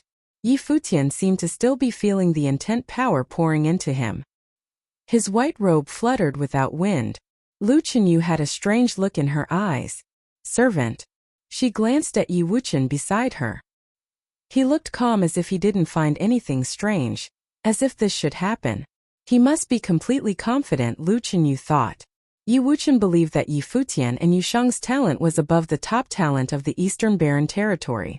Yi Futian seemed to have proved Yi Wuchen's words from before. At least now he definitely surpassed Xiao Wuji. Lu Chenyu looked over slowly towards where Tang Yi and Xiao Wuji were at. Tang Yi, the wild student of the college, had a strange look in his eyes. Hua Qingche was the same. Those who understand me will understand my arrogance. What is wrong with abandoning those who do not understand me? Was this the reply to them? It was indeed wild enough. You can continue after 9 drumbeats. If you knew this, I'm sure you would do the same. Tang Yi said to Xiao Wuji beside him. Xiao Wuji glanced at the shattered battle drums. This was his first time to the Mirror Mountain and first time beating the drums. After the 9th sound, the drums on the 9 sides sounded together. The intent poured out and everything seemed complete. He didn't know one could continue. If he knew, he would have done so. How could he not do what the others could do? Of course. Xiao Wuji nodded. This was confidence in his own abilities, but the drums were broken, so he couldn't prove it. Everyone heard him and nodded. Yi Futian had impressed them, but with Xiao Wuji's talent, he could probably do it too. Finally, Yi Futian moved. He rose slowly and walked in another direction. Seeing him, many eyes flashed. He was walking towards the image on the wall. Xiao Wuji had broken the record here. Was he? Many people felt strange. Was this guy repeating Xiao Wuji's steps? Was he serious? Did Yi Futian want to challenge Xiao Wuji? But that wasn't his intention. He'd come to Mirror Mountain to choose a clan. Xiao Wuji had set the precedent, so the easiest way for Yi Futian to reach his goal was to break Xiao Wuji's records. If he did so, no one could doubt him. Of course, perhaps this was just Yi Futian's excuse. His true reason was that he was pissed. He was pissed at Tang Ye's attitude as well as Hua Qingche. Earlier he didn't refute the other. A vocal refutation meant nothing. What was stronger and simpler than actions? The Donghua clan in college had ignored him because they were fighting for Xiao Wuji. If that was the case, then he had something to show them. The image on the wall shone faintly. The stone was like a mirror. At this moment, Yi Futian stood before a huge boulder. At the mountaintop, everyone stared at him. He became the sole focal point. In reality, he'd taken the witch as a servant, so many people came for him.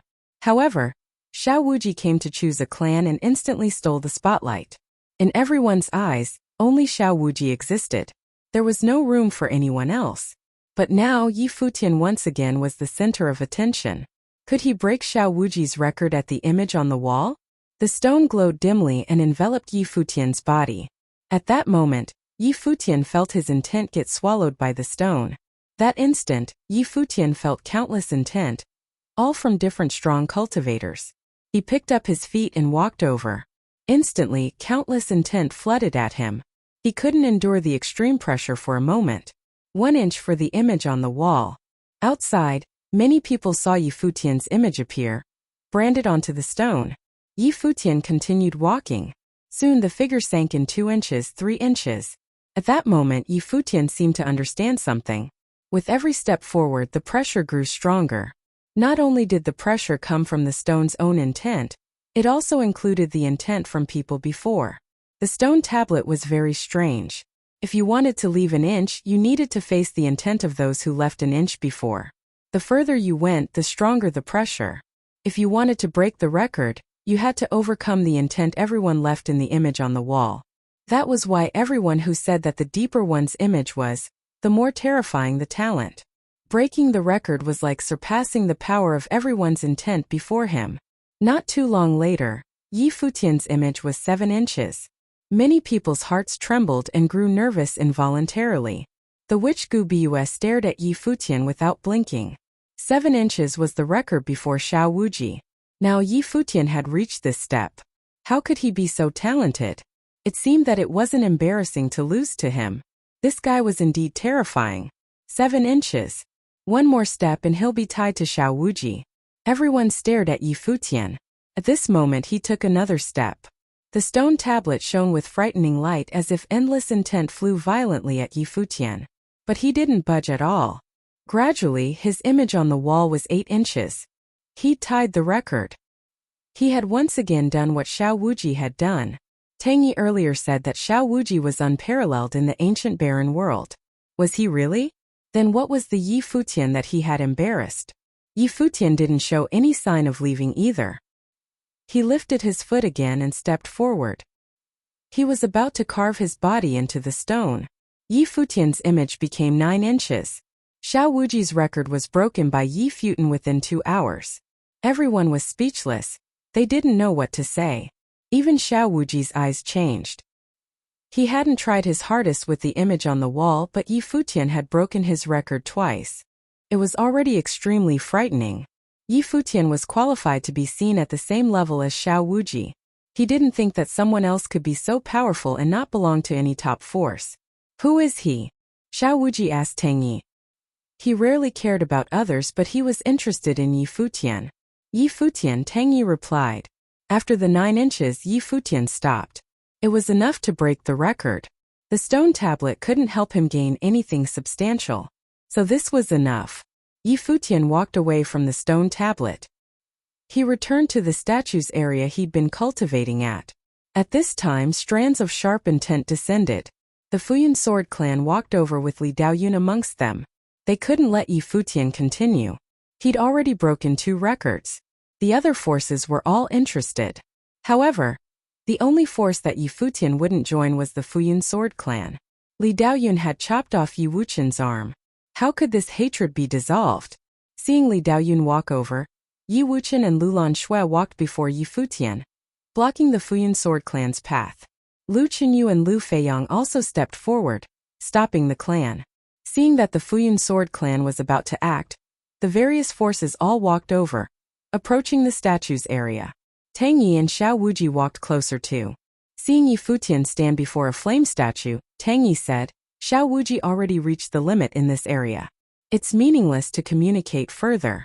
If you really want to compete, go prove yourself at the Mirror Mountain stone wall. Tang Yi was clearly interested as well. He didn't feel disdain like before. Yi Futian looked over with a strange expression. Earlier you said you don't like how I act, he said. But that's your business. Now I really don't like you, so please shut up about my business.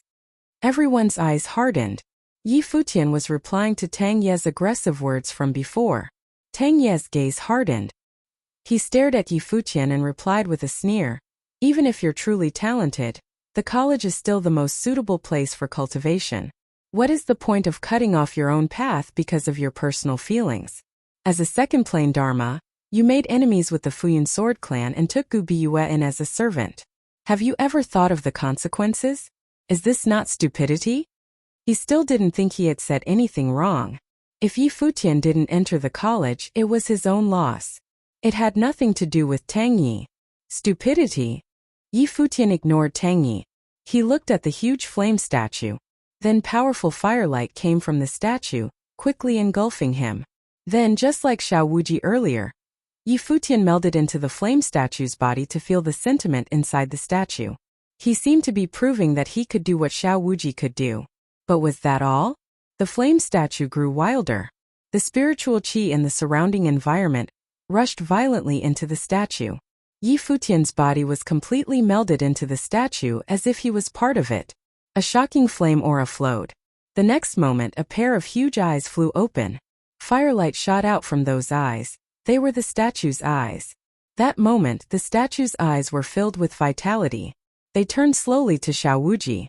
The next moment, under everyone's shocked gazes, the huge statue actually moved. The enormous flame statue turned around and moved before Tang Yi. Then an extremely overbearing voice came out of the statue. "You are not qualified to understand my world.